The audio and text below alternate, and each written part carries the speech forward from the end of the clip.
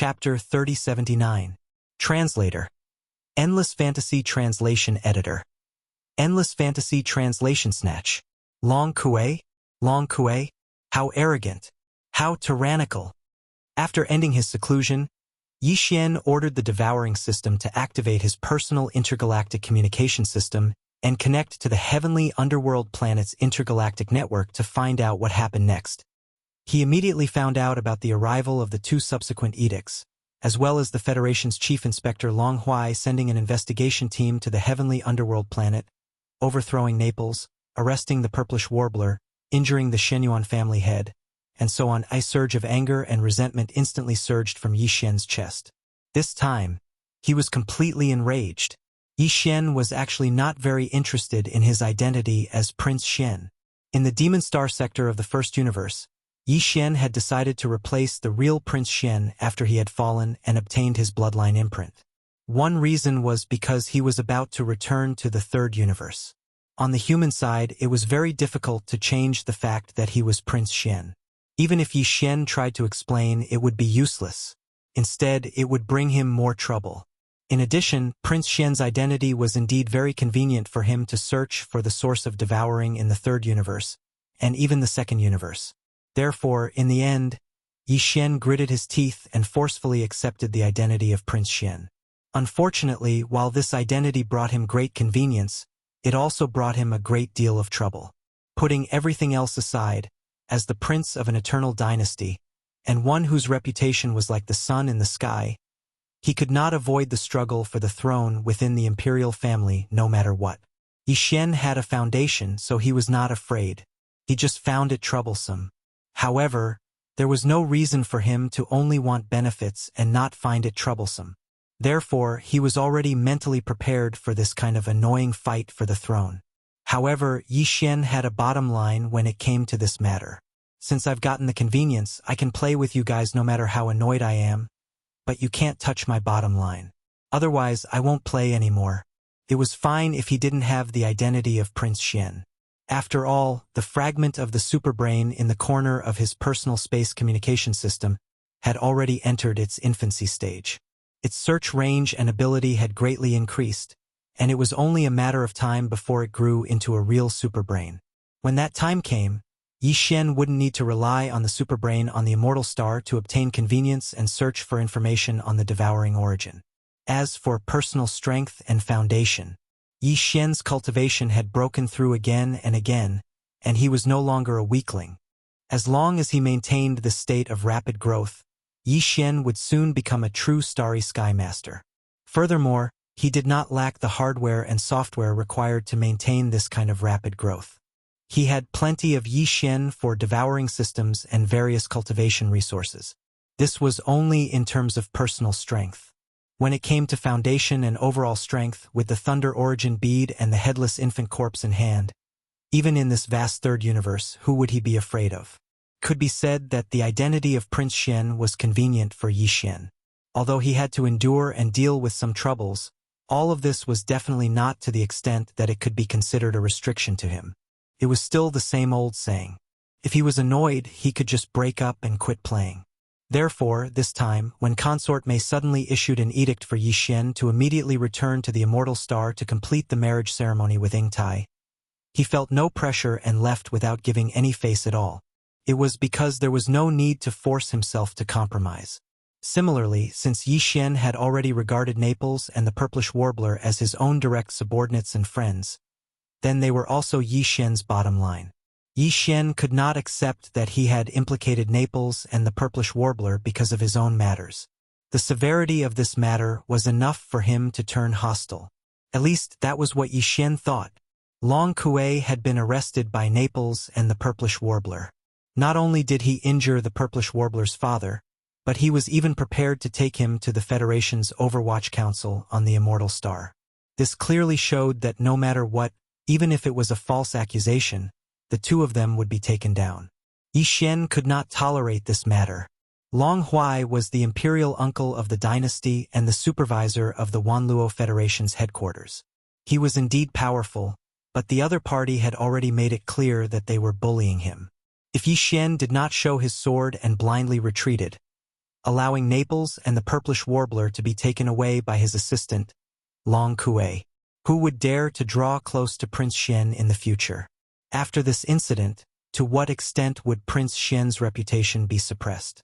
In reality, Yi Xian did not consider these factors. The only thing in his mind right now was that he was unhappy, extremely unhappy. He was going to flip out.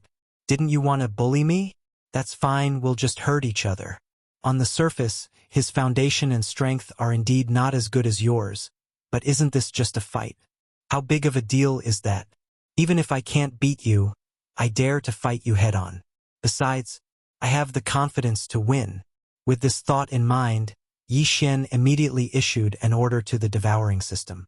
It immediately began to analyze the general position of the Wanluo Federation's headquarters and not the Immortal Federation's stronghold. The analysis results came out quickly. The Federation's stronghold had not left the heavenly underworld star for long, only half a day. Furthermore, when they left the heavenly underworld star, it seemed that they did not intend to go straight to the nearest wormhole and use the wormhole to quickly return to the immortal star. Since that was the case, it was naturally impossible for them to travel at full speed. As such, the distance between the Federation's stronghold and the heavenly underworld star was not considered far. It's obvious that he wants to settle all the confessions on the way. Then, as soon as he arrives at the immortal star, he will immediately accuse me of framing him. That's a good plan. What a cruel heart. Yi Xian pondered for a moment and guessed Long Huai and Long Kuei's plan. He was so angry that he laughed and muttered a few words to himself. Then, he activated the Dongshu shuttle and rushed toward the nearest wormhole in the direction of the immortal star. Although he left half a day later than the other party. Since the other party was not in a hurry, Yi Xian only needed to enter this wormhole to close the distance. In reality, according to his estimation, by the time the Dongshu shuttle rushed out from the other end of this wormhole, if there were no accidents, they should have already arrived in front of the Federation's stronghold. This would allow him to make some necessary arrangements in advance on the star path that the other party had to take to reach the immortal star. Since they were robbing people, there was obviously no need to be polite. This time, Yi Xian was even mentally prepared to use the Heavenly Legacy Clan's stronghold. When he was just a commoner, he was not afraid of power. He even dared to provoke the Demon Scout Corps, let alone now that he had the identity of a prince on the surface. Chapter 3080. Fully prepared, although Yi Xian was infuriated, he wasn't so angry that he would lose his head. Their target this time was an interstellar fortress. If they wanted to take back Naples and the purplish warbler, they had to use their trump cards. However, Yi Xian had to consider clearly what could be used and what couldn't be used. Of course, the couldn't be used here didn't mean that they absolutely couldn't be used. Rather, it was best not to use them unless they had no other choice. For example, the headless infant's corpse or the thunder origin pearl. Either one of these two existences could be used to deal with this Federation fortress. However, if that happened, the consequences would be truly difficult to bear. On the one hand, Yi Xian's trump card would be exposed. On the other hand, if they used the headless infant's corpse or the thunder origin pearl, this Federation fortress guarded by Long Kuei would most likely be lost. That would be a major incident. Furthermore, Naples and the purplish warbler were still in this Federation fortress. If they really did leave them be and accidentally hurt them, Yi Xian wouldn't be willing to do so. As the Dongshu shuttle rushed into the wormhole, these questions quickly turned in Yi Xian's mind. He fell into deep thought. After muttering to himself for a while, Yi Xian quickly set the tone for this operation. Since they were rescuing people, it could also be said that they were robbing people. In that case, this operation would be considered a robbery. The purpose of a robbery was to rob, not to kill or destroy. Thus, in terms of strength, they had to intimidate. In terms of methods, they also had to be intimidating. Now that he had decided on this theme, it was easy to arrange the next step. It was nothing more than one sentence. Display a sufficiently intimidating force and force Long Kuei to hand over Naples and the purplish warbler. The other party only had one battleship, but it was a starry sky fortress with a diameter of 100,000 meters. If Yi Xian wanted to form a sufficient deterrence against a force of this level, he would have to have at least one starry sky fortress. In other words, the Heavenly Legacy Clan's fortress in the bank would have to be revealed this time. Yixuan didn't care about this. This starry sky stronghold wasn't an existence like a trump card in his hands. Sooner or later it would be exposed. This time, it was just a little earlier. In addition, the Black Mosquito, Black Wind, and Saint, the 3 interstellar fortresses with a diameter of 10,000 meters, could also be used. The fact that he had these 3 interstellar fortresses was no secret to the Myriad Federation and the Eternal Dynasty. Apart from that, the 10 million mosquito beasts and the 100,000 unkillable void soldiers could also be deployed in the void. However, there was no need to take out Prince Shueben, 8-star Wanghua, and the other high-end forces. Long Kuei was also a supreme existence in the profound light realm. The Bloodbend Prince was only at the origin realm, and the 8-star Wang Ladle was the same. The origin realm was only the 9th great realm, while the profound light realm was the 11th great realm. With a difference of 2 great realms, it was useless to mobilize them. It was even possible that the other party would use them as a method to attack Yixuan and kill them first. In addition, Yixuan's Nabashan, Bachai, Li Mosquito, and the other demon experts were only at the 8th realm of the Black Hole realm. The strongest, Mo Nu's Wafengtai, was only at the 4th level of the origin realm. They couldn't be used this time either. Even if they were used, they would die. Furthermore, they were demons. It wasn't convenient for them to be exposed in this kind of situation. On the other hand, although the 10 million mosquito beasts and the 100,000 void soldiers were weak individually, they had the advantage in numbers. As they spread out in the void, they still had the visual effect of deterrence. Moreover, even if Long Kuei wanted to rely on killing these mosquito beasts and soldiers to deal a blow to Yixuan, and he did indeed have the ability to do so. However, as a supreme expert with the cultivation of the profound light realm, how could he disregard his status and attack these mosquito beasts and soldiers? In short, using the mosquito beasts and void soldiers could achieve a deterrent effect and prevent too many losses.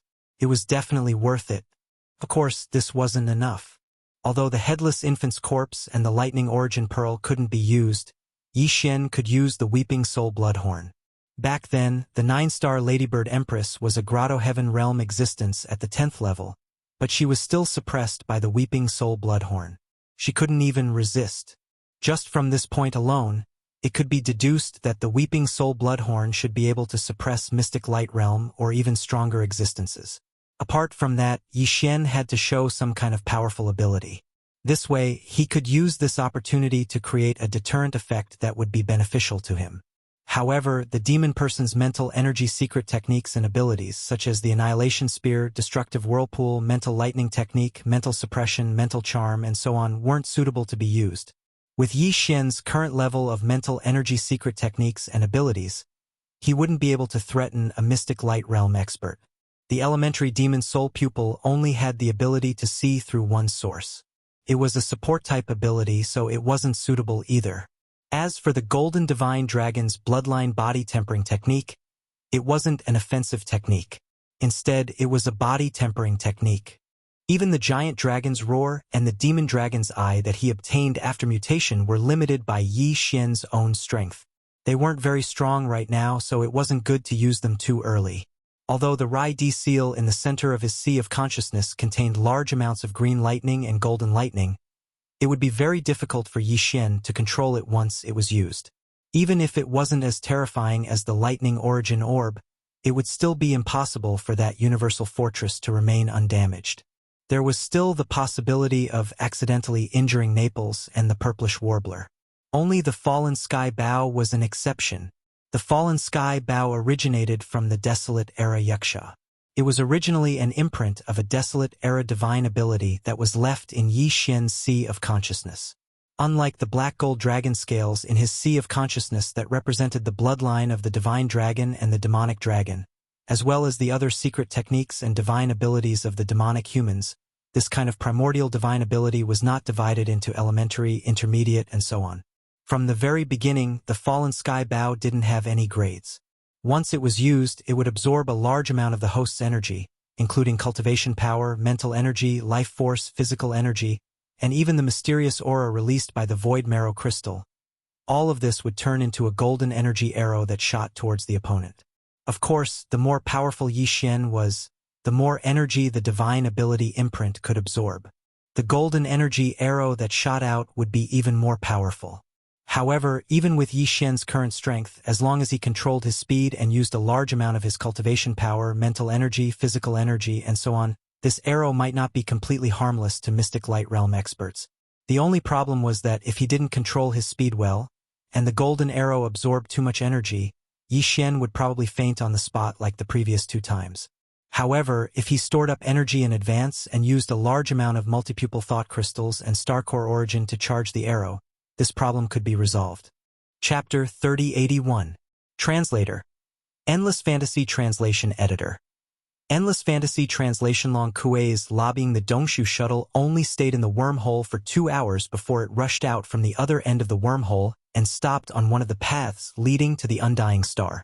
The distance covered by this 2-hour wormhole jump would take an entire day even at the normal speed of an interstellar fortress. The Federation fortress that Naples and the Purplish Warbler were in had only left the heavenly underworld star half a day earlier. In other words, it would still take half a day to reach the space where Yi Xian was at. Moreover, it would definitely pass through here as long as it wanted to return to the Undying Star. In the vast universe, there were star paths everywhere. Every path led to Rome. Originally, there was no such thing as a path that had to be taken, but what kind of existence was the Undying Star? The imperial capital of the Undying Dynasty, one of the 2 great human factions, was where the headquarters of the Myriad Net Federation was located. Every year, countless warships would head there from all directions of the Undying Star. However, in general, there were only 3 fixed star paths that were the best choice. These 3 star paths were the fixed paths that led to the Undying Star from the imperial capitals of the 3 great empires. At this moment, Yi Xian was on one of these star paths, the main star path that led from the imperial capital of the heavenly underworld star to the Undying Star. In the void, there were many star paths that had been explored and confirmed to be safe, but most of the time, these star paths were very quiet. Although there were many fleets going back and forth between the various administrative planets, the universe was too big, resulting in such a situation. However, this kind of desolate atmosphere was almost impossible to see on the 3 main planets. Sailing on the 3 main planets, it didn't take long for them to see 1 or 2 fleets of various sizes. Some belonged to some forces and some were merchant fleets. At this moment, when Yi Xian's Dongshu shuttle appeared, there were fleets that could be seen from far and near. Yi Xian didn't care about these at all. Apart from rescuing Naples and the Purplish Warbler, he also had another purpose in robbing the Federation fortress. That was to show that he was domineering and not to be trifled with. Therefore, after stepping out of the Dongshu shuttle and waving his hand to keep it in his undying world, Yi Xian didn't care and directly brought out the Black Mosquito, Black Wind, and Holy Child Scout fortresses. Some of the fleets in the nearby void were shocked. There was still a difference between the Demonkin Scout Fortress and the human race's Great Fortress. Those with discerning eyes could tell at a glance. This group of people thought that the Demonkin had attacked Universe 3 and had even attacked the Heavenly Underworld Empire. They were so scared that they were in a panic. They quickly fled and disappeared in the blink of an eye. Yi Xian didn't mind. With a wave of his hand, he activated the concealment formation of the 3 scout fortresses. Then, he took out the Thunderbolt Star Fortress that was 100,000 meters in diameter and stood in front of the 3 scout fortresses. He also activated the concealment formation, the Federation's fortress. In nearly a day, Long Kuei had finished interrogating Naples and the Purplish Warbler. At this moment, he was using another kind of conciliatory plan to persuade the 2 of them. Since it was a conciliatory plan, he naturally couldn't use isolation and interrogation that would easily make the 2 of them reject him. Long Kuei even arranged a sumptuous feast in the resting area of the command cabin on the top floor of the Federation's fortress. At this moment, he had just opened a bottle of 100-year-old red wine and planned to have dinner with Naples and the Purplish Warbler. He wanted to use this opportunity to persuade the 2 of them to cooperate with him and give a better testimony. Just at this moment, a Federation communications officer in the fortress sent an instant report. What was recorded was the feedback of the sudden appearance of 3 Demon Scout fortresses about 2 hours ahead of them. This was clearly the news spread by the merchant ships that were startled away. Long Kuei glanced at the report and immediately smiled. He casually put it down and poured the red wine as he said to Naples and Shenyuanziying, "To be honest, even I feel that it's not worth it for the two of you to be so insistent. Do you know why? Because the guy you insist on protecting has proven with facts that he is just a kid who is still wet behind the ears. He is not worth investing in at all. In front of us, about 2 hours away from the main star, there are 3 Demon Scout fortresses. Of course, this can't be because the Demon Scout army has already reached the Heavenly Dark Empire. Those 3 Demon Scout fortresses are clearly the Black Mosquito ship, Black Wind ship, and Saint Child ship." Hearing this, Naples and the Purplish Warbler were stunned at first. Then their expressions changed at the same time and became gloomy. Long Kuei took in all of this, and the complacent look on his face became even more apparent. He felt extremely good about himself as he continued, "Pardon my bluntness, but if I were that Prince Shen of yours, what I would do at this time is to secretly return to the immortal star and find his recently favored mother. Perhaps I could even put in some pillow talk with the immortal emperor and escape this calamity. Unfortunately, this kid is too impulsive. 3 Demon Scout fortresses that I don't know how he got his hands on, and he dares to intercept a Federation fortress? Ha ha ha. Let's not talk about how arrogant and ridiculous his actions are. Just this action of openly going against the Overwatch Council of the Federation is enough to confirm some of his crimes. The two of you can be considered to have a bright future. One is a 3-star general of the Undying Army, and the other is a direct descendant of the Shenyuan family in the Heavenly Underworld Empire. But you met the wrong person and were fooled by this guy's false reputation and chose to be loyal to him. This is really... Sigh, what a pity. But it's not too late to turn back now. As long as you record a testimony according to my instructions, then dream on." Without waiting for Long Kuei to finish, the Purplish Warbler immediately interrupted him with a cold laugh. He then said, "Do you think Prince Shen is as childish as you say? In addition to the 3 demon fortresses, he also has a star fortress that is no weaker than yours. He also has an army of millions of mosquito beasts and tens of thousands of space-swallowing beasts. You should know about the space-swallowing beasts, right? They are terrifying creatures that exist in the space-swallowing black holes of the Demon Star sector.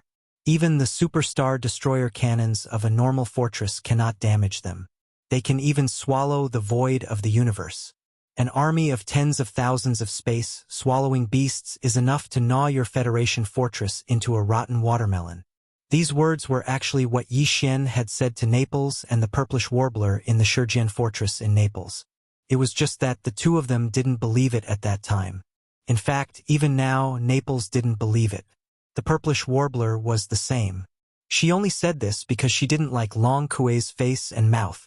She just wanted to vent her anger. As for Long Kuei, it was obvious that he wouldn't believe Yi Xian.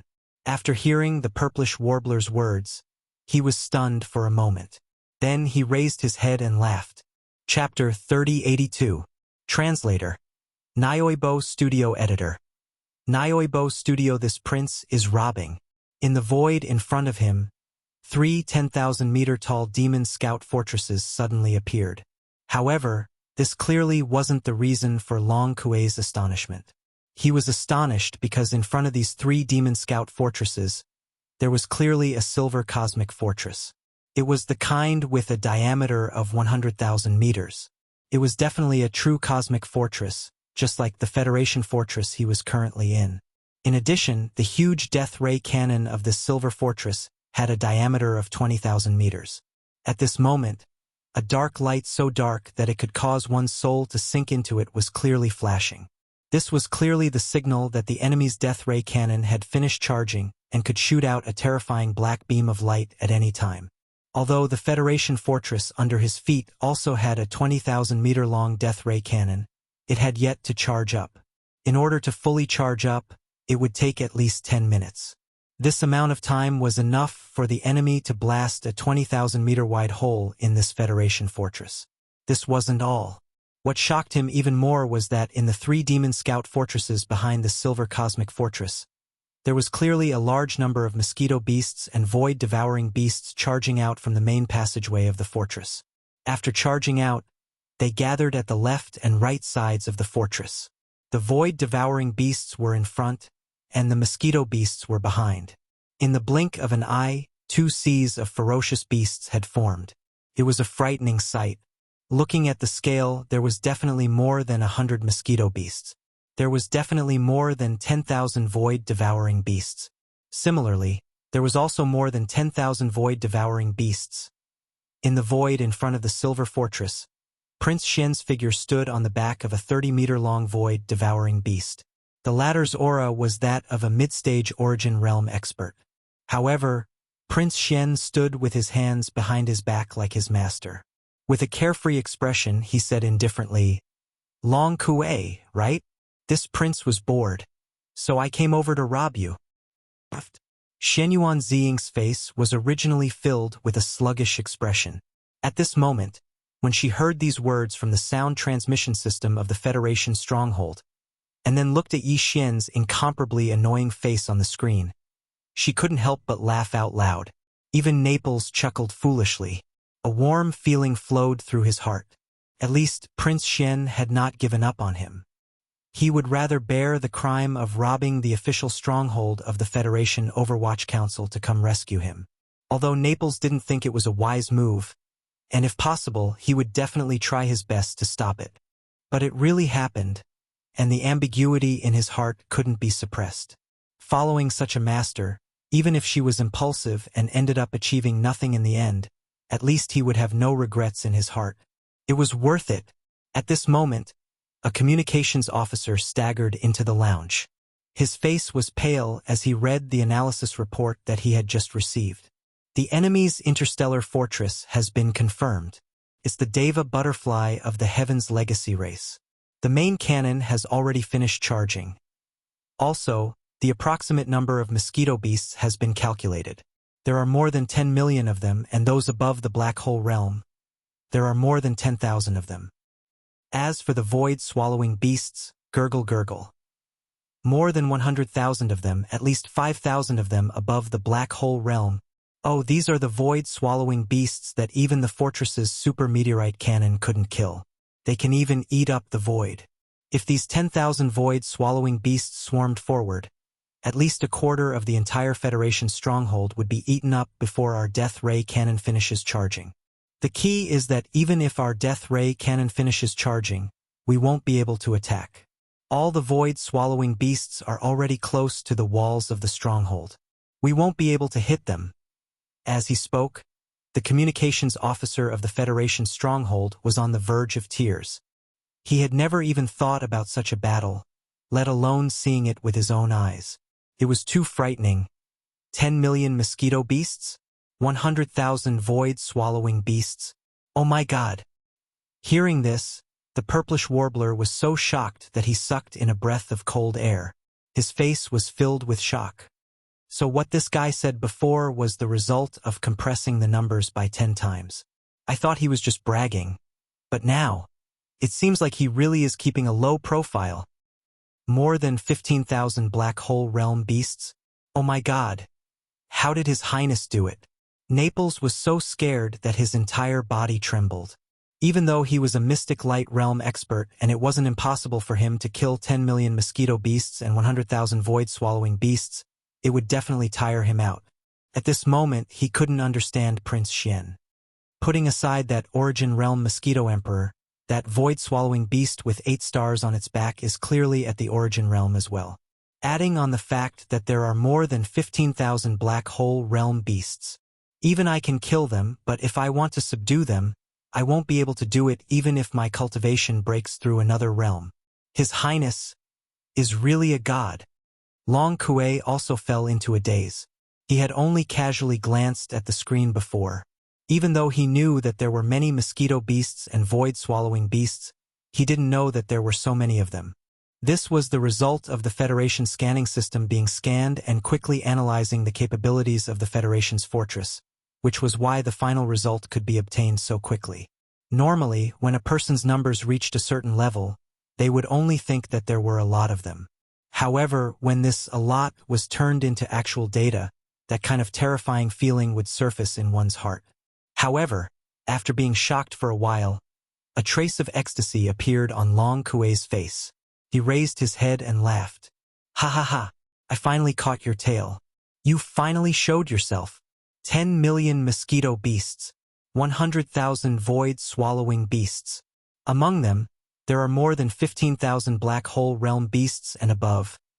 Even a supreme existence that surpasses the mystic light realm, such as the experts of the dynasty's elder generation, wouldn't be able to subdue such a large army of beasts. How could Long Xian do it? Just this point alone is enough to make him unable to explain himself clearly. He won't be able to wash away the suspicion of being a spy of the Tianji race. Not to mention, he even took out a fortress of the Tianji race. That's a fortress that only the upper echelons of the Heaven's Legacy race can use. Only the Mystic Light Realm upper echelons of the Heaven's Legacy race can control such a fortress. Could it be that he has the strength to kill a Mystic Light Realm upper echelon of the Heaven's Legacy race? Everything that he has revealed at this moment has proven beyond doubt that he was bought over by the Heaven's Legacy race. As a prince of the dynasty, his reputation is like the sun in the sky, and he even made it to the Heaven ranking. So, all of this was an investment of the Tianji race's spy? Unfortunately, what this idiot did today will probably make the higher-ups of the Tianji race vomit blood and die from anger. Ha ha ha. Chapter 3083. Translator. Endless Fantasy Translation Editor. Endless Fantasy Translation Taking Action, Robbery? Long Xian, do you know what you are doing? With a cold smile, Long Kuei stepped into the Federation's fortress and hovered in the air in front of the fortress. He scanned Yi Xian from head to toe and threatened, "In the Imperial Court, I am your uncle. In the Federation, I am the Deputy Supervisor of the Federation's Overwatch Council. You are robbing me.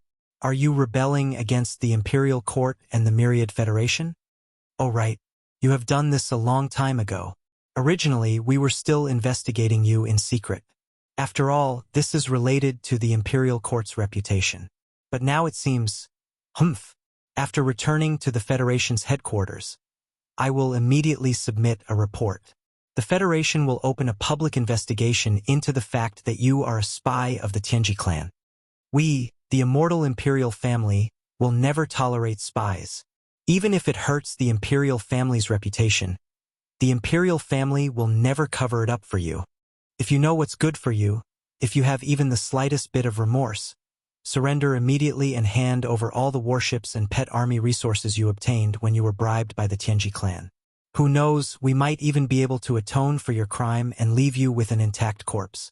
This way, at least the immortal Imperial family will retain some of its reputation. For this reason, I can make the decision to plead with the immortal Emperor to spare your mother's life and not implicate her." "Bah, dog, you think you are worthy?" Yi Xian was so angry that he laughed. He was too lazy to talk nonsense with the other. He raised his hand and pointed at the 20,000-meter diameter death ray cannon on Thunderbolt behind him. He sneered, "You saw it too. It has already finished charging and is just waiting for you to come. I can see that the fortress behind you is also charging, but it still needs 7 or 8 minutes, right? Hand over Naples and the purplish warbler within 5 minutes.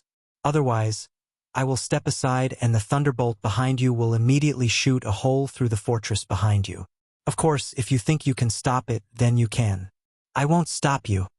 As for Naples and the purplish warbler, after saying that, Yi Xian's gaze swept towards the Federation stronghold behind Long Kuei.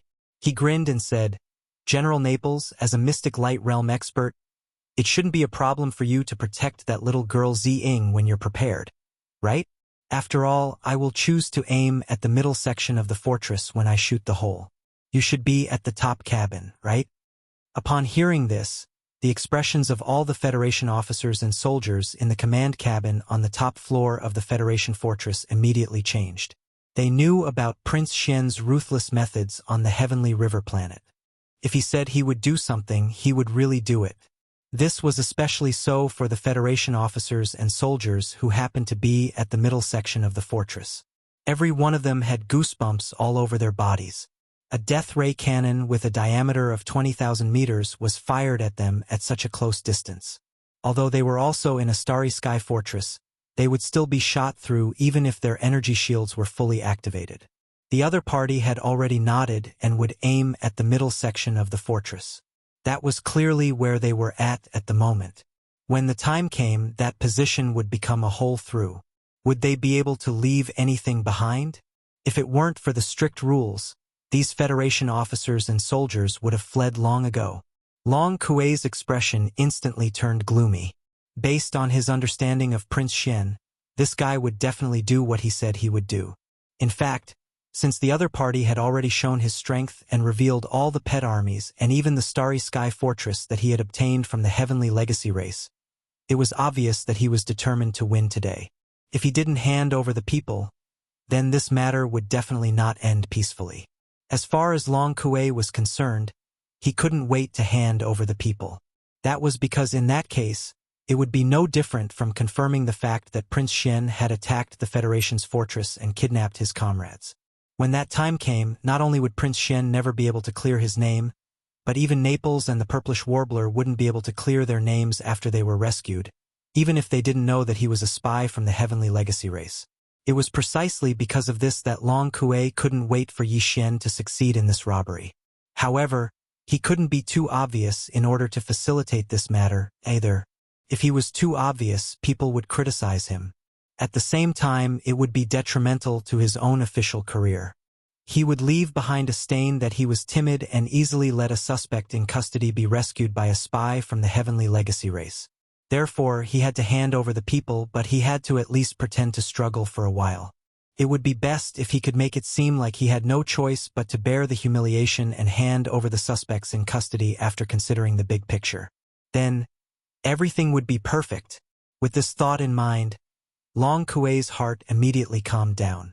He thought to himself that since it was going to be an act, he might as well make it more realistic. Why was Prince Xian's reputation so great? Wasn't it because he was fighting alone in the first universe of the Heavenly Legacy race? The times needed heroes and he just happened to be born, so he hit the jackpot. Of course, this unexpected birth had now been proven. Everything was the result of the Heavenly Legacy race's manipulation behind the scenes. He had already exposed Prince Xian's identity as a spy of the Tianji race, which was already a great achievement.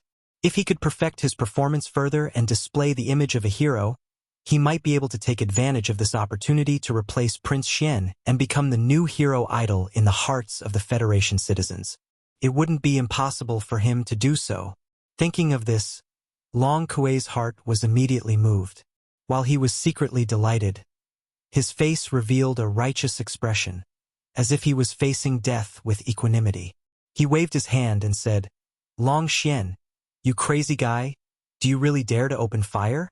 Fine, go ahead and open fire. As the deputy supervisor of the Federation, I will never compromise with a villain like you. You can try, but this deputy supervisor won't move a single step and will stand here. If you want to attack the Federation's fortress behind me, you'll have to step over my dead body first." "Are you sure?" Yi Xian saw through his thoughts and was instantly speechless. He didn't really want to blast a hole in the Federation's fortress. After all, he still had to clean up the mess afterward. It wouldn't be good to make a big deal out of it. But now, Long Kuei wanted to show off and said in public that he wouldn't move a single step.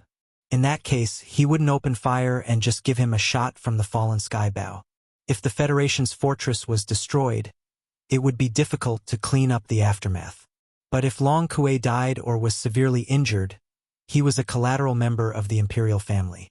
As long as the Imperial family didn't pursue the matter, the myriad Luo Federation headquarters would naturally avoid trouble. And this would be enough for Yi Xian to vent his anger. Even if he only severely injured this guy, Yi Xian's anger would be more or less appeased. Thinking of this, Yi Xian immediately raised his left hand and grinned. "Deputy Supervisor, you spoke so righteously just now. You won't be a coward when the time comes, right?" Chapter 3084. Translator. Endless Fantasy Translation Editor. Endless Fantasy Translation. What should be done is done. As soon as Yi Xian finished speaking, he raised his hand high up and pointed at Long Kuei. However, the palm of his left hand, which was originally empty, suddenly burst forth with a golden light. A golden bow in the form of energy appeared without any suspense. To Yi Xian, all of this was very familiar. At both ends of the ancient and ferocious bow, the two humanoid creatures that formed the semi-arc of the bow opened their mouths wide in anger, just like how Yi Xian was roaring madly at this moment. A bowstring that was clearly made of countless fine golden threads twisted together extended out from the wide mouths of the two roaring creatures at the same time. Very soon, it condensed into a bowstring. On it, there was clearly a golden energy arrow that quietly appeared, and the arrow was already on the bowstring. Before this, Yi Xian had thought about it and felt that he had to use this attack. His cultivation base was still only at third-order planet warrior. Although no one in the Myriad Luo Federation really thought that his cultivation base was that weak, he could not be completely sure that no one would be suspicious. After all, no matter how shocking everything he did in the Demon Dweller Star Zone was, in this third universe, no one had seen it with their own eyes. But now, if he used the Heaven-Falling Bow's divine ability, even if it was only to severely injure Long Kuei, then the loophole in his cultivation base would at least be delayed for a long time before anyone would suspect him. In order to prepare for this attack, Yi Xian had invested a large amount of multi-pupil consciousness crystals and star core origins. Of course, they were all low-grade goods. He had too many of these two resources in his hands, and as Yi Xian's cultivation base increased, their usefulness had gradually decreased. It was just right to use them here. However, even though he had used a large amount of multi-pupil consciousness crystals and star core origins as the energy source for this attack, at this moment, when Yi Xian used the Heaven-Falling Bow again, the small golden bow that was originally suspended above his sea of consciousness still absorbed a large amount of Yi Xian's physical strength, blood, cultivation base, spiritual power, and life force. It was not that he did not prepare enough energy, but that this divine ability had been branded in his flesh and soul. To activate it, most of the energy consumption could be prepared in advance, but to activate this small golden bow in his sea of consciousness, Yi Xian still had to rely on his own strength to complete it. A strong sense of weakness hit Yi Xian. Although it was not as extreme as when he used the Heaven-Falling Bow's divine ability the previous 2 times, he still had the illusion that his soul was dizzy. After paying such a price, if he still could not kill or severely injure Long Kuei, all of this would not be worth it. As this thought flashed through his mind, a fierce light burst out of Yi Xian's eyes. He suddenly said in a cold voice, "This bow is called the Heaven-Falling Bow. Today, this prince will use the power of this bow to send you to heaven." As these words rang out, wisps of strange golden brilliance began to burst out from the depths of Yi Xian's eyes. He raised his right hand, grabbed the arrow's tail, and suddenly exerted force, instantly drawing the bow to its full length. At the same time, a huge illusory figure appeared behind him. It was almost as tall as the sky and was 100,000 feet tall. It seemed to be a little smaller than the 100,000-meter-wide Starry Sky Fortress. However, for some unknown reason, this ferocious illusory figure gave off a feeling of disdain and a terrifying pressure that seemed to be able to destroy the world. This illusory figure was the ancient Wuxia that Yi Xian had seen in the inheritance picture of the Heaven-Falling Bow. The previous 2 times Yi Xian had used the Heaven-Falling Bow's divine ability, the ancient Wuxia illusory figure had not appeared behind him. This time, even Yi Xian was greatly surprised by its unexpected appearance. He did not think too much about it and simply attributed it to his own growth in strength and the fact that he had reached the planet realm. As for whether it was true or not, now was not the time to delve into it. He would think about it later. In any case, it was not a bad thing. At least, the Wuxia illusory figure behind Yi Xian had boosted the momentum of his attack to the extreme. This illusory figure was simply too terrifying and sinister. It had a pair of huge wings on its back like a demon, and it exuded a thick and ancient aura from head to toe. There was also an incomparably sharp, murderous aura that rushed toward him as soon as the illusory figure appeared. It made Long Kuei's heart beat violently, and a strong sense of life-or-death crisis surged in his heart. "What is this? You. Long Kuei, who had originally held his head high and looked as if he was about to die, suddenly changed his expression, and his body began to tremble. He even stuttered as he cried out involuntarily. A coward was ultimately just a coward. In the face of the ancient Wuxia illusory figure and the inexplicable sense of life-or-death crisis, Long Kuei, finally shrank back. Buzz? A murderous light flashed in his eyes, and a rapid buzzing sound rang out. The giant energy bow in Yi Xian's hand instantly emitted a blazing golden light. In the blink of an eye, it quickly condensed and poured into the arrow on the bowstring without missing a single drop. It whistled through the air and instantly traversed the boundless void, closing in on Long Kuei and shooting out with a loud bang. The golden energy arrow from the fallen sky bow whistled out from Yi Xian's hand as if it had teleported. In the next instant, it had already traversed a vast distance and appeared in front of Long Kuei without any suspense. Ah! This is impossible! Although he knew that Yi Xian's cultivation was definitely not as simple as the third level of the planet realm that he revealed on the surface, but now the other party had only casually attacked from afar, and it gave Long Kuei, who was a mystic light realm expert, a sense of danger that he would die in the next instant. How could he be so strong? This was illogical. Unwillingness and doubt flashed through Long Kuei's mind in an instant, and he let out a miserable howl as if he had gone mad. In fact, before the golden arrow left the fallen sky bow in Yi Xian's hand, he had already turned around. As the deputy supervisor of the headquarters of the Myriad Luo Federation, and as a member of the imperial family of the Eternal Dynasty, Long Kuei obviously had many life-saving treasures. Just as his body suddenly turned around and fled for his life, a green soul crystal appeared behind him. A drop of soul blood was clearly flowing within the translucent green soul crystal. Soul crystals could be formed by experts above the black hole realm.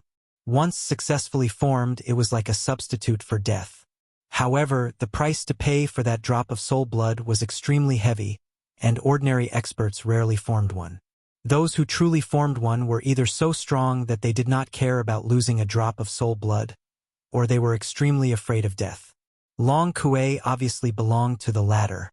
At this moment, the aura of the soul crystal instantly surged and replaced Long Kuei's body, attracting the aura of the whistling golden arrow to lock onto it. At the same time that the aura of the soul crystal surged, Long Kuei happened to step into the Federation's stronghold. This guy seemed to have forgotten the impassioned words he had said half a minute ago and was running away like a stray dog. No matter what, he had lost a lot of face this time. At this critical juncture of life and death, the turtle head that should have shrunk back had shrunk back. Boom! Chapter 3085. Translator. Atlas Studios Editor. Atlas Studios Run? This Science Soul Crystal was Long Kuei's life replacement item, and it was extremely precious. However, it was destroyed today. This matter made his heart ache. After all, the Science Soul Crystal contained a drop of his soul blood. Even Mystic Light Realm experts didn't have much soul blood. Every drop of soul blood he used was a great loss. Furthermore, this kind of soul crystal was extremely complicated and painful to refine. It was impossible to refine another soul crystal after using one. However, even though his heart ached, he couldn't care less at this moment. Yi Futian had expected that Prince Xian's current level of cultivation was definitely not weak. He was at least at the origin realm. After all, the Tianji clan was willing to spend so much on him. They couldn't just sit by and watch his cultivation level be too low. Even if Prince Xian didn't work hard, the Tianji clan would definitely think of ways to raise his cultivation level. Even so, Long Kuei did not expect Prince Xian to be so strong. Although the arrow just now could not kill him in an instant, it was completely possible for it to cause him to be seriously injured and on the verge of death. Although part of the reason for this was because the divine ability Prince Xian had used was too strange and too powerful, Long Kuei believed that Prince Xian's current cultivation was at least in the Grotto Heaven realm, even if he hadn't reached the Mystic Light realm yet. Damn this guy. He's in the 10th Great Realm, but he only shows the cultivation of the 4th Great Realm, the Planet Realm. What a jerk. With such resentment, the moment Long Kuei stepped into the federal fortress, he roared and gave the order. What are you still standing there for? Are you waiting for the enemy to blast you? Jump! Start jumping now. At this moment, there was only one thought in Long Kuei's mind. Run. Run. The faster the better. In fact, when he stepped out of the Federation's fortress, he had already given the order to start charging the space jump. Even the charging of the death ray cannons was compromised because of this. It was just for show. At that time, Long Kuei had already analyzed the situation clearly. No matter what, Prince Xian had revealed his trump cards at all costs. This was enough to prove that he was a spy from the Tianji clan. Just this point alone made Long Kuei undefeatable. In that case, there was really no need to stay here and waste time with the other party. At most, he would put on a show and immediately perform a space jump, bringing the Federation fortress away and returning to the Undying Star as soon as possible. The other party was also a starry sky fortress, which was of the same grade as the Federation fortress that he was in charge of. As long as he took the initiative and jumped through space first, it wouldn't be easy for Prince Xian to catch up to him even if he immediately chased after him. In fact, it might even be impossible. This guy was a lunatic. This could be seen from the fact that in order to rescue Naples and the Purplish Warbler, he had completely revealed his background. This kind of lunatic could go crazy at any time. Wouldn't it be a waste to take a shot from him? It was precisely because of this consideration that Long Kuei had already changed his decision before he stepped out of the Federation fortress. The charging speed of the death ray cannons was slowed down to the minimum, just for show. However, the space jump system of the Federation fortress was secretly charging at full power. Space jump, as a life-saving method, charged very quickly. Although it had only been a minute, in reality, the entire charging process had just finished. The Federation fortress immediately began a space jump. As a dim light flashed, the huge starry sky fortress disappeared in an instant. The starry sky void where it was originally located trembled slightly and let out a faint buzzing sound. He actually ran away? After all this time, it turns out that the words of the deputy supervisor of the Federation are also farts. This result surprised Yi Xian greatly. The other party's identity was there. No matter whether it was in the Wan Luo Federation Overwatch Council or in the Undying Dynasty, he was extremely prominent. However, the words he had just said were farts in the blink of an eye. No one would have expected such a situation. He could only blame the other party for being too shameless. He was simply too shameless. Unwilling to accept this, Yi Xian immediately gave the order for all the mosquito beasts and soldiers to return to their nests. After that, with a wave of his hand, the Black Mosquito, Black Wind, and Saint were all stored into the undying world within his body. Yi Xian stepped into the lightning fortress and immediately gave the order to pursue at full speed. With a buzzing sound, the lightning fortress immediately began a space jump and rumbled away at full speed.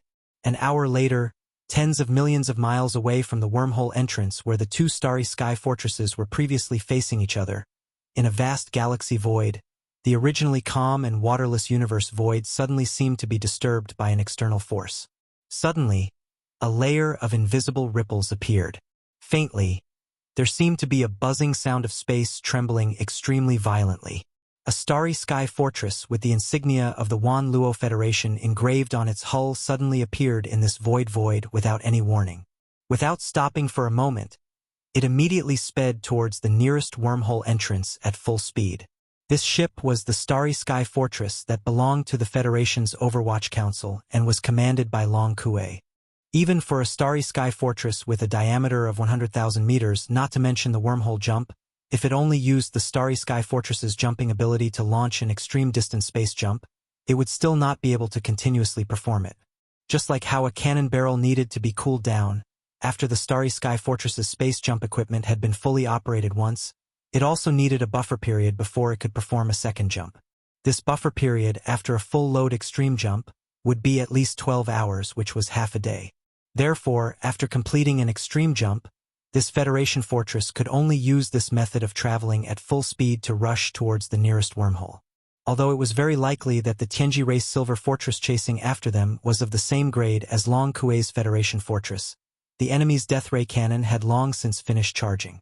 The terrifying Death Ray energy beam with a diameter of 20,000 meters could be fired at any moment. However, Long Kuei's Federation fortress was different. The entire Starry Sky Fortress's kinetic energy was already in a state of full operation. In order to ensure full speed travel, it had no time to charge the main cannon of the Starry Sky Fortress. If it chose the latter, its speed would definitely decrease greatly. At that time, before the main cannon of the Starry Sky Fortress could finish charging, the Silver Fortress chasing after it would have already caught up. At that time, when that crazy Long Xian fired his cannon, even a supreme existence like Long Kuei, who had the cultivation of the mystic light realm, would feel extremely uncomfortable even if the terrifying death ray cannon energy beam brushed past him. Even if he did not die, he would lose a layer of skin. The two starry sky fortresses were of the same level, but because the Silver Fortress had the upper hand and was already prepared, it was able to completely control the situation as soon as they met. Right now, Long Kuei was filled with resentment, but there was nothing he could do. Right now, he had no other choice but to escape. Chapter 3086. Translator. Endless Fantasy Translation Editor. Endless Fantasy Translation Uproar. As the Federation fortress commanded by Long Kuei suddenly appeared in the void, it continued to move forward at an extremely high speed without stopping for a moment before quickly disappearing. About 10 minutes later, not far away, the void of the galaxy, which had just returned to normal, once again rippled with a layer of formless ripples. The same buzzing sound of the void trembling rang out. Immediately after, Yi Xian's lightning fortress appeared. It paused for a few seconds to confirm the direction, then immediately swept out with a loud rumble, turning into a silver ray of light as it chased forward at an extremely high speed. The position it had locked onto was precisely the direction of the void, where Long Kuei's Federation fortress had disappeared 10 minutes ago. Although the two interstellar fortresses were of the same level, both were entry-level standard fortresses with a diameter of 100,000 meters. The Federation fortress commanded by Long Kuei was somewhat different from Yi Xian's lightning fortress. After all, the former was built by the human race's science and technology camp in the third universe, while the latter was a product of the Tianji clan in the first universe. Although the general configuration and functions were similar, there was still a slight difference in the performance index. The official members of the Tianji clan were all intelligent robots that had developed self-awareness. True members of the Celestial clan couldn't do the hard work of building battleships, space fortresses, and interstellar fortresses themselves, but the technology was still under their control. The actual execution was done by the highly intelligent robots that hadn't yet developed their own sentience. There was no doubt about the creativity of the human race. Among the thousands of races in the universe, there was a reason why the human race could be called the leader of all living things. However, when it came to mechanical manufacturing technology, the human race was really no match for the intelligent robots of the Tianji clan. Apart from the human pioneer of star-sky technology, Xing Bo, among the current human race experts, even the imperial preceptor of the everlasting dynasty, Di dared not say that he was superior to the Tianji clan in this aspect. In fact, Di was also an intelligent robot. Usually, no one would pay too much attention to the slight difference in mechanical manufacturing between the human race and the robots. Even the existence of such a slight difference could not be truly confirmed. However, at this moment, as the two starry fortresses that belonged to the human race and the androids, which were respectively built by the human race and the androids respectively, were chasing each other in the vast void of Universe 3, this originally extremely weak gap was vividly displayed like never before. The two space fortresses had used all of their kinetic energy to increase their sailing speed. They were moving at full speed in the void. However, the distance between the two was constantly shrinking, and Lightning Fortress, which was closely following behind, was getting closer and closer. After only a day's time, the void distance that was originally 10 minutes at full speed was shortened to about 8 minutes. At this rate, Lightning Fortress would be able to catch up with the Federation Fortress in another 4 days. As for the Federation Fortress, even if it entered the universe wormhole again and again, it would not be able to reach the immortal planet in 4 days. The two interstellar fortresses, which had a diameter of 100,000 meters, were as if they had gone crazy. They displayed extreme speed, chasing one another endlessly in the void of the galaxy. Such a scene could not be said to be unprecedented, but at least it had not appeared in the third universe. Along the way, all of the strong men of the Federation, or the existences in the commercial fleet, after seeing this scene without exception, had a shocked and stunned expression on their faces. The interstellar fortress in front of them was clearly engraved with the emblem of the Overwatch Council of the Federation. Could it be a dream? In the third universe, there was actually someone who dared to chase after the interstellar fortress of the Overwatch Council, the headquarters of the Wanluo Federation, as if they were chasing a dog. It was as if they would not give up until they killed it. When did such a fierce person appear in the third universe? In the command hall on the top floor of the Federation fortress. Bah! Damn it! It is clearly the same standard entry-level fortress. Why is that little bastard behind us getting closer and closer? This is too much of a bully. Long Kuei fiercely slammed the analysis report in his hand on the table in front of him, gritting his teeth and cursing endlessly. This report was the result of the analysis that the Central Intelligence of the Federation Fortress had just obtained after rigorous calculations. It clearly stated the exact time that the interstellar fortress behind them would be within the firing range of the death ray cannon.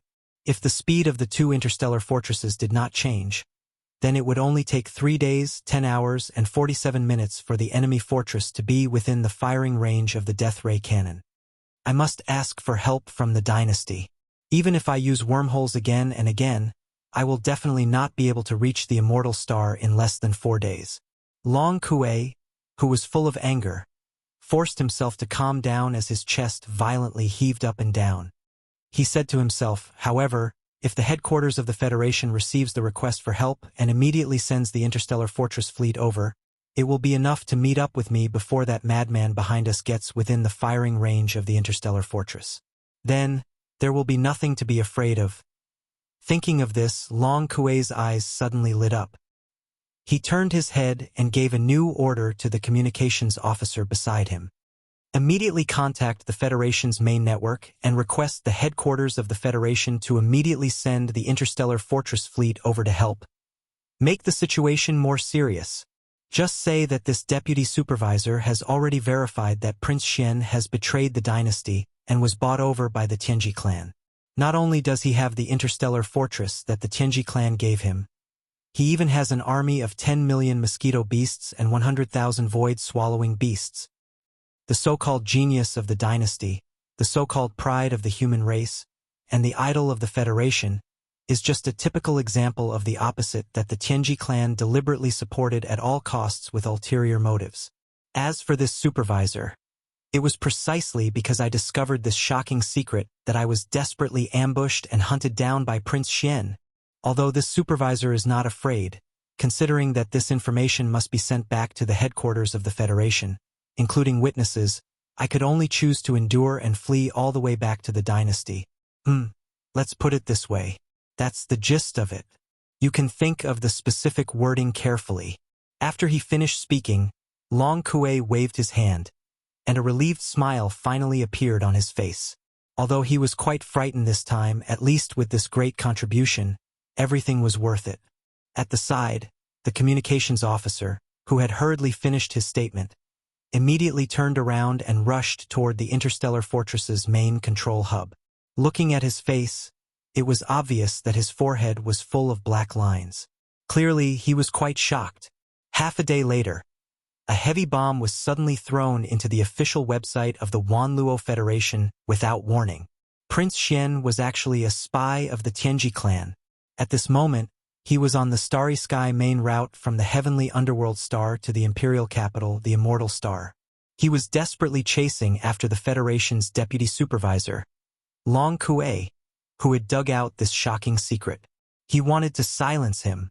Although this matter only appeared and spread in the form of gossip, the source was said to be from the federal headquarters, the Overwatch Council. Therefore, in the shortest amount of time, it blew up countless powerhouses of the human clan in the entire third universe. They were all fried on the outside and tender on the inside. Chapter 3087. Translator. Nyoibo Studio Editor.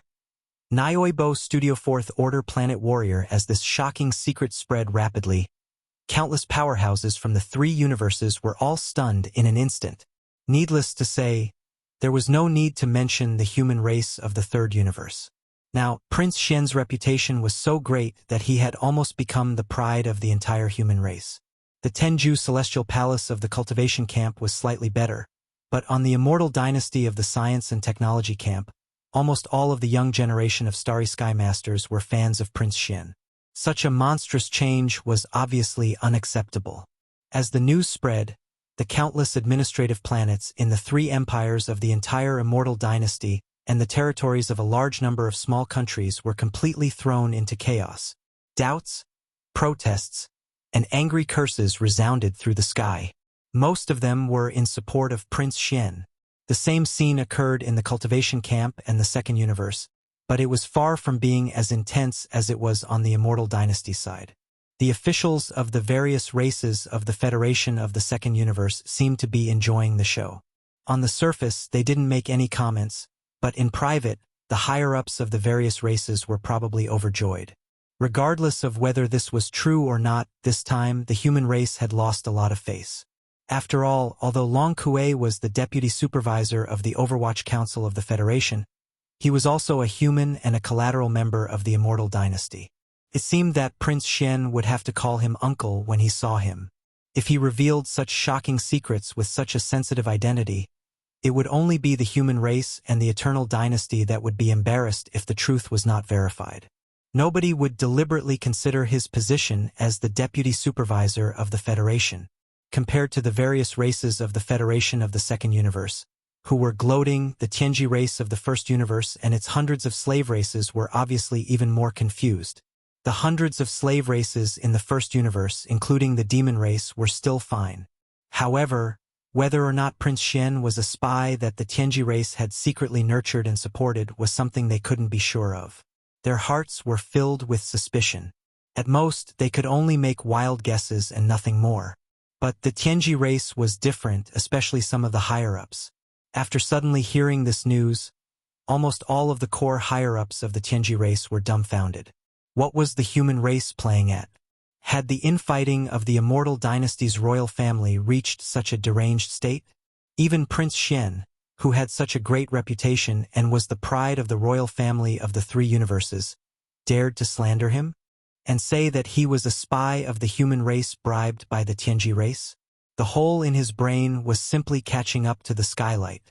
Less than half a day later, after a period of shock and not knowing whether to laugh or cry, the Heavenly Legacy Race's base camp suddenly issued an edict, informing all the administrative planets of the First Universe's 700 races that the First Universe's arrest warrant issued against Prince Xian was completely cancelled. Hope that Prince Xian could escape from the human race and turn to the embrace of the Immortal Dynasty. The gate of the Immortal Dynasty race, the Immortal Dynasty Xian, that Prince Xian Li. This was the news. Was realm race realm world Xian Zhou Xian realm Xian Studio and Xian was Xian Studio News. Xian to say X. Even some of the prince's fans were shaken and fell into silence. But even more people were still supporting Prince Xian, pointing out that this was just the Tianji race's deliberate plan to confuse the public. They wanted to make the Third Universe, and even the entire Myriad Luo Federation, even more chaotic. However, no matter what kind of opinion they held, at this moment, the gazes of the countless human clan masters in the Third Universe were all focused on the same star field. In that star sector, Prince Xian and the Federation's supervisor Long Kuei were having a great time chasing after each other. They were chasing after each other as if they had gone mad and didn't give up. Those who fled were chased like stray dogs, and they were in a sorry state. In fact, the gazes that were paying attention to that star sector were not limited to the human race in the Third Universe. Even the various races of the Federation in the Second Universe, as well as the Tianji race and their servant races in the First Universe, were all paying close attention to all the news from the Third Universe that was related to this star sector. No one knew what kind of situation this sudden incident would develop into, but this question had unwittingly tugged at the heartstrings of countless experts in the three universes. As the person involved and even the instigator of this incident, Yi Xian was completely unaware of all this. He didn't even know that Long Kuei had already officially reported the conclusion that he was a spy of the Tianji race to the Federation's Overwatch Council while he was running for his life. Of course, even if Yi Xian knew all this, he didn't care. When he decided to use such a high-profile and tough method to rescue Naples and the Purplish Warbler, he had already anticipated that such a situation would occur. From a certain point of view, all of this was actually what Yi Xian wanted to see. His goal was to use the final result of this incident to make a statement to his royal brother, who had been eyeing him covetously, and most likely had been secretly plotting against him for a long time, as well as the upper echelons of the royal family that supported him behind the scenes. If one had to insist on saying that it was a show of strength, it was actually not impossible. At least Yi Xian would not deny it. As for what the final result of this incident would be, on this point, perhaps countless experts in the three universes were secretly guessing and analyzing, but for Yi Xian, he had already confirmed it without a doubt long before he officially launched the operation. Right now, what he needed to do and what he was doing was to turn this result, which could not possibly have any suspense, into an established fact bit by bit. In this regard, Yi Xian had a well-thought-out plan. Therefore, in the past 1.5 days, although Thunderbolt had been chasing at full speed like a madman, Yi Xian, who was in the Commander-in-Chief cabin on the top floor of Thunderbolt Fortress, had been extremely calm and collected. Even the control of Thunderbolt Fortress had been temporarily handed over to Zhuofengtai. As for Yi Xian himself, he sat cross-legged on the sofa in the Commander-in-Chief's resting area as if no one else was around. He took out a small pile of Starcore Origin and took a break from his busy schedule to start cultivating. According to the calculations and analysis of the devouring system, under the premise of maintaining the current speed, it would take at least 3 days to catch up with that stray dog in front of them and get within the range of the fortress's antimatter death ray cannons. For other human experts, 3 days would pass in the blink of an eye, so it was meaningless to cultivate or not.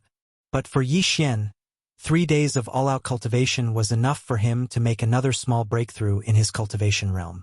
Since he had nothing to do, why not chase after the dog and raise his cultivation realm to 4th Order Planet Warrior at the same time? Chapter 3088.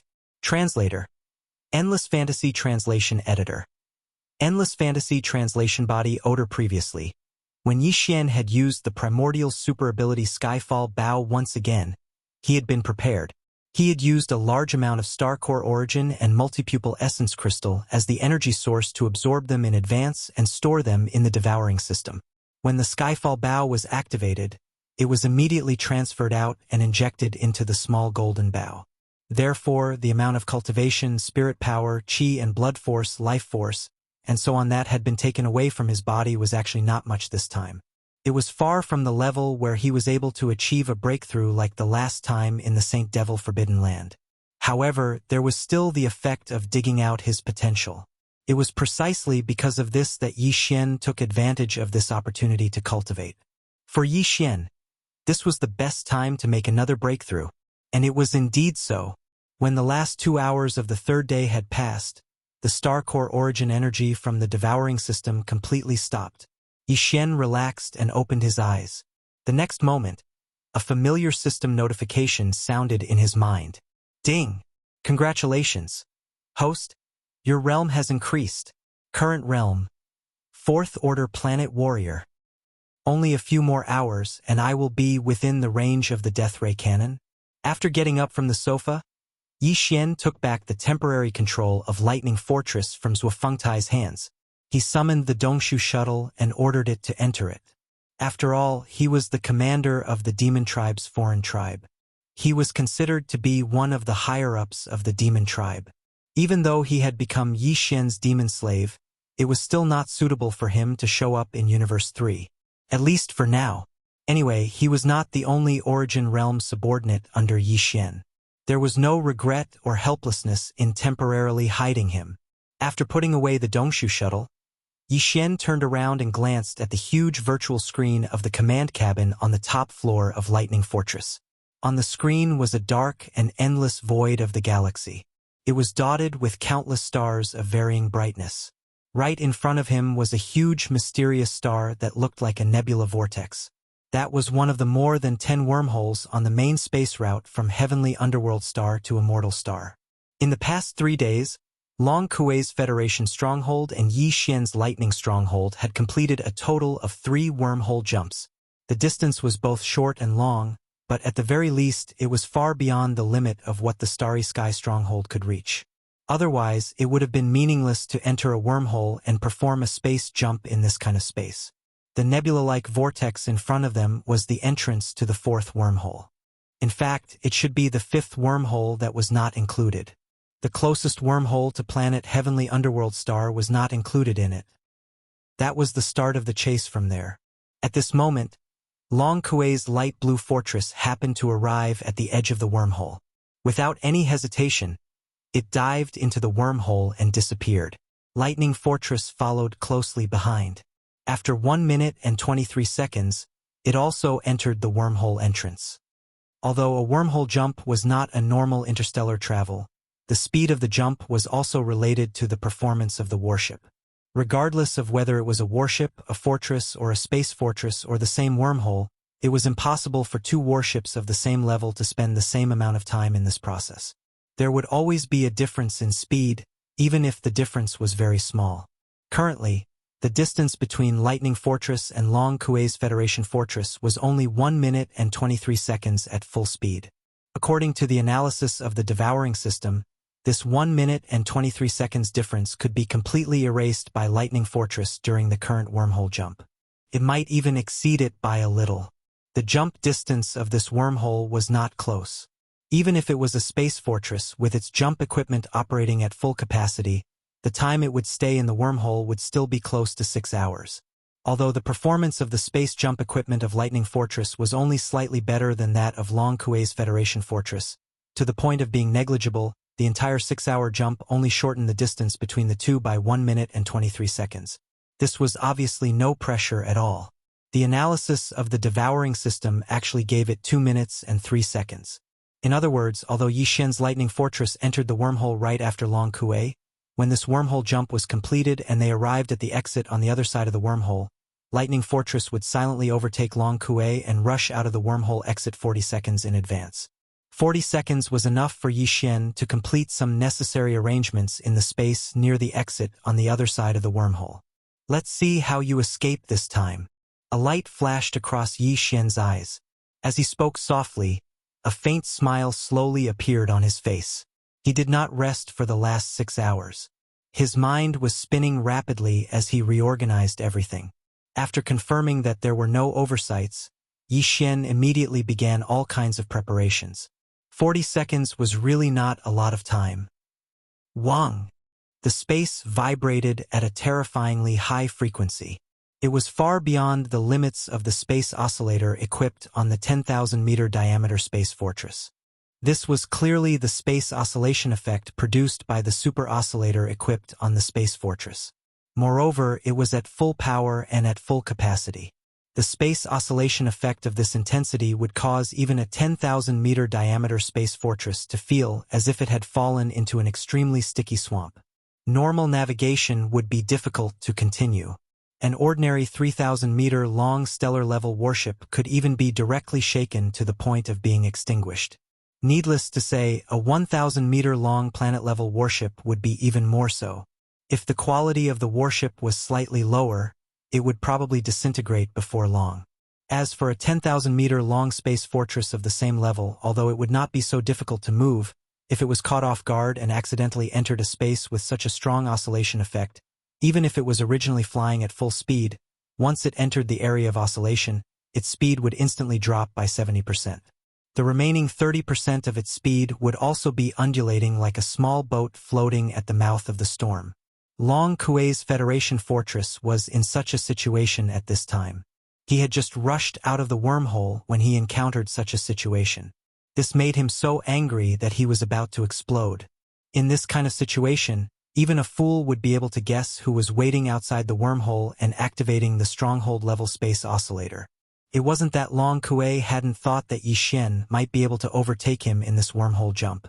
He'd even made some preparations to deal with it, but he never thought that the other party would actually use such a harmful move. What was the difference between this and pouring a large pot of oil in front of someone's house? The moment they stepped out of the wormhole, they would fall flat on their backs. This was simply too dirty. In addition, because they had just rushed out of the wormhole and immediately entered the area of oscillation, their speed dropped by 70%. The effect was clearly like the sudden break of a starry sky-level warship. Therefore, while the entire Federation Fortress came to a halt, a large number of Federation supervisors in the top-floor command module were thrown off their feet and rolled on the ground. Chapter 3089. Translator. Nyoibo Studio Editor. Nyoibo Studio certain death as the Federation Fortress charged out of the wormhole. Its extreme speed encountered the effect of the space oscillation and was momentarily stopped. As a result, it suddenly came to a halt. The entire Federation Fortress was in chaos. Even the command cabin on the top floor was like a pot of porridge. Everyone was rolling around on the floor and squeezing into a pile. However, this chaos did not last for too long. After all, this was a starry sky fortress. Although it was still under the effect of the space oscillation, the initial panic caused by the sudden stop disappeared in a few short seconds. The entire fortress was still shaking, but it was not to the point where people could not even stand steadily. After the green-faced Long Kuei climbed to his feet, the first thing he did was roar, "Damn Tianji clan! Damned Long Xian! Also, who among you has body odor? Damn it! Stand up and get out of the top floor immediately, otherwise, when I find out later, humph." Hearing that the first thing he investigated after climbing to his feet was this matter, all of the Federation officials around him looked at each other, their faces full of shock. The purplish warbler and Naples rolled their eyes and did not pay him any attention. Their gazes swept toward the giant virtual screen not far away at the same time. They clearly could not understand how Long Kuei had almost reached out to strangle himself and kill himself just now because of the smell. Although the sudden stop had caught them off guard, because the two of them were sitting on the sofa and had their backs to the Federation fortress, their bodies were blocked by the sofa. They were not like most of the other people who were thrown to the ground by the terrifying force of inertia and rolled into a pile. In the crowd, a Federation official quickly withdrew from the top floor command cabin with his neck shrunk. This was clearly the unlucky person with body odor. Looking at his deathly pale expression, he presumably also realized his end. It was clearly impossible for him to just leave the top floor command cabin. This matter had to be carefully calculated later. If it was serious, he would not be able to keep his life. If it was light, he would be expelled from the Overwatch Council. In any case, it was over. Following this person's departure, Long Kuei, whose chest was still rising and falling violently, temporarily put this matter to the back of his mind. His gaze quickly swept toward the holographic virtual screen. Then, he was slightly startled and immediately laughed sinisterly. That little bastard is quite bold. He actually dared to use this move.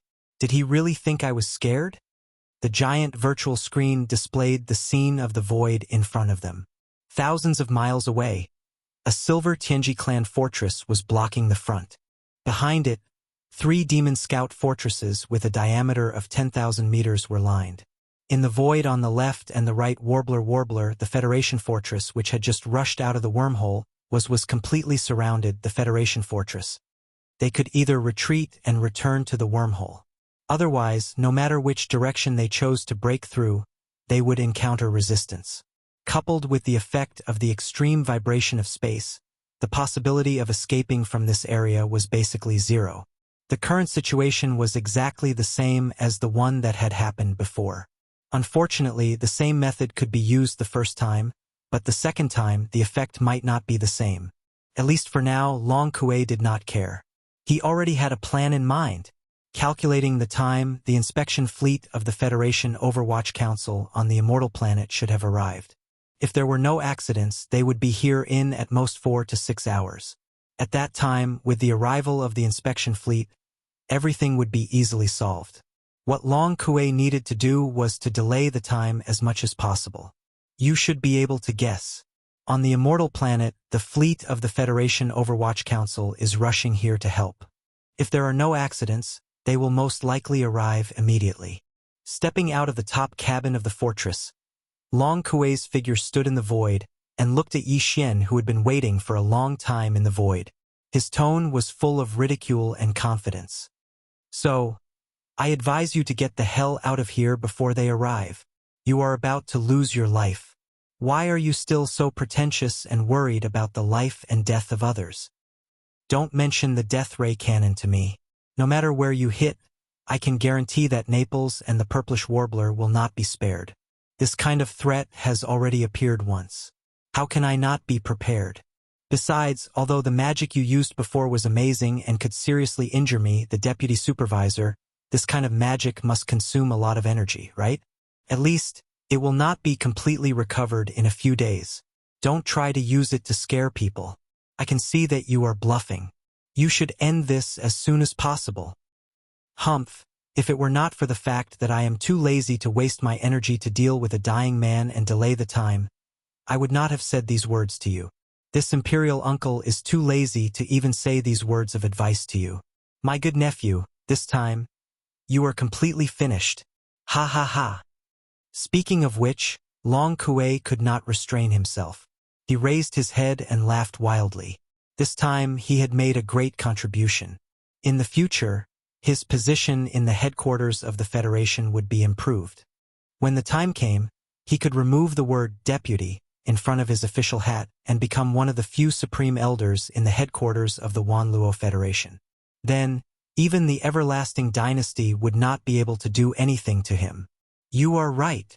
On the opposite side, in the void thousands of kilometers away, Yi Xian was still standing on the back of the 8-star imperial ladle. He had his hands behind his back and looked calm. After listening to Long Kuei's words, he even grinned and shrugged. Apparently, he was not stressed at all. But there is a slight difference. I don't dare to use the death ray cannon, and I don't want to use the heaven-falling bow again. But the latter is not my trump card. Even the method that will send you to the Western Paradise is the same. You want me to use my trump card? You are not worthy. Whoosh! When the last word left his mouth, Yi Xian waved his hand. A faint blood-red light rushed out from his palm and instantly shot out. The sound of it breaking through the air was deafening. This blood-red light was the Weeping Soul Blood Horn. During the last wormhole jump, Yi Xian had obtained a mysterious mark from the headless baby corpse that could control the blood horn. It could be said that Long Kuei's death was already predestined at that moment. After the blood-red light rushed out from Yi Xian's right palm, it grew with the wind. Its speed was so fast that it was basically no different from breaking through the void and descending directly. In less than an instant, a gigantic blood-colored horn had already appeared above Long Kuei's head. A terrifying pressure that caused even his mind to shatter enveloped him with a rumble, instantly imprisoning his body. Not to mention walking, the reason why he was able to stand straight and not lie down was actually because all the muscles in his body had completely stiffened, and his knees could not bend down. This. Chapter 3090. Boom! Screech! An incomparably shrill shriek resounded. The Weeping Soul Blood Horn that was like a ferocious creature of the heavens and earth suddenly shook above Long Kuei. Boom! At practically the exact same time, Long Kuei, whose figure had been completely restrained by the pressure of the bloody horn, exploded into a mist of blood and flesh without any suspense. Before he died, he didn't even have the time to say a complete sentence of his last words. Immediately after, the mist of blood and flesh that had been rapidly exploding suddenly shrank, as if there was a huge suction force that appeared and sucked all of them into the Weeping Soul Blood Horn. Whoosh! After doing all this, the blood horn didn't stop at all. After circling for a moment, it immediately returned the way it came. In less than a breath's time, it once again turned into a faint blood-colored light and entered Yi Xian's body from his chest, completely disappearing. The whole process took less than 3 seconds, like a fleeting glimpse, but the result of the Weeping Soul Blood Horn in less than 3 seconds was enough to shock the world. A supreme existence with the cultivation of the mystic light realm, which was the 11th realm, was gone so easily. It was so easy and casual that it couldn't even crush an ant to death with such ease. Even Yi Xian was greatly surprised by this. Although he was sure that Long Kuei would definitely die this time, it was still a little too shocking that the Weeping Soul Bloodhorn could kill a Mystic Light Realm expert so easily. After all, the strongest expert it had crushed before was the 9-star Ladybird Emperor in the Black Hole of Life, who was an existence of the Void Transformation Realm. Although the difference between the Void Transformation Realm and the Mystic Light Realm was only one realm, the further one went, the more obvious the difference between the two adjacent realms was. Even the difference of a small realm within the same realm was like heaven and earth. Crushing a Void Transformation Realm expert and crushing a Mystic Light Realm expert were two completely different concepts. It seems that this prince's estimation of the strength of the Weeping Soul Bloodhorn was a little too conservative. After being stunned for a moment, Yi Xian shook his head with a bitter smile and muttered to himself. However, the opponent changed from the Void Transformation Realm to the Mystic Light Realm, but it still crushed him without any suspense, and the time it took was even shorter. This is clearly not scientific. Could it be that the power of the bloodhorn has increased? The infant corpse has been refining it all this time? In addition, the 9-star Ladybird Empress didn't seem to absorb like this before. Today's method is a bit brutal. It directly caused the opponent's divine soul and body to explode, turning them into a bloody mist and swallowing them like a whale. Could it be that this is also due to the influence of the infant corpses? In the meantime, in the command cabin on the top floor of the Fortress of the Federation in the void up ahead, a lot of gasps were echoing non-stop. Everyone's eyes widened as they stared blankly at the giant virtual screen on the top floor of the command cabin. Through this virtual screen, they saw a mystic light realm expert being crushed to death in less than 3 seconds like an ant. Their souls were destroyed, turning into flesh and blood to fuel the Slayer's ferocious flames. Not even a strand of hair was left behind. Heavens, he's in the mystic light realm. After being stunned for a full 4 to 5 seconds, the purplish warbler finally closed her mouth. However, the look in her eyes became even more complicated. As she muttered to herself, she shook her head and sighed incessantly. She suddenly felt a strong sense of self-mockery. Prince Xian could even kill a supreme existence in the mystic light realm in an instant. With such terrifying strength and methods, he didn't even have the slightest bit of danger in the Demon Dweller Star zone of the first universe. Was her previous worries in vain? Naples, who was at the side, clearly felt the same. When the purplish warbler sighed, he also recovered from his daze. The expression on his face quickly turned awkward, and even slightly red. It was obvious that he was a little embarrassed. Previously, he had been complacent about having saved the Emperor this time, but now it seemed that he was just deceiving himself. The strongest expert in the Demon Dweller Star Zone, the Demon Emperor Mo Wention, was only at the 10th realm, the Profound Void Realm. As long as Prince Xian didn't go to the central region of the first universe and cause trouble, no one would be able to easily take him down. Even if an upper echelon of the Heaven's Legacy race with cultivation above the Mystic Light Realm came to the Demon Dweller Star Zone, even if the prince couldn't beat them, couldn't he just run away? Just that stunning blood-colored horn from before was enough to buy some time. After all this time, this so-called rescue mission is completely meaningless in the eyes of the prince. He might even feel that we interrupted and didn't have enough fun. Naples turned his head and looked at the purplish warbler. As he spoke, he waved his hand, and an invisible force wrapped around the former's body. With a step, he brought the former out of the Federation fortress and appeared in the void outside the ship. The only mystic light realm expert in the entire Federation fortress was Long Kue. Now that he had died, there was no one left here who could stop Naples.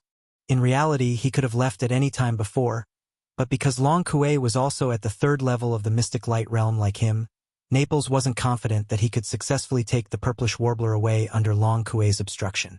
Furthermore, Long Kue didn't have solid evidence that Prince Xian was a spy of the Heaven's Legacy race, so there was no need for the two of them to forcefully leave. If they did, it would be like running away for fear of punishment. However, it was different now. They had to immediately meet up with the prince and discuss a follow-up plan.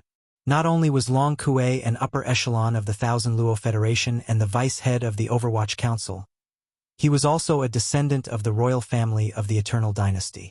If one thought about it carefully, he was clearly Prince Xian's uncle. With his death, this matter had completely blown up. Deeply worried, Naples stepped out of the command cabin on the top floor of the Federation fortress and didn't stop at all. He immediately spread his body and rushed toward the void in the distance. After a short while, he arrived in front of Yi Xian. The three of them met again, but they didn't say anything. Naples smiled bitterly, and the purplish warbler sighed. However, Yi Xian acted as if nothing had happened. He grinned at the two of them and said, "How many days has it been? Don't tell me you've developed feelings for Long Kue so quickly? He's dead. Do you have to be like this?" Naturally, this was a joke. Furthermore, Yi Xian didn't say much. Before he finished speaking, he had already turned his head and swept his gaze toward the mosquito beasts and the army of soldiers in the void in the distance. He gave the order to retreat. His goal was only to rescue Naples and the purplish warbler. although it was more or less to kill Long Kuei along the way and draw out some future hidden dangers ahead of time. He had resolved everything in one go. Now that Long Kuei was dead, the effect was enough. Naturally, there was no need to continue making a ruckus. It was fine if Long Kuei died, but the Federation fortress in front of them could not be touched. Otherwise, even if he could resolve it afterward, it would probably leave behind the impression that he had killed indiscriminately. It was very unwise. In short, what needed to be done was done. Let's retreat first and talk later. Boom! Boom! Boom! Chapter 3091. Translator, Nyoibo Studio Editor. Nyoibo Studio Senlin Fleet, although the headquarters of the Wanluo Federation was located on the immortal planet, in reality, the Federation's status was above that of the Immortal Dynasty. The entire Wanluo Federation was a colossal entity formed by the countless other races in the first and second universes. Even without mentioning the second universe, just in the first universe, it nominally ruled over the human race's technology and cultivation camps. The purpose of the Wanluo Federation's existence was to fight against the Tianji race.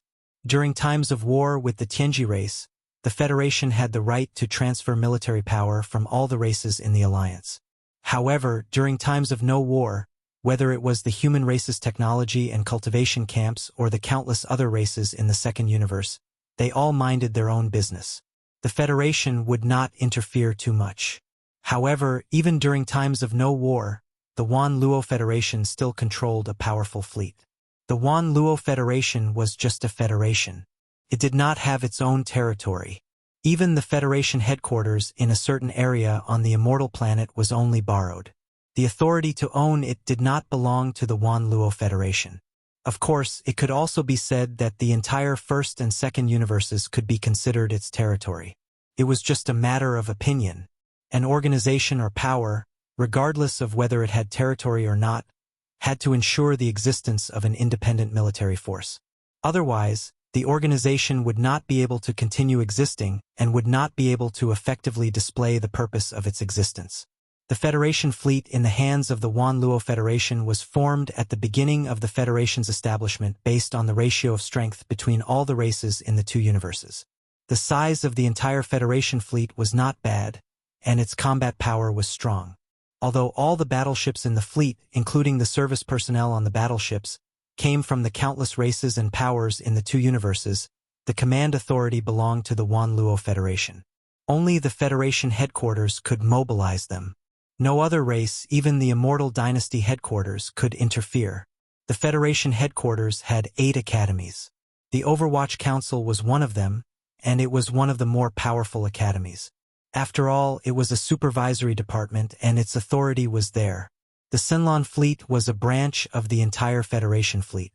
It was under the control of the Overwatch Council and was equivalent to an independent internal inspection force. The reason it was called the Blue Fleet was because in this powerful fleet that only followed the orders of the Federation's Overwatch Council, all of the battleships, including the uniforms of the soldiers in the fleet, were blue and black. It was an extremely deep blue. Furthermore, since they were from the internal inspection force, they would either not make a move or once they did, they would definitely be ruthless, giving off a cold and merciless feeling. This was where the name Senlon came from. Turning his head, he saw a huge battleship in the distance. Without exception, the hull of the battleship was a deep blue. This was enough to explain their origins. It was one of the small action teams of the Senlon fleet in the hands of the Overwatch Council. Since they belonged to the Overwatch Council of the Federation, their sudden arrival was clearly because they had received the instructions of the head inspector, the great imperial uncle Long Huai. Neither the Federation headquarters nor the Everlasting Dynasty had the right to interfere in this matter. In other words, all of this was still an independent action of the Overwatch Council.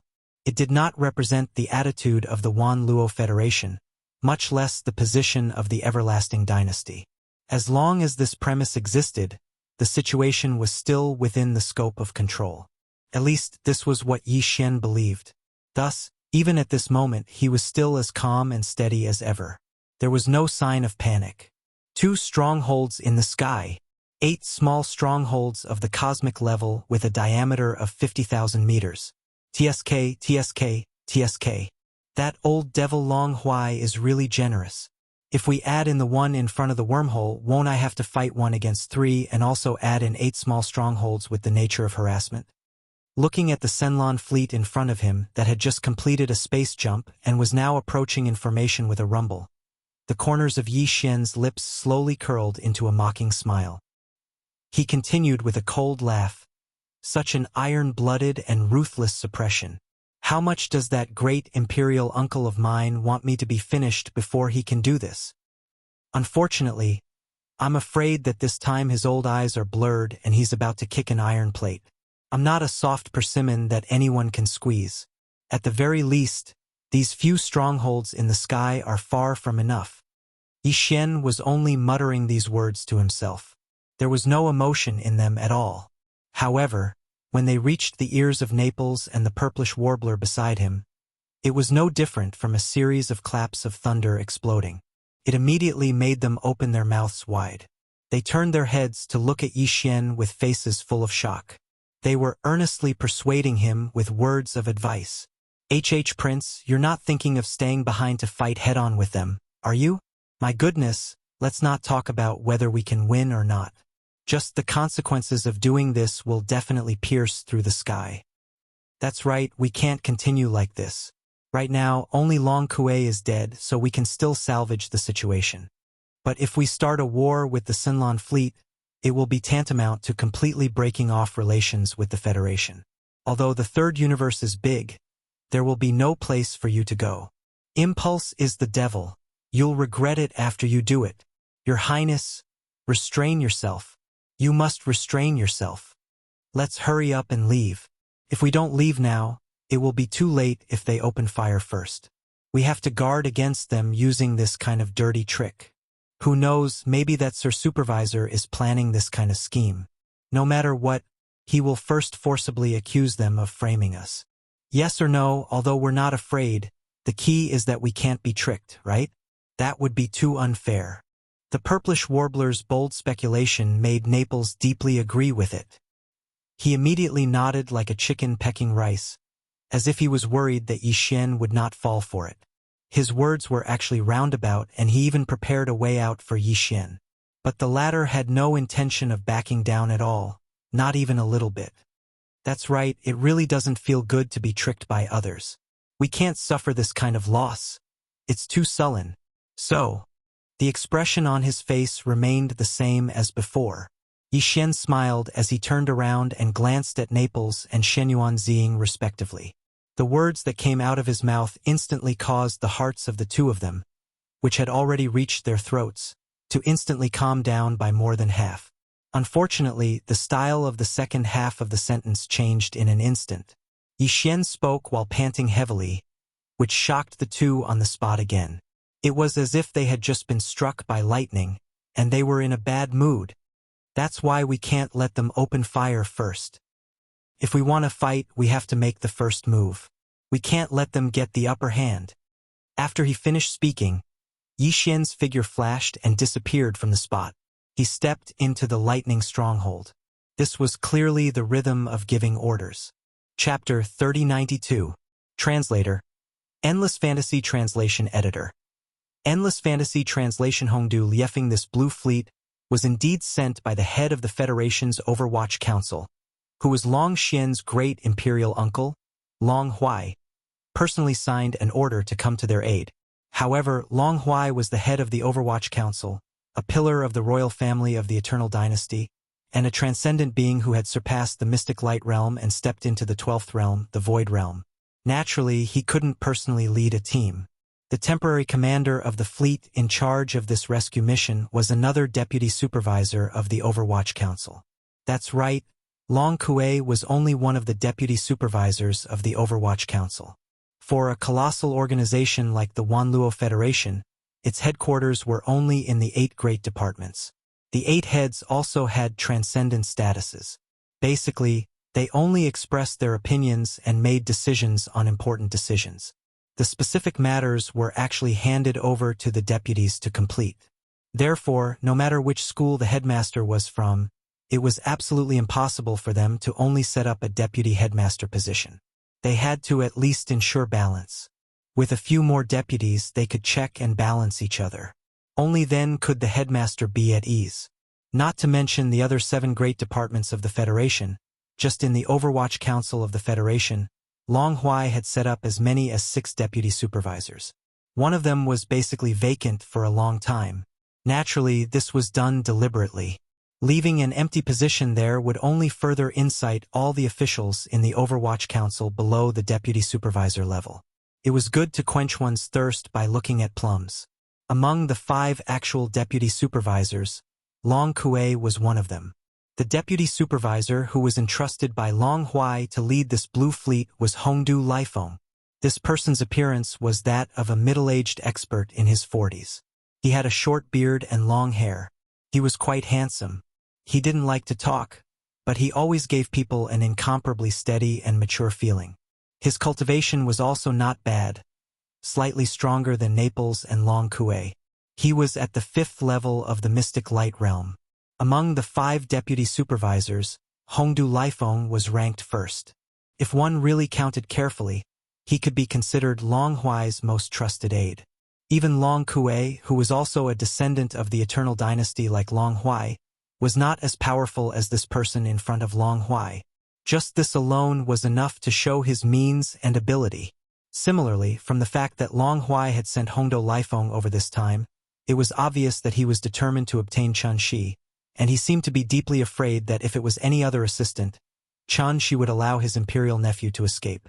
At this moment, Hongdu Lifeng was standing in the command cabin on the top floor of Grim Wind, the flagship fortress of the Blue Fleet. Frowning, he watched the playback of a holographic image. The video lasted for only a dozen or so seconds, starting from the moment the Weeping Soul Bloodhorn appeared above Long Kuei's head, until the moment when Naples and the Purplish Warbler stepped out and followed Yixin into Lightning Fortress and disappeared. At that time, although the fierce wind battleship was tens of thousands of miles away in the distant void, it wasn't difficult to record this holographic image through some secret means. Don't forget, this is Universe 3, the territory of the Wanluo Federation. This was the 13th consecutive playback of this short holographic image. In the previous 12 replays, Hongdu Lifeng watched it seriously, as if he wanted to find some kind of clue from this short holographic image. Just this point alone was enough to prove that Long Huai's high regard for him was not accidental.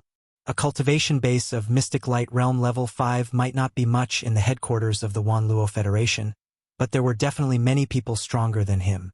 But when one's cultivation and position reached such a level, they were still able to maintain a calm heart like him. No matter what kind of situation or unforeseen event they faced, they were like a pool of stagnant water without any ripples of emotion. There was absolutely no one else like them. If it were any other deputy supervisor, they would be a little surprised when they suddenly saw the scene of Long Kuei being killed in an instant.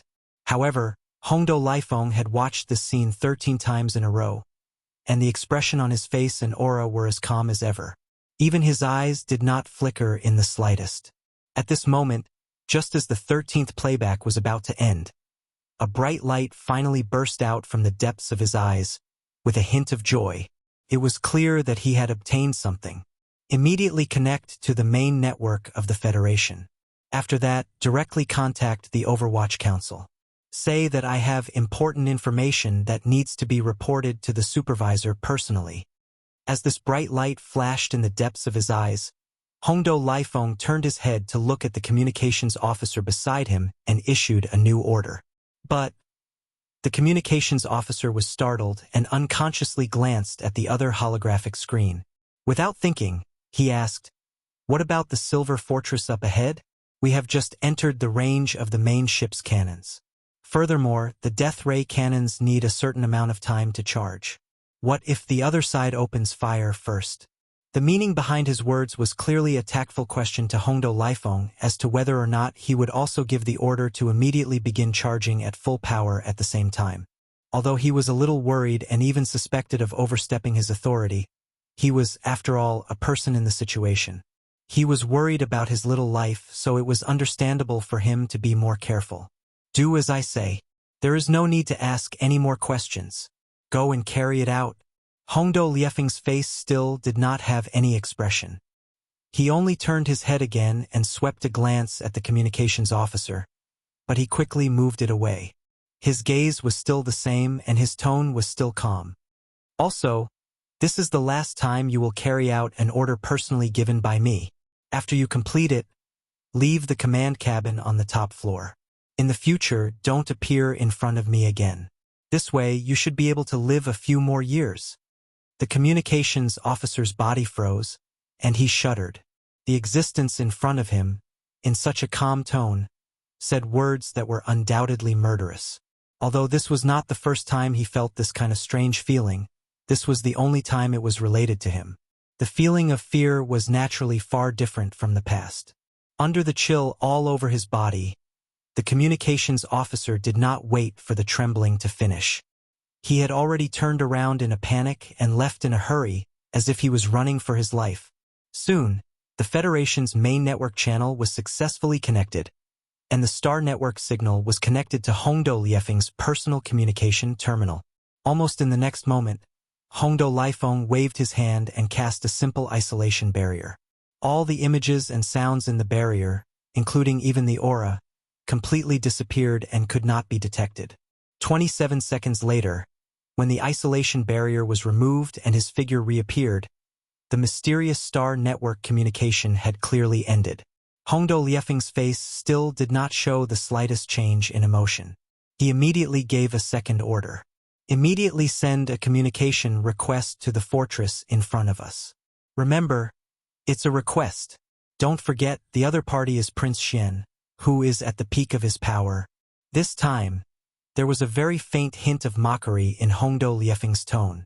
The communications officer, who had just taken over from the previous communications officer, was dumbfounded. Chapter 3093. Translator, Endless Fantasy Translation Editor. Endless Fantasy Translation. The smell of conspiracy. Yi Xian had no idea what was going on in the command cabin on the top floor of the Grim Wind Fortress. Nor did he have any interest in it. At this moment, he had just finished dealing with Naples and the Purplish Warbler's incessant persuasion and was about to give the order to open fire immediately, giving the other side a death ray energy beam as an appetizer. Meanwhile, the communication request from the Grim Wind Fortress was received by the Star Supercomputer in the control center of Lightning Fortress at this moment. As mentioned before, Lightning Fortress was a product of the Heaven's Legacy race.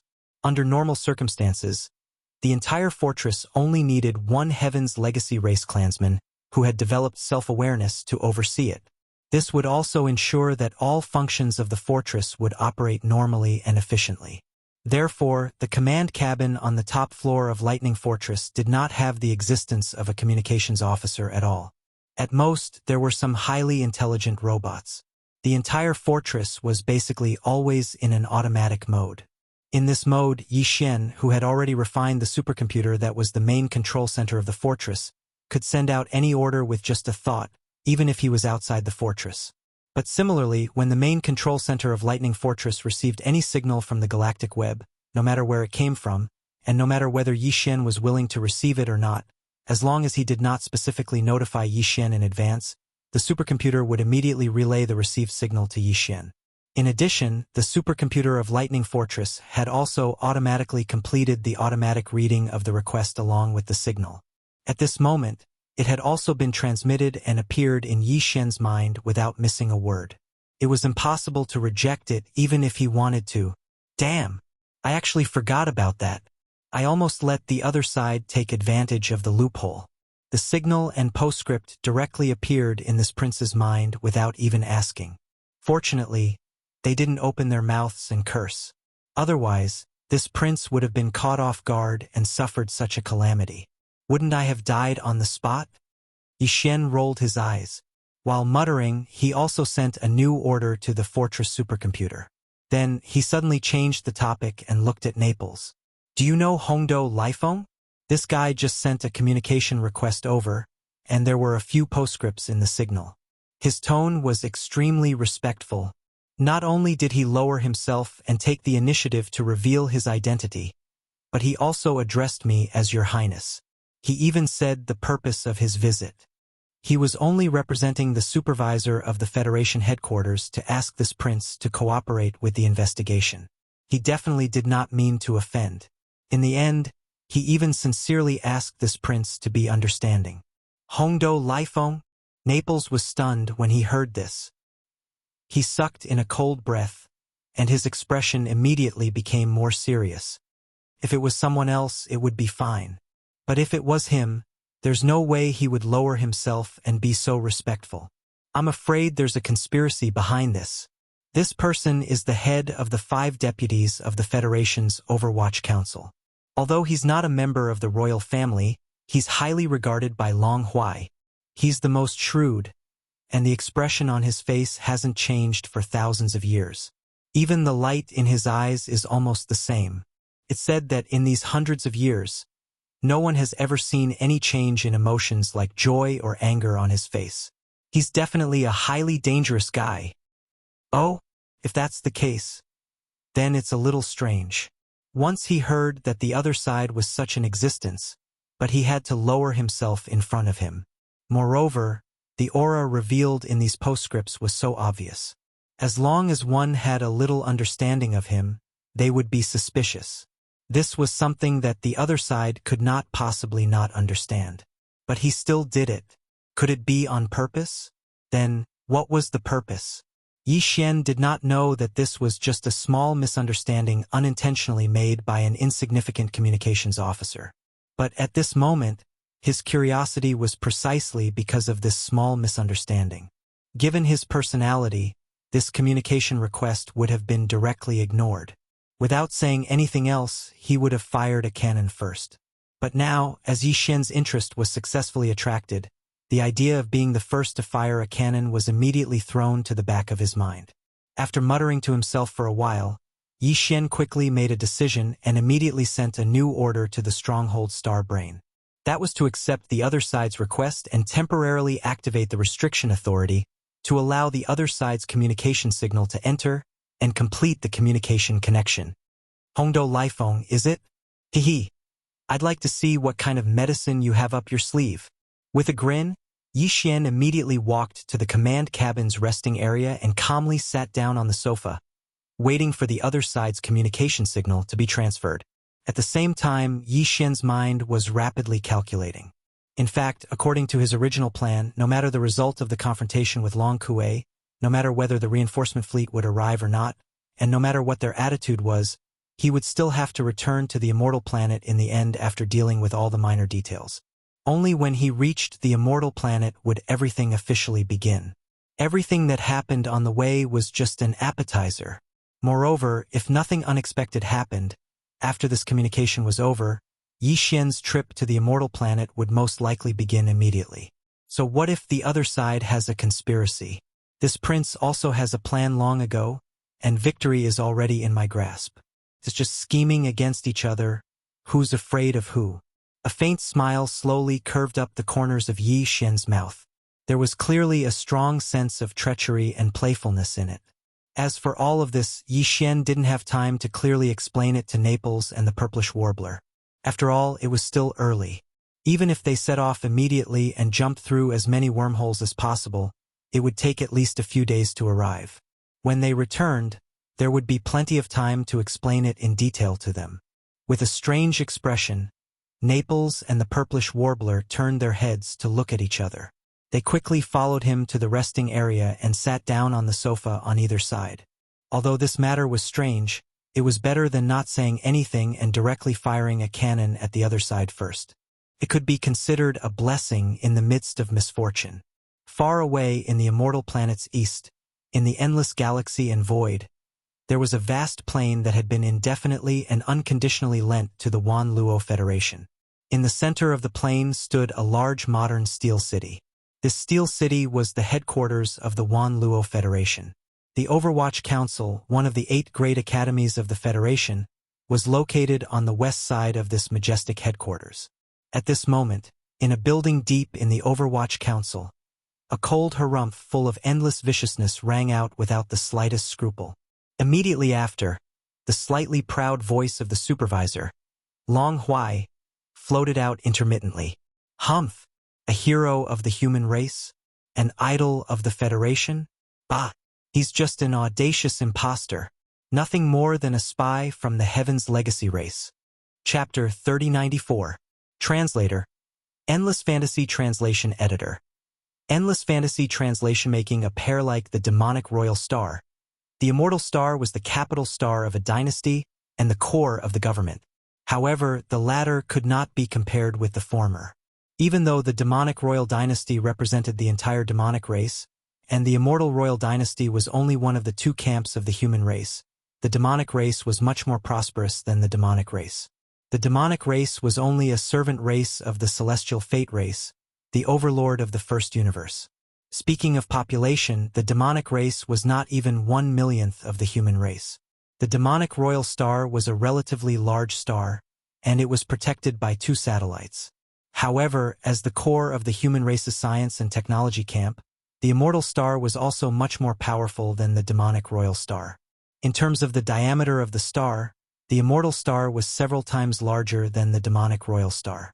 If an ordinary administrative star was an apple, the demonic royal star was a slightly smaller watermelon.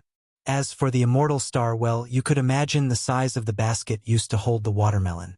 That was the approximate ratio. In addition, around the immortal star, there were a total of 9 satellites, all of which were habitable planets suitable for human habitation. This situation was almost impossible in the vast Milky Way. 10 planets, 1 big and 9 small, crowded together, all of which were rare habitable planets. How could it be possible? In fact, the 9 satellites of the immortal star were all outsiders. It was said that when the dynasty was just established, the first-generation immortal emperor of the immortal royal dynasty gathered some top-notch strong men and worked together to move them from other star areas. The 9 satellites, some near and some far away, formed a huge star formation in the Milky Way void around the immortal star. This star formation was the first layer of the immortal star's huge defense system. It was worth mentioning that this formation of void stars was changing almost every second. After all, the 9 satellites were orbiting the immortal star over and over again. As the 9 satellites moved, the entire formation of void stars changed almost every second.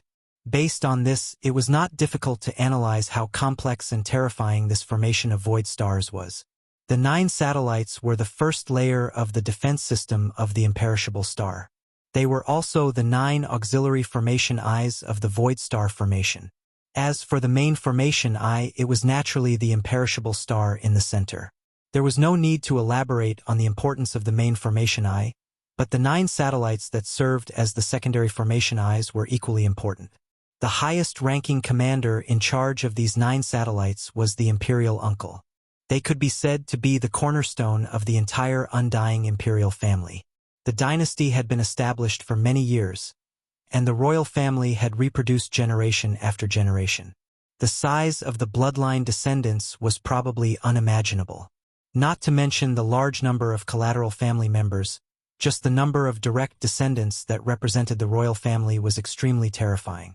There were many direct descendants of the immortal emperor in each generation. For example, Long Xian was known as the 18th prince of the immortal emperor. In fact, there were many younger brothers behind him. The current immortal emperor's generation was the same. The pillars of the royal family that guarded the 9 satellites were all his brothers, and they were all relatively powerful existences in the entire royal family. For example, the second uncle Long Tianba, who went with Naples to the demon sector in the first universe, was the commander of one of the satellites. Not to mention the elders of the royal family who rarely showed themselves. The 9 imperial uncles who oversaw the 9 satellites, as well as the great imperial uncle Long Huai, who represented the immortal dynasty stationed in the Federation headquarters and was then the head of the Federation's Overwatch Council, were the most authoritative existences in the entire royal family. Although the current immortal emperor had many princes, only 5 of them had obtained his approval and had the qualifications to fight for the throne. The great imperial prince Long Xiong, the second imperial prince Long Shao, the 6th imperial prince Long Yuan, the 9th imperial prince Long Qian, the 13th imperial prince Long Shu. These 5 princes were the most powerful of the direct descendants of the royal family in Long Xian's generation. They were extremely active, and the resources of the royal family were also provided by the 5 of them. After all, before the dark horse Prince Xian appeared, Almost everyone had already determined that one of the 5 princes would become the next immortal emperor. As for the other princes, even if they were not completely unknown, they were at least extremely low-key. Even if they occasionally appeared in public, they would not take the initiative to mention their identities as princes. The 10 imperial uncles had already chosen a supporter from these 5 princes. Among them, the great imperial uncles supported the great imperial prince Longxiang the most, with a total of 4 people. The other 6 imperial uncles supported the other 4 princes respectively. Regardless of whether it was the open struggle between the 5 princes or the secret confrontation between the 10 imperial uncles, after these years of adjustment, they had gradually stabilized. The various powers that fought for the throne restrained each other, forming a delicate balance. However, with the appearance of Prince Xian, these powers that fought for the throne could no longer remain calm. Regardless of whether it was the 5 princes or the 10 imperial uncles, all of them were worried about their gains and losses. However, other than Long Huai, who supported the great imperial prince, and Long Tianba, who supported the second imperial prince, who made a move, the other princes and the other imperial uncles all maintained their silence and observed the changes. Until a few days ago, when news spread from the Federation's Overwatch Council that Prince Xian was a spy from the Tianji clan, these fellows seemed to have been collectively injected with chicken blood. Suddenly, they became spirited and returned to their usual liveliness, appearing frequently. Just at this moment, an even more shocking piece of news exploded out of nowhere. Prince Xian, who had appeared out of nowhere and quickly become popular, was not the real Long Xian at all. He was an imposter. This news also came from the Federation's Overwatch Council, but it was different from the previous rumor that Prince Xian was a spy from the Tianji clan. This time, the news came from the mouth of the great imperial uncle Long Huai. Furthermore, it was reported to all the members of the royal family through official channels within the royal family. Although it had not been announced to the public, the entire royal family was thoroughly stirred up in an instant. This was especially so for the 5 princes. Each of them was jumping up and down in excitement. Their excitement was not something that could be achieved by a few shots of chicken blood. This was especially so when they found out that the imposter Prince Xian had fallen into their trap and had been tricked by the great imperial uncle Long Huai's people and was heading to the immortal planet to receive the news. They were instantly even more excited, rubbing their palms and stretching their necks, waiting for the imposter to arrive so that they could vent their anger. On the other hand, the immortal emperor did not have any reaction to this news for some reason. He maintained his silence and did not even have the intention to make a statement. In fact, as soon as the news spread, the immortal emperor immediately went to the imperial advisor's hall. Afterward, the imperial advisor D'Air's light laughter was heard. Whether it is or not, we will know at a glance when the time comes. Anyway, there is already one in the harem. Making a pair. Haha. Isn't that more interesting? Achoo! In the back garden of concubine Mei Palace, Yingtai suddenly sneezed. Her beautiful brows furrowed slightly, and she suddenly had a bad feeling. Chapter 3095. Translator. Nioibo Studio Editor. Nioibo Studio 5th Order Planet Warrior Yi Xian was completely unaware of everything that happened on the Immortal Star in the Imperial Capital. At this moment, he was indeed on his way back to the Immortal Star and would arrive at the Imperial Capital in 4 or 5 days at most. A few hours ago, after ending the short communication with Hongdou Lifeng, Yi Xian pondered for a moment and made a decision. The 3 major fortresses, including the Lightning Fortress and the Black Mosquito Ship, were all kept in the Undying World in his body. Then, together with Naples and the Purplish Warbler, he entered the flagship fortress of the Senlon Fleet, where Hongdou Lifeng was in charge. After entering the fortress, Hongdou Lifeng only accompanied them for a while out of courtesy. Then, he excused himself and did not appear again. Yi Xian and the other 2 just happened to have some peace and quiet. After entering an independent suite cabin specially arranged for them, the door was closed, and Naples waved his hand to set up an isolation barrier that enveloped the entire cabin. Then, they could speak freely. Since Hongdou Lifeng did not make a move just now, his purpose is obviously only to bring us back to the Immortal Star. No matter what schemes Long Huai has, everything will only be revealed after we arrive at the Immortal Star. After sitting down on the sofa in the living room, Long Xian turned his head and glanced at Naples and the purplish warbler.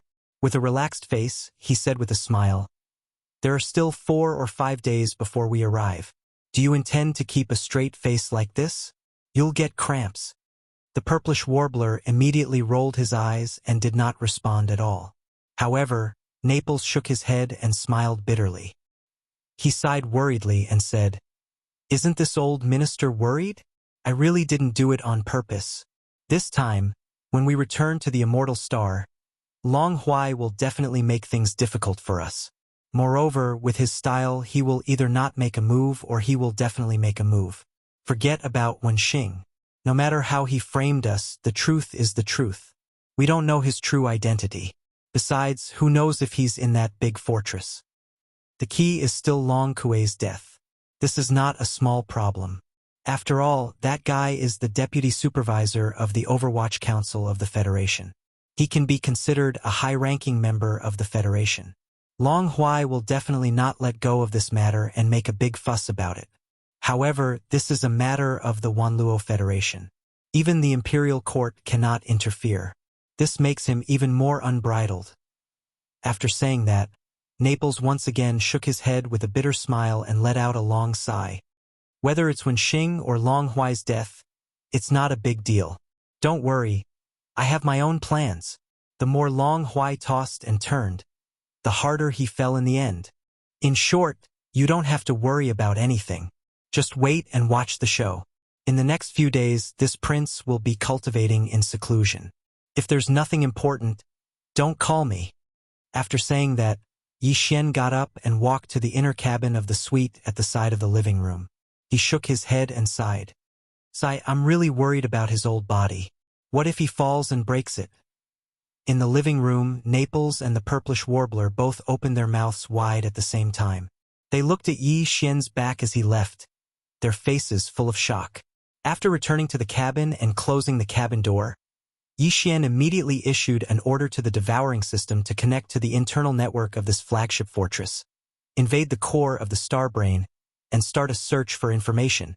As for the information to be searched, it was naturally everything related to Long Huai, including the recent communication between Hongdou and Lifeng on the immortal star. The reason he did this was not because Yi Xian lacked confidence. What he had just said to Naples and the purplish warbler was all true. This trip to the immortal star this time, he had a card up his sleeve and was not afraid at all. However, Long Huai was not an ordinary existence after all. Yi Xian did not dare to underestimate the enemy. If he could find out what the enemy's scheme was in advance, at least he would know himself and his enemy. Unfortunately, this idea was obviously not going to work. The system's reply came out very quickly. However, it was not the search information Yi Xian wanted, but a confirmation request. This starry sky fortress that belonged to the Federation's Overwatch Council did not seem to be easy to deal with. As the control center of the fortress, the core of the star brain was set up with a special defense layer. Although Yi Xian's personal starry sky communication system could be hacked, he could not come and go without leaving traces. He would definitely leave some traces. If it was any other starry sky, it would not be a big deal even if he left traces of invasion. However, this was not the case in the immortal starry sky fortress because there was an immortal-level superbrain here. The central star brain of Yi Xian's personal starry sky communication system was also immortal level. Previously, it was just a fragment, but now, because it had absorbed a large amount of energy from the cognition crystal, it had entered the growth stage. Even so, it still could not be compared to the mature immortal-level superbrain on the immortal star. If the latter were to be seen as a lion, then the immortal superbrain in Yi Xian's hands that had just entered the growth stage was at most a wild rabbit. Starry sky superbrains could also devour each other. A matured immortal superbrain was simply the best supplement for the other party. Even if it devoured countless ordinary superbrains, it could not compare. Therefore, no matter what traces Yi Xian's immortal superbrain left behind, it could be detected by the lion on the immortal star. When that time came, the lion would definitely use all its strength to hunt the rabbit. With the abilities of the matured immortal superbrain, it could follow the clues to find the melon, and the result would be obvious. In addition, the energy of the multipupil consciousness crystal was also very tempting to the immortal-level starry sky superbrain. If the other party knew that Yi Xian's Starry Sky superbrain was an immortal star brain in its growth stage, even he would be implicated and schemed against. This was because the immortal superbrain in Yi Xian's hands left behind traces of the cognition crystal's energy. After all, the energy it had absorbed recently was all from the multipupil cognition crystal. There were many kinds of energy that the superbrain consumed on a daily basis. Planetary core sources and gene cultivation fluids could be used, but those were only consumable energies. It was like the daily diet of humans. No matter how much one ate, it would not have any effect on the evolution of life form. However, the cognition crystal's energy contained in the multipupil cognition crystal was different. It could greatly increase the superbrain's growth and evolution speed, but this kind of thing was very rare even in the Demon Devil Star region, let alone the third universe of the human race. If the other party really found out, it would be quite troublesome. All of this was the result of the devouring system's analysis. After understanding the pros and cons, Yi Xian could only sigh and choose to give up. This matter was quickly thrown to the back of his mind. Immediately after, Yi Xian took out some planetary core sources from his undying world and gave them to the devouring system to absorb. Then, he sat cross-legged on the bed in the cabin and closed his eyes to enter a closed state of cultivation. After an unknown amount of time, Yi Xian finished absorbing and refining all the energy. When he opened his eyes after finishing his cultivation, a familiar system notification sounded in his mind. Ding! Congratulations, host. Your realm has increased. Current realm: 5th Order Planet Warrior. Chapter 3096. Translator: Henyi Translations Editor. Henyi Translations. Imperial capital. Moments later, when Yi Xian, Naples, and the Purplish Warbler walked out of the inner cabin and arrived at the command cabin resting area on the top floor of the flagship fortress, Hongdo Lifeng, whom they hadn't seen for a few days, was already waiting there. Seeing Yi Xian arrive, Hongdo Lifeng nodded slightly. Prince Xian, in an hour, the fleet will directly dock at the Northern Region Star Dock on the Immortal Planet. At that time, a small ship will take us into the Immortal Planet. The inspector intends to send you directly to the Federation's headquarters. Of course, I will also be accompanying you. When he said this, although Hongdo Liefeng's face was as expressionless as usual, there was clearly a hint of coldness. Even his tone was different from a few days ago. There was clearly no longer that respectful tone, and it was as cold as water. It was clear that he was certain that Yi Xian couldn't escape this time.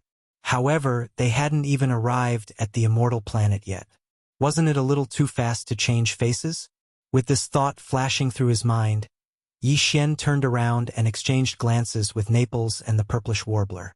His expression darkened, and he said sarcastically, "Yo, it's only been a few days since we last met, and the Vice Commander's entire person has changed. You're practically flipping pages faster than a book. No wonder your face is as stiff as a corpse's. Your facial muscles and nerves will probably be injured by you every few days. What a sin." These words were truly sinister. How much force would it take to injure one's facial muscles just by changing faces? At the side, the Purplish Warbler pondered for a moment, and couldn't hold it in and laughed out loud on the spot. Even Naples' eyes twitched a few times, and his neck turned red. He finally managed to hold back his laughter. Prince Xian really knows how to joke. "Excuse me for a moment. I'll come back when the fortress docks." After he finished speaking, Hongdo Lifeng turned around and left. Yi Xian's derogatory words seemed to have caused even him to be unable to bear it. There was clearly a trace of anger in the depths of his eyes. For nearly an hour after that, Yi Xian was admiring the galactic void outside. His gaze passed through the large one-way transparent wall at the edge of the command cabin and into the depths of the void outside the ship.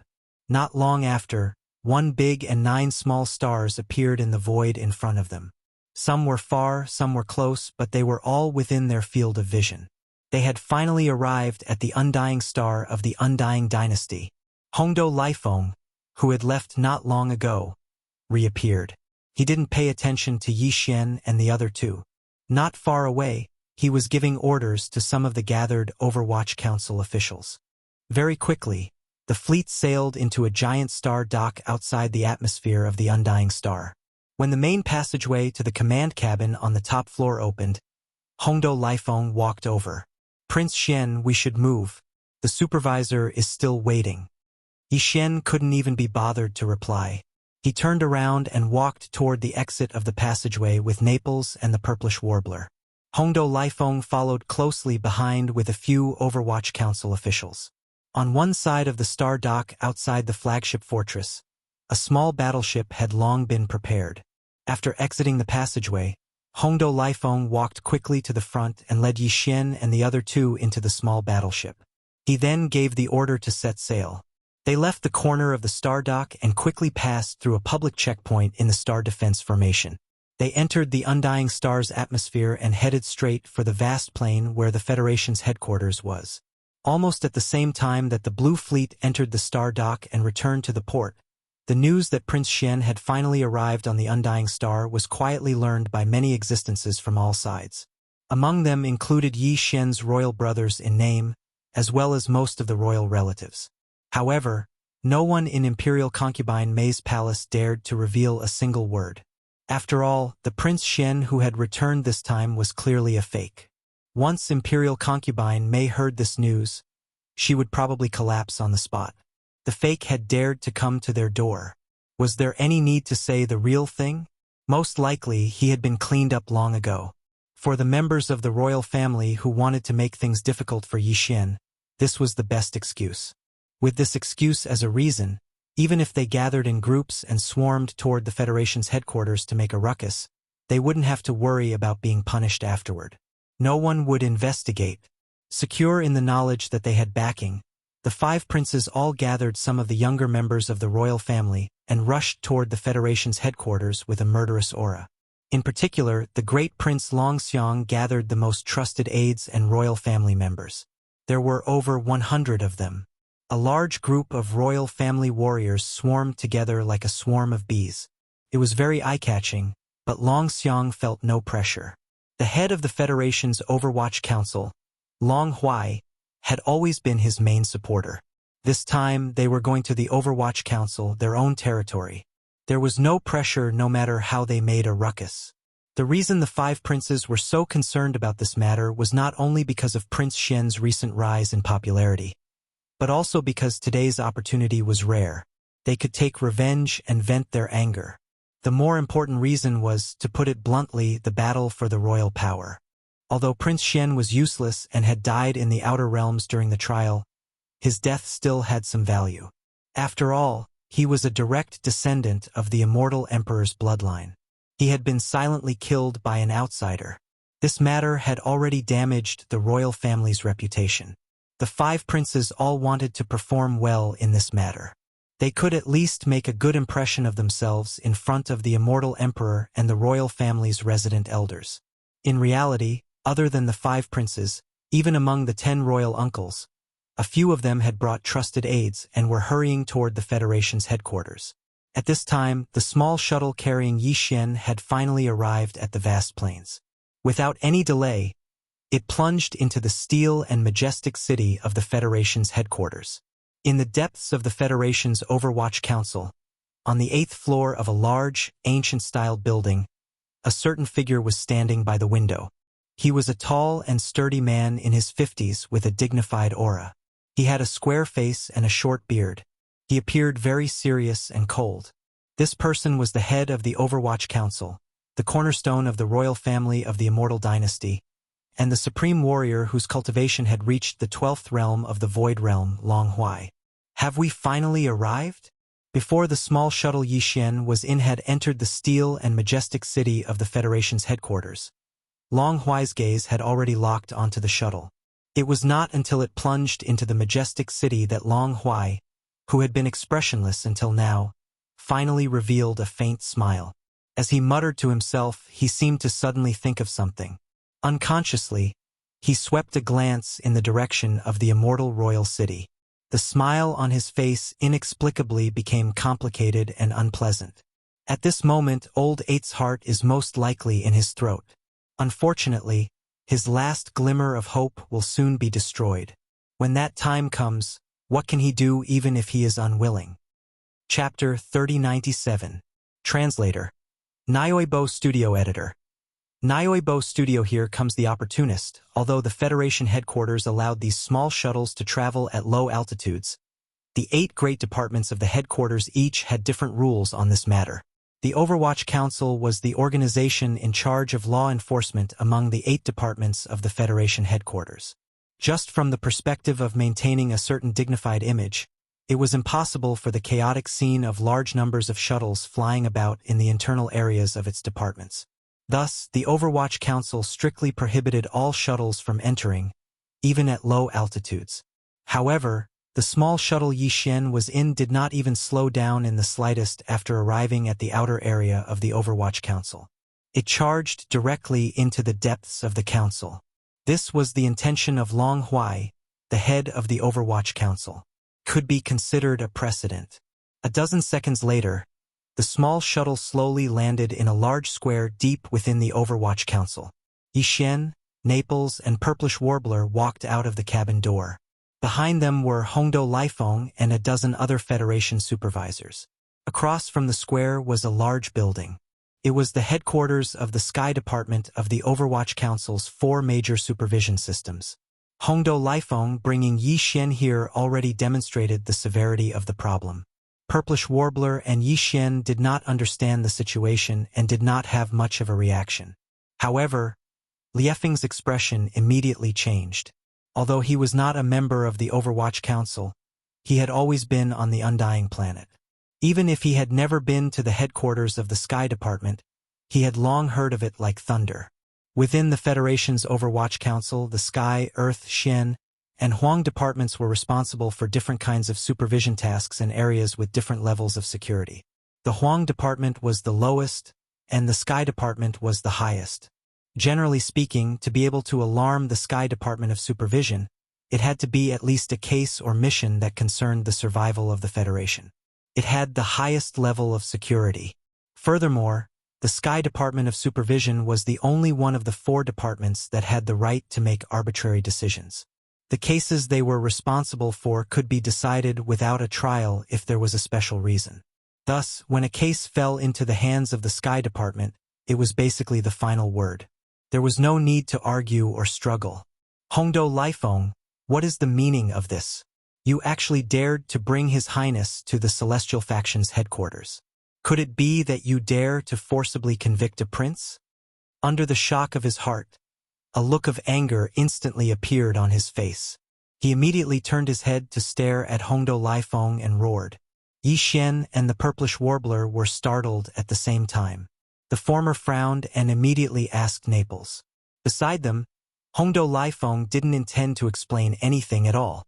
He was still expressionless as he turned to look at the Heaven Department headquarters building in front of the square. Very soon, the infuriated Naples explained the uniqueness of the Heavenly Series in just a few sentences. Yi Xian was suddenly enlightened and his anger rose. And here I thought that the Tianji clan spy this time was some kind of 3-headed, 6-armed character. To think that he would be so arrogant as to disguise himself as a prince and sneak into the imperial court. Now that I've seen him, he's just so. As these words full of ridicule and contempt sounded, a group of dozens of figures walked over from the main hall of the Heavenly Series headquarters at the edge of the square. The one in the lead was the dean here, the chief inspector of the Federation, Long Huai. When Yi Xian and the others turned to look, Long Huai's figure was already standing on the stairs of the headquarters building in front of them.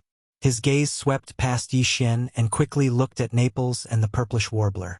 A bright light flashed in his eyes as he sternly reprimanded. The matter between the 2 of you will be investigated carefully later. Now, leave quickly. If you don't make a decision within 3 seconds, take both of you. Tianji clan's spy? Impersonating a prince? Naples and the Purplish Warbler were startled at the same time. Their expressions changed slightly as they subconsciously glanced at Yi Xian. Forget about being a Tianji clan spy, they were already aware of this accusation. But what was with the accusation of impersonating a prince? They were already on the immortal planet. There were only a few people in the entire imperial city who could prove Prince Xian's identity. Putting Consort Mei aside, Just looking at the other members of the imperial family, one could easily find a handful of them with one's eyes closed. Could Long Huai have lost his mind?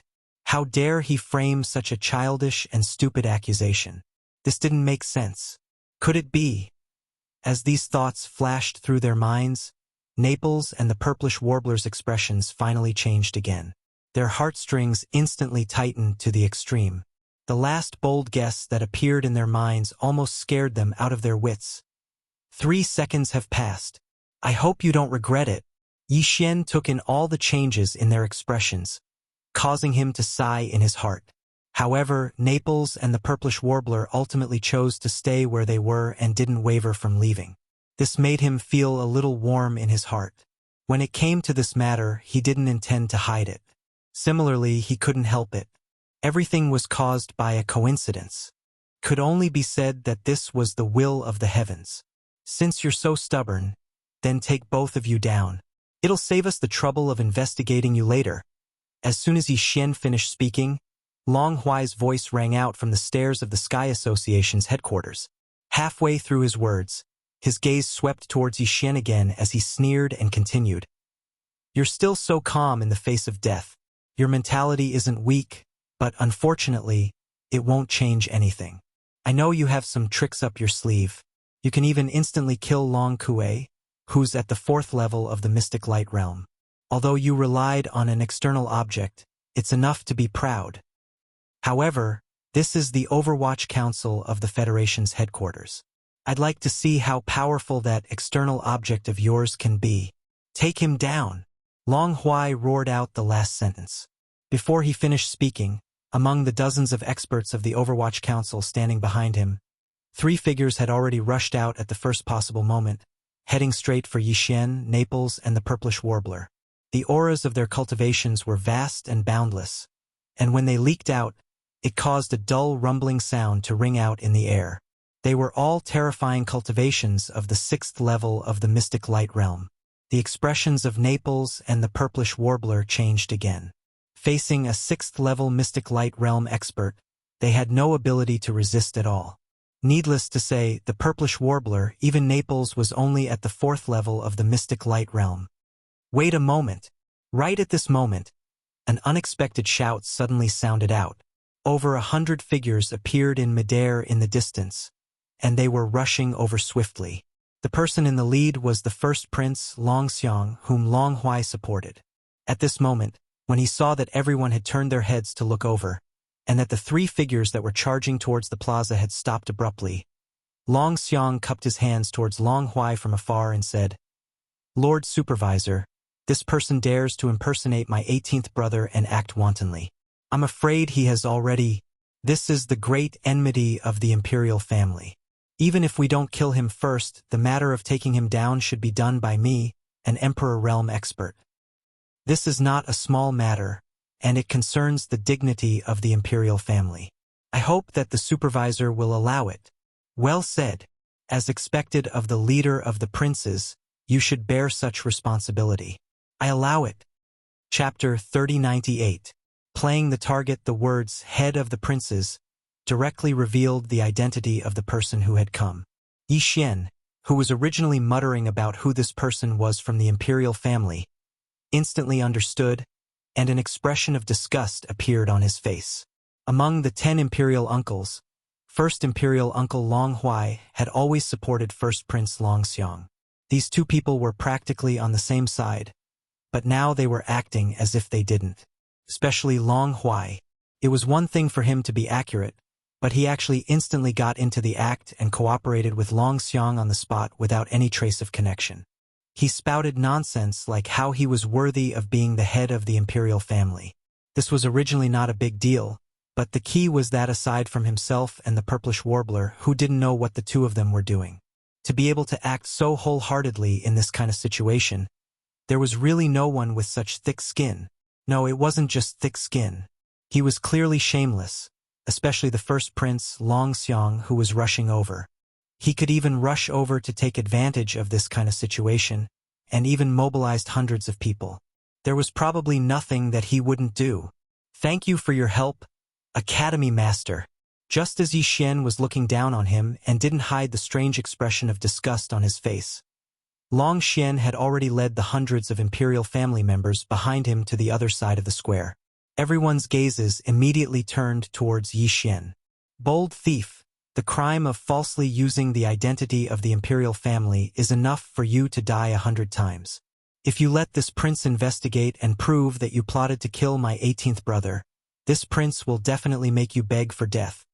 At the head of the group, First Prince Long Xiang stood with his hands behind his back, puffing out his chest and looking very righteous. As he spoke to this point, his tone turned sharp, and he raised his hand to point at Yi Xian and the others as he roared, "Quickly capture them!" Among the hundreds of figures behind him, 3 royal experts in their 40s and 50s walked out. Their auras were all at the Mystic Light Realm, but only one of them was at the rank 6 Mystic Light Realm. The other 2 were at the rank 5 Mystic Light Realm. Seeing this, Yi Xian grinned in amusement. As if returning the favor, he raised his hand and struck the first Prince Long Xiang from afar. He purposely raised his voice and mocked loudly, "Acting like a calf. After all this fuss, it turns out that you still want others to take action. I guess the 3 of them are just collateral relatives of the imperial family, right? You're the head of the direct bloodline, yet you only care about putting on an act when it comes to saving the face of the imperial family. You're all talk and no action. You're taking advantage of her when she's putting in the effort. You're amazing, my brother. You?" Long Xiang was so angry that his neck was thick. Just as he was about to flare up, 4 other figures appeared in different directions around the square. Prince Ming and a few of the 10 imperial uncles appeared one after another. While they were still quite a distance away, the voices of the imperial uncles could already be heard from afar. "Humph, what a smooth talker. When we get back, this old man will definitely cut open your gallbladder and pull it out to see how big your head is. Why waste your breath on him? Just take him down quickly. Hee hee. Why don't we brothers take action? To be able to be personally taken down by the direct bloodline imperial uncles. This brat has taken advantage of us." As these words rang out one after another, nearly 10 groups of people arrived one after another. They landed in different directions around the plaza and instantly surrounded Yi Xian and the other 2 in the center of the plaza. They all glared at Yi Xian and the other 2 with angry gazes. Seeing this, the first Prince Long Xiang and the first imperial uncle Long Huai's faces darkened at the same time. There was even an undisguised cold snort coming out from their noses. They seemed extremely dissatisfied. With the help of the imperial uncles who supported the other princes, the first prince's idea of taking advantage of the situation to gain some impression points was completely out of the question. In the blink of an eye, the 5 great princes and nearly half of the imperial uncles in power had all arrived. There were even 300 to 400 other members of the imperial family. However, no matter which one it was, they were all glaring at Yi Xian. Naples' heart trembled, and he finally panicked a little. He nervously turned his head to look at Yi Xian again. This guy was obviously frightened. Not only was his voice trembling, he even stuttered a little. "What's going on? Your Highness, why are they all saying this? None of them can recognize you? This shouldn't be. Why don't we just revert to our original appearance? Don't make this a big misunderstanding." On the other hand, although Purplish Warbler's brows were tightly knitted, she only glanced at Yi Xian thoughtfully in the face of this obviously problematic situation. She did not say a single word. If one can prove one's identity with just a face, with so many people here, including your Ziying, who doesn't know the art of changing one's appearance? Wouldn't anyone be able to say that they are Prince Xian just by changing their face? Yi Xian immediately rolled his eyes. As he spoke, he suddenly thought of something. He raised his hand and pointed at the stairs of the Sky Association's headquarters in front of the plaza. "That's right. Except for that guy. He definitely can't change his face. He's already spoiled it by himself." Eft. Hong Do Lai Feng's body swayed. A mouthful of old blood was stuck in his throat, unable to come up or down. His neck had turned blue from holding it in. His expression finally changed as he gritted his teeth. His face was full of anger. Even at this time, Yi Xian did not forget to stab him in the back. No wonder he was so angry. Also, don't you think it's a bit too coincidental that this group of people arrived in the blink of an eye? Not one of the 5 princes was missing, and more than half of the 10 great imperial uncles were here in person. Without waiting for Hong Do Lai Feng to spit out blood, Yi Xian had already retracted his gaze and changed the topic. They even revealed such a magnificent lineup. In their eyes, does it make a difference whether Prince Xian is real or not? Hearing this, Naples was stunned. He instantly understood the meaning behind Yi Xian's words. All the factions that were fighting for the imperial power had temporarily joined forces, and the first imperial uncle, Long Huai, was the one leading the attack, taking advantage of the fact that Prince Xian hadn't entered the palace yet. Although this was a bit daring, it was not completely impossible. After all, the identities of the participants were not to be underestimated. With existences of this level joining forces, it was not a big deal to make the sky of the undying star turn dark for a short while. Impudent, full of nonsense. Take action immediately and quickly take him down. This brat's mouth is too powerful. Every word he says is heart-wrenching. He can even bring the dead back to life. The expressions of the group of princes and imperial uncles, including Long Huai, changed. They immediately roared furiously. Yi Xian's words shocked them. After all, there were many Federation supervisors watching coldly from the sidelines. Some of them had not even seen Prince Xian's face before. After hearing such words, who could guarantee that they would not overthink? What if someone secretly spread this news after this impostor was executed? Wouldn't all the members of the imperial family present today die an unjust death? Yellow mud fell into one's pants. Even if it wasn't sh*t, it was sh*t. Chapter 3099. Translator. Endless Fantasy Translation Editor. Endless Fantasy Translation Atavism. Are you trying to silence us? Are you all angry now that you've been stabbed in the back? With a glint in his eyes, Yi Xian added another stab. The imperial uncles, who had just leaped into the air, trembled at the same time. They were so angry that they almost fell back to the ground. Some of the Federation inspectors, who were secretly watching from afar, had obvious changes in their expressions when they saw this scene. They clearly believed Yi Xian's words, or at least began to suspect him. However, this was clearly far from enough for Yi Xian. His words were still ringing in their ears when he spoke again. Since all of you are unanimous in saying that this prince is a fake, then I might as well make a big fuss today and let all the imperial officials on the Immortal Star judge whether this prince is real or fake. Dragon's roar. He had clearly roared the last 4 words. At the same time, Yi Xian's cultivation power was fully activated at this moment. It surged wildly through all the meridians in his body, both inside and outside.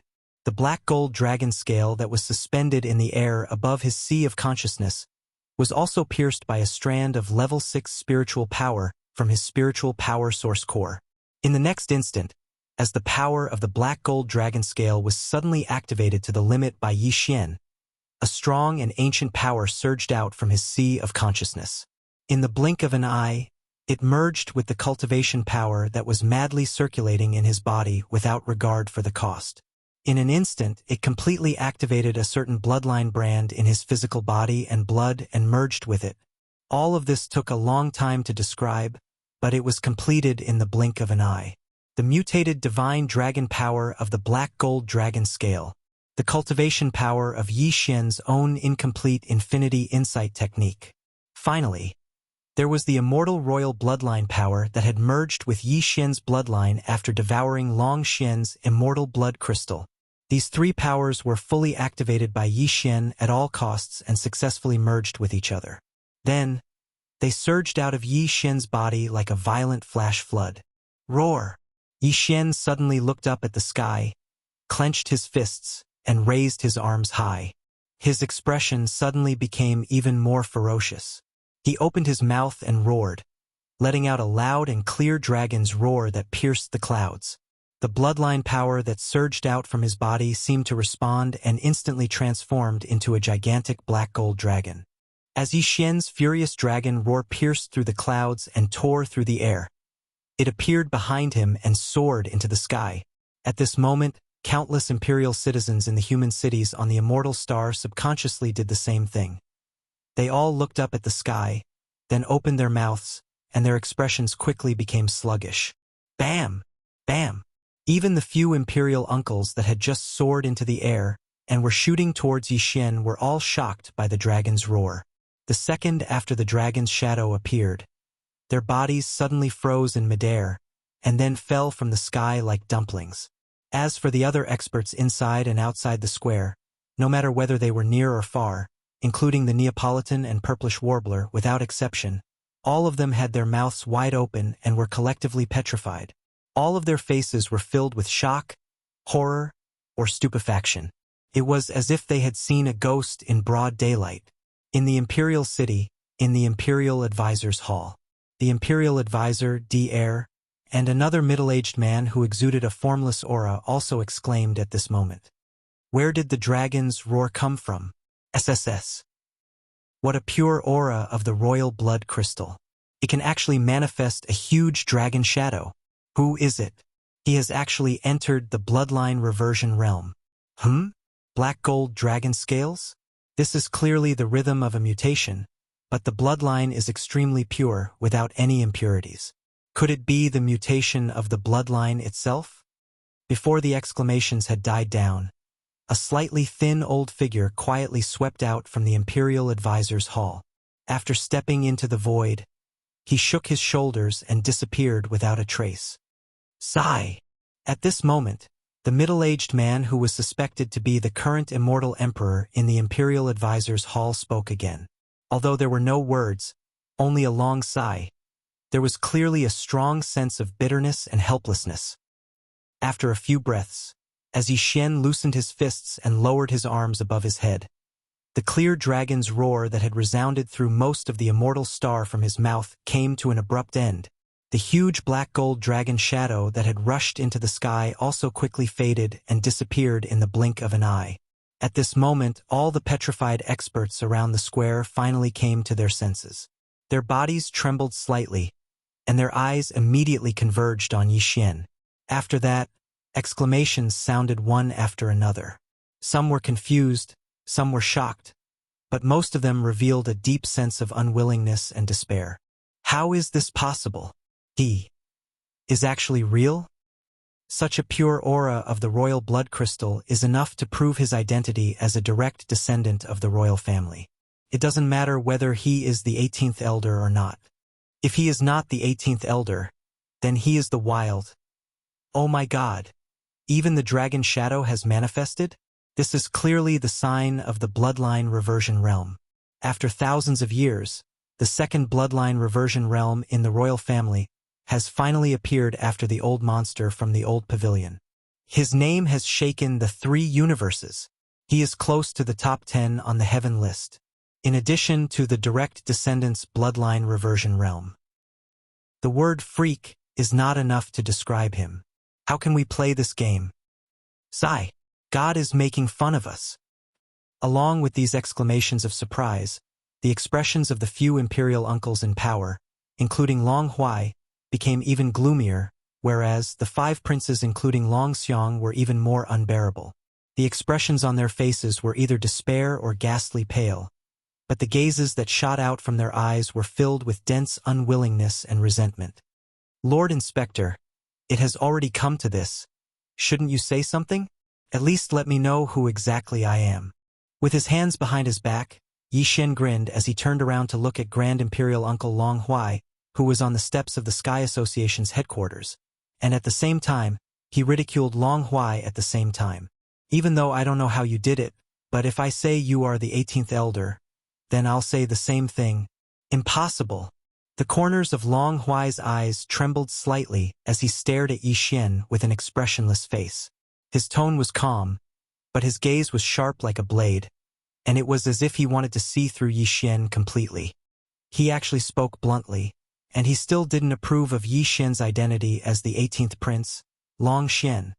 So, in this way, not only is the imperial bloodline in this prince's body pure, it's even reversion realm. Is fake? Yixin puckered his lips and pressed Long Huai once more, and he seemed as if he wouldn't budge an inch until the end.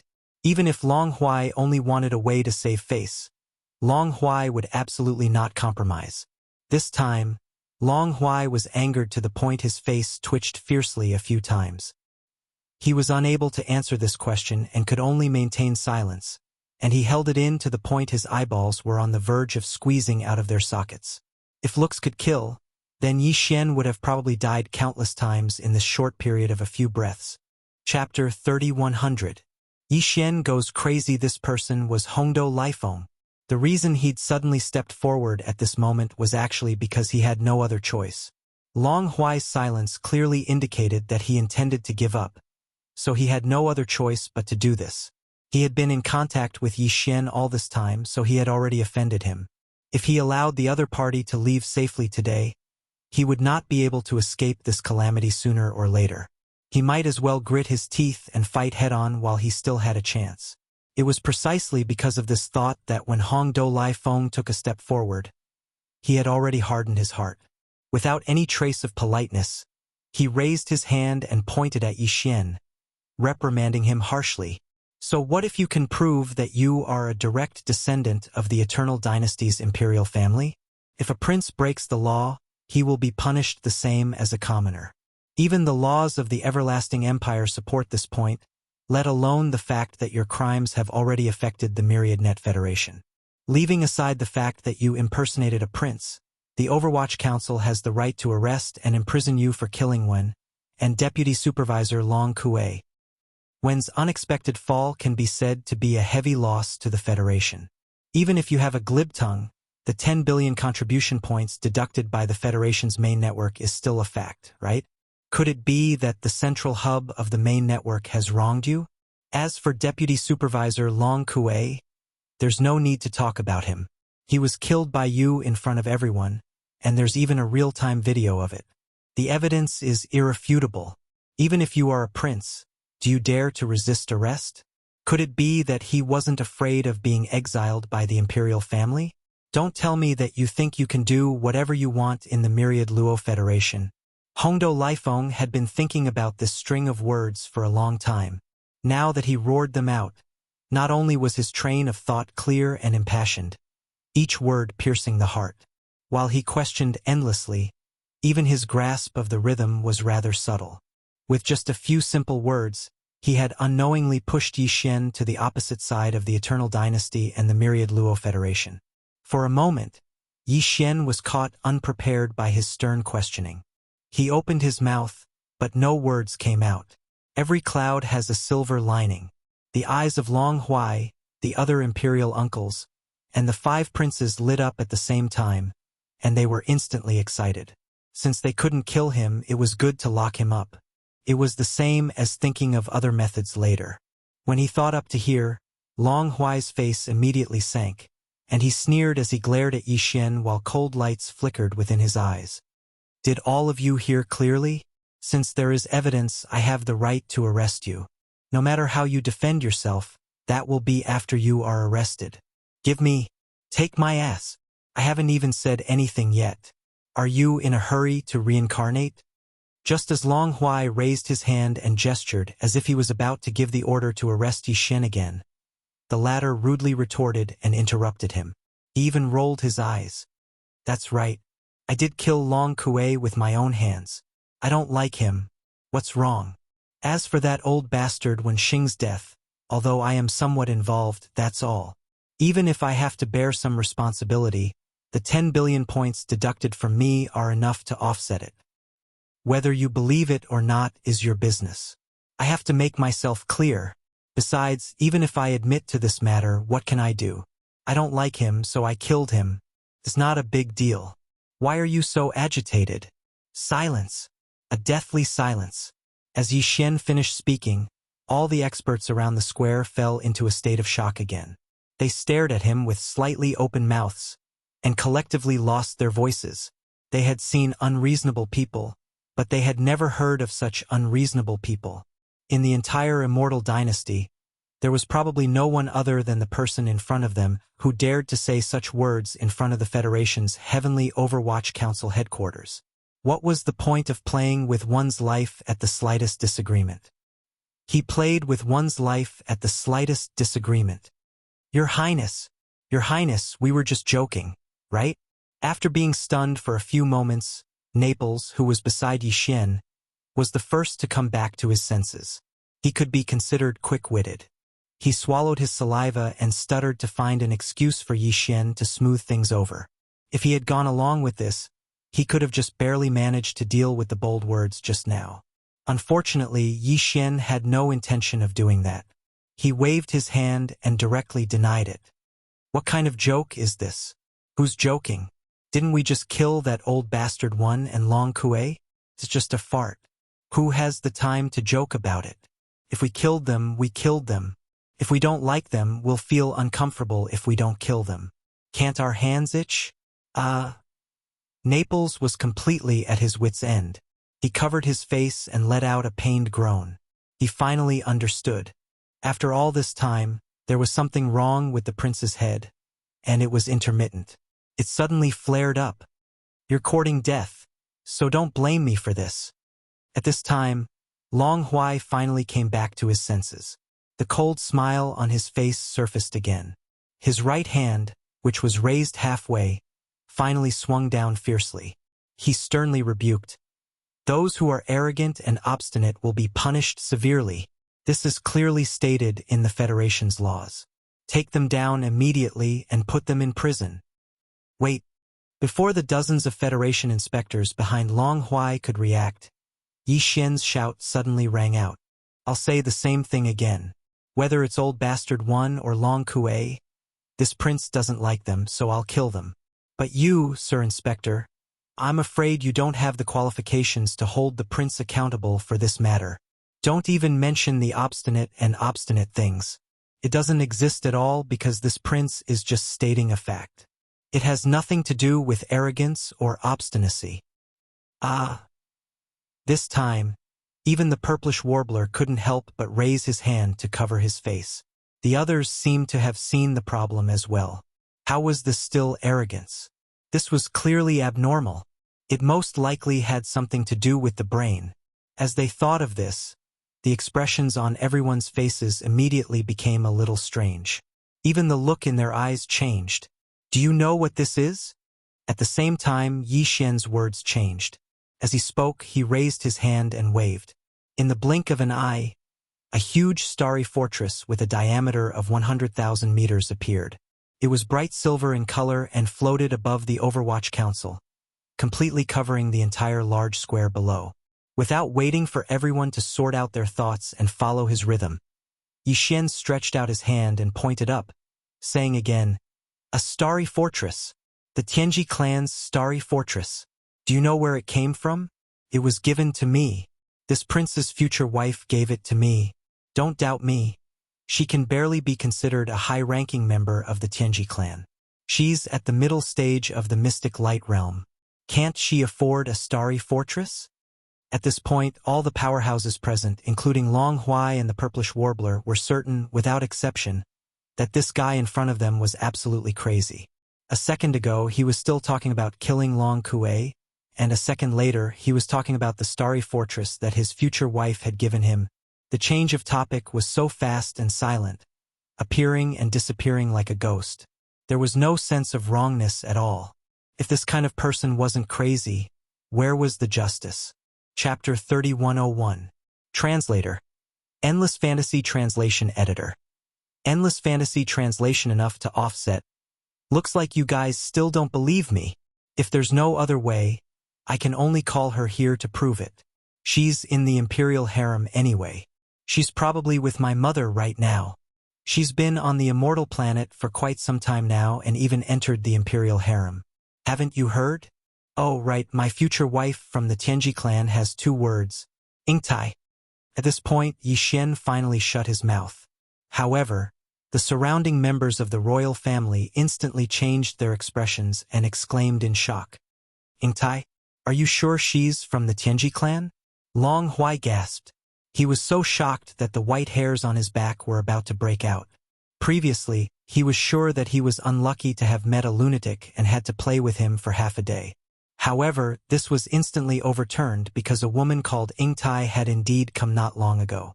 Moreover, this woman had indeed claimed to be Prince Xian's confidant.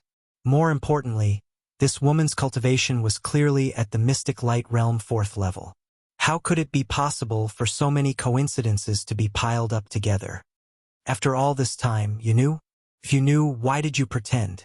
She's already here, and she's in the imperial harem. Why would I lie to you? Yi Xian immediately rolled his eyes and took the opportunity to mock him.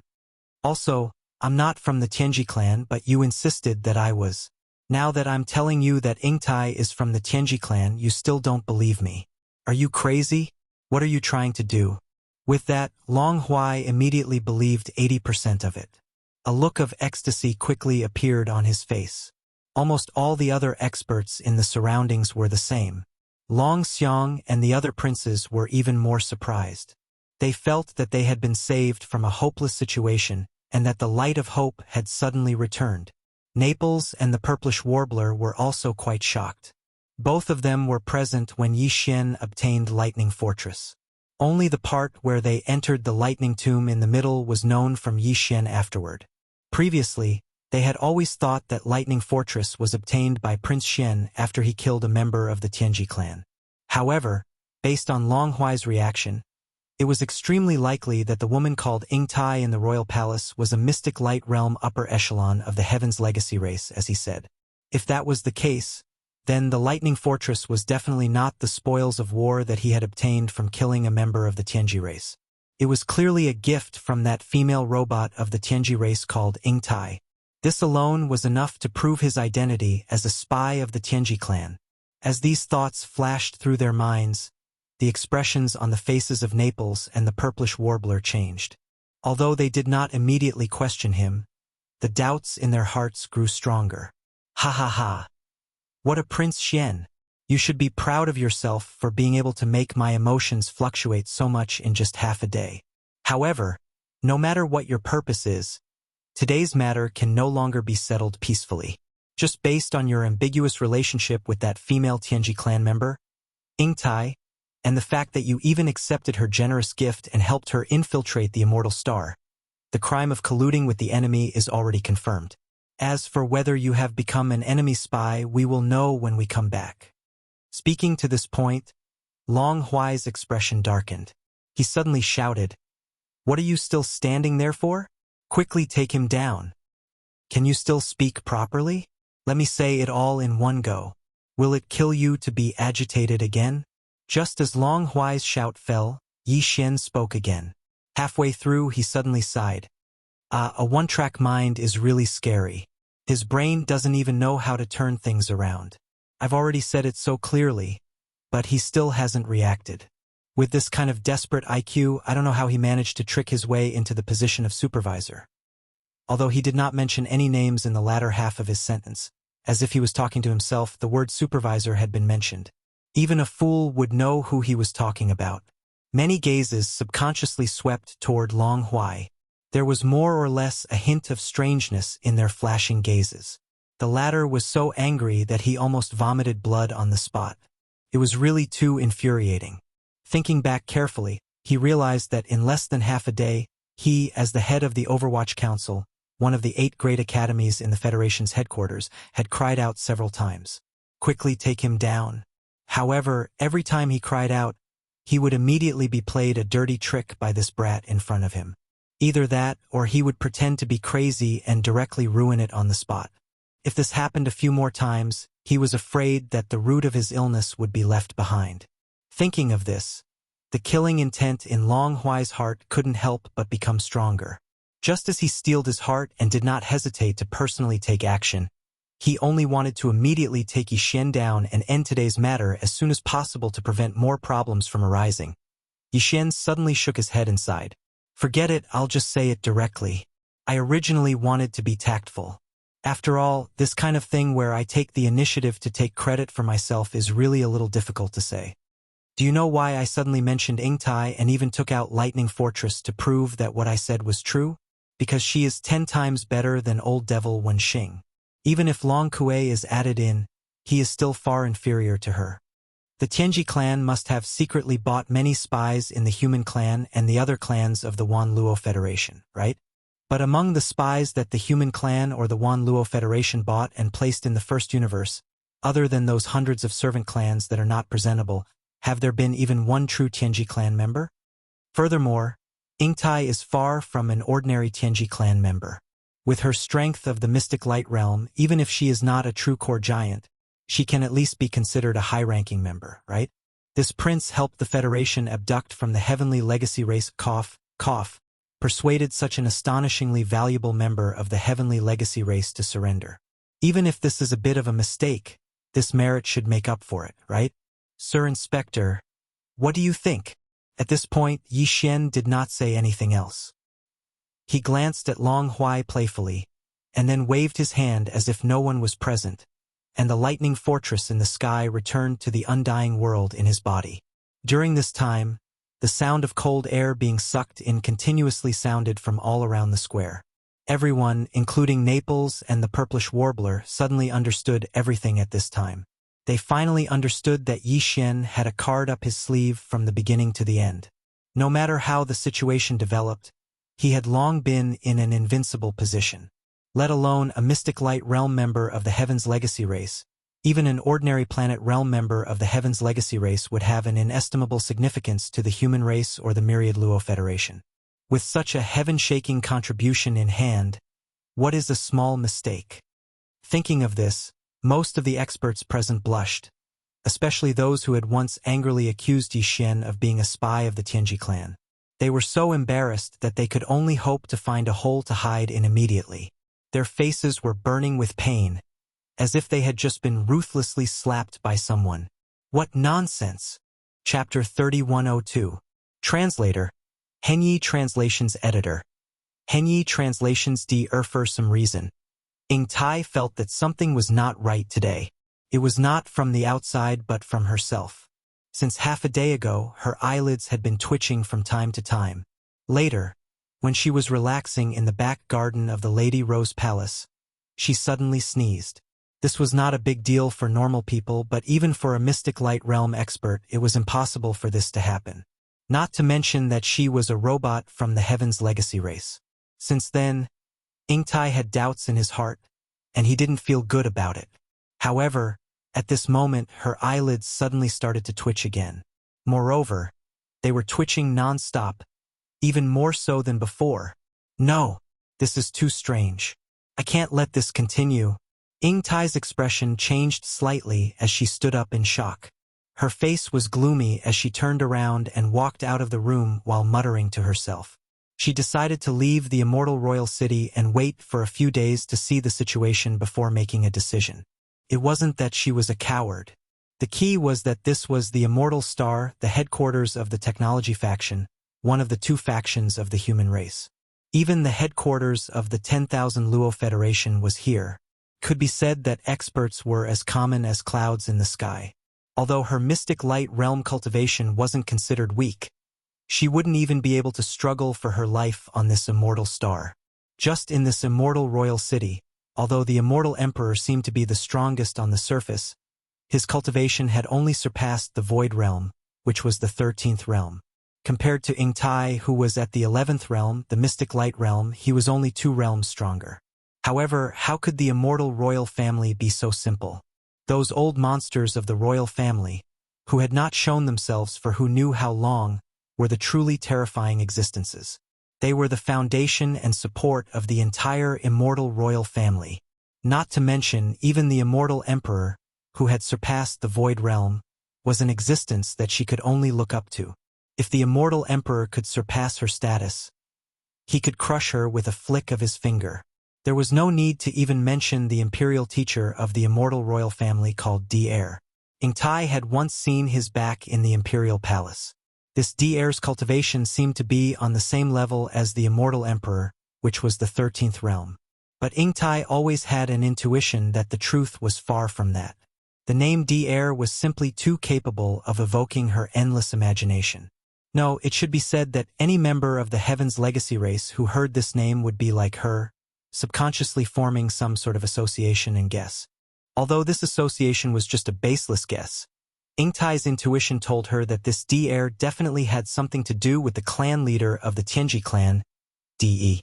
If that was really the case with Di's terrifying cultivation, no matter how weak Di'er, who was somewhat related to him, was, he should not only be at the 13th Great Plane, right? In short, ever since she came to the immortal planet and entered the royal palace, she suddenly realized how overconfident she had been. Here, the only thing she could do was keep a low profile with her mystic light realm cultivation. Unfortunately, Immortal Imperial City was not a place that just anyone could come and go as they pleased. In addition, she still had some hope in her heart that her identity as a member of the Heaven's Legacy race would not be easily discovered. As long as she was careful, she should not be in danger. In addition, Prince Xian had already returned to the Third Universe and had even reached the imperial capital of Tianming. Concubine Mei's order had been sent out. Although Prince Xian had not returned to the immortal planet yet, in any case, her sudden departure at this time would definitely arouse suspicion. But she had no time to care about all this now. Today's matter was too strange. If she stayed any longer, she was afraid that unforeseen events would happen at any time. Even if she was willing to take the risk, she had to leave. After making the decision, Yingtai sneaked out of Concubine Mei's palace immediately. After leaving the inner city, she smoothly arrived at the edge of the outer city. After a little more, she could be considered to have successfully left the imperial city. As for the even larger immortal imperial city outside the imperial city, Yingtai did not care at all. With a little joy, Yingtai moved forward again. After a while, she finally passed the last checkpoint and left the immortal imperial city. Unfortunately, just as she took a step forward, her figure crossing the edge of the outer city's defense array and officially stepping into the territory of the imperial capital, an incomparably powerful and mysterious force had already descended without any warning. It instantly locked onto the qi around Yingtai's body, causing her to be unable to move in the slightest. Di'er. The sudden change caused Yingtai's expression to change wildly. Her beautiful face turned pale as she cried out in alarm. With luck in her heart, she instantly realized that she had been targeted long ago. Otherwise, how could it be so coincidental that she had just left the imperial city and hadn't even taken a step before she was discovered in an instant? Wouldn't it be better to just stay in the imperial city? You forced me to take action, sigh. As soon as Yingtai's exclamation fell, Di'er's helpless voice sounded in her ears. Then, without waiting for her to recover, her vision suddenly turned black and she completely lost consciousness.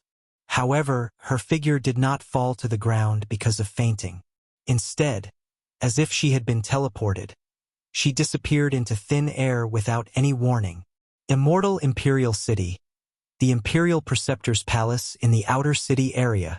To be precise, this was actually the underground of the Imperial Preceptor's Palace. What appeared in front of them was a huge underground hall. The entire hall was incomparably vast. No matter which direction one looked at it, one could not see the end of it. In addition, although it was underground, when one looked up, the bluestone dome of this vast underground hall was at least 10,000 meters high. An underground space of such a scale was not a small project, and it was even more impossible for it to appear under the immortal imperial city. Therefore, this underground hall should have been built using space folding technology. The hall was originally empty, but at this moment, because this place was too vast, there was no way to distinguish the direction of the hall. With a flash of green light, a relatively independent small room appeared on the floor of the originally empty hall in the blink of an eye. There were even 4 walls and a dome. It was squarish and about 100 meters long. Some large precision instruments could be seen everywhere in the room. In the center, there was a green platform that looked like an operating table.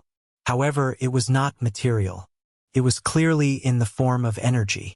Yingtai, with her eyes closed, was lying on this green energy platform at this moment. From time to time, there were rays of green light of different shapes scanning her body from top to bottom. This process lasted about 10 minutes. The green light, which had been flashing non-stop, finally disappeared. The next moment, a thin old man suddenly appeared on the side of the green energy platform, as if he had teleported. It was Di'er, who had rushed out of the Imperial Preceptor's Palace not long ago and seemed to be going to the headquarters of the Federation. I knew it. How could Di be so careless? He even forgot to implant the trigger mark in the source code. Chapter 3103. Translator. Nyoibo Studio Editor. Nyoibo Studio Machinery Race. That must be it. As soon as all the Tianji clan members are born with intelligence, DE will leave a trigger mark in their intelligence center. Once they have the intention to betray the Tianji clan, the mark left behind will immediately be triggered. The source code will be disrupted, which is equivalent to self-destruction. Because of this, the real members of the Tianji race cannot be bought over by the human race or the Federation. Since this girl also has a trigger mark in her source code, this can only be the result. Either she has tricked the brat outside or the brat is boasting. The possibility of the latter is obviously higher.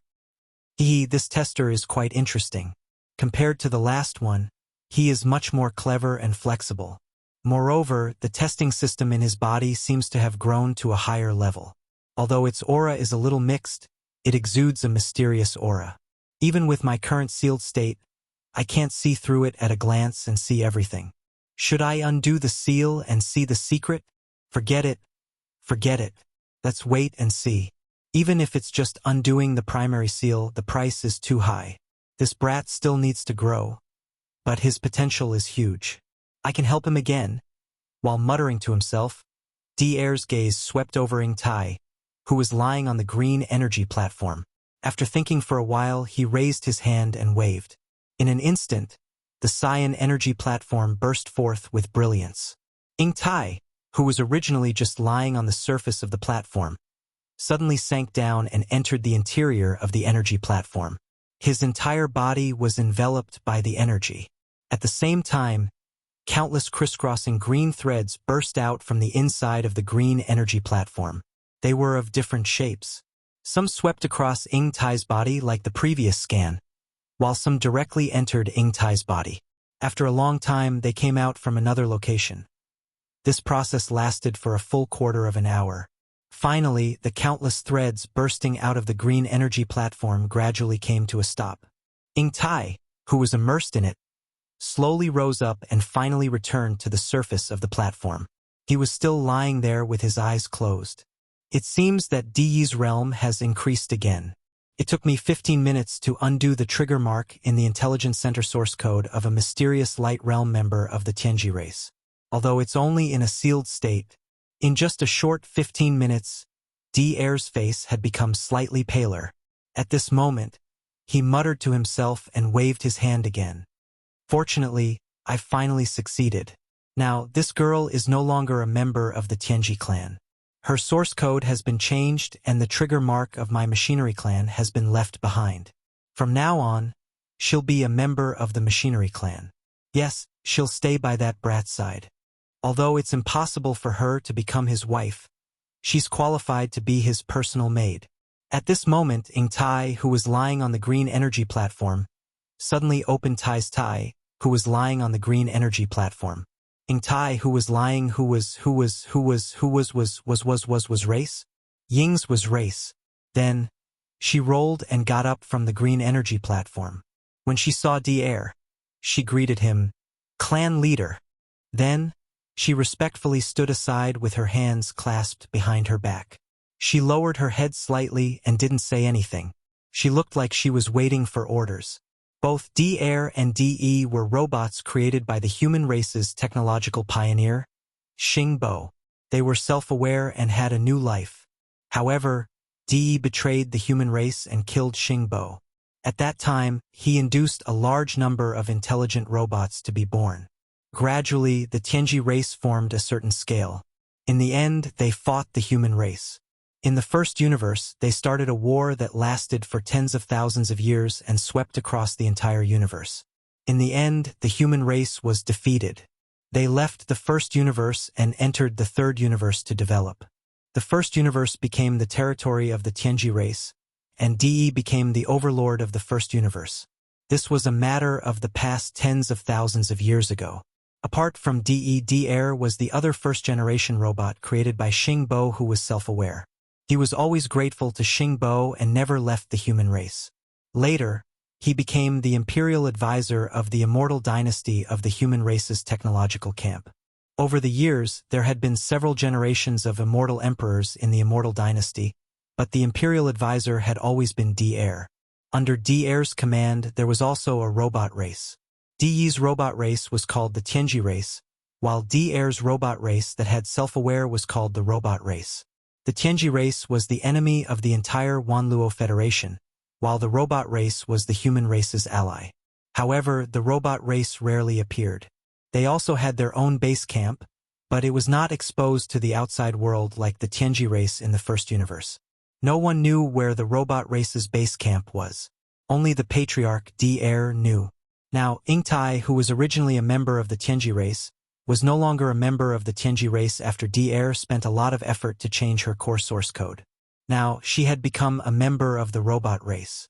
Therefore, after waking up, she called D-Heir the patriarch.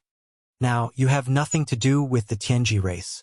The trigger mark that D left in your core source code has also been erased by me. However, your original memories have been retained by me. This is originally impossible, but seeing that I have obtained some useful information from your core source code, and that I need you to follow that kid, I'll make an exception this time. Also, if you want a horse to run, you naturally have to feed it grass. I have also increased your cultivation to the peak of the mystic light realm. Whether or not I want to hide a part of it is up to you to decide. In short, in the future, your mission is to stay by that brat's side and help him grow. I won't interfere with the specific details. My only request is that you don't casually reveal what happened today to him. I don't plan on meeting that brat yet. Even if I do, it will only be as the imperial advisor of the everlasting dynasty, not as the patriarch of the robot race.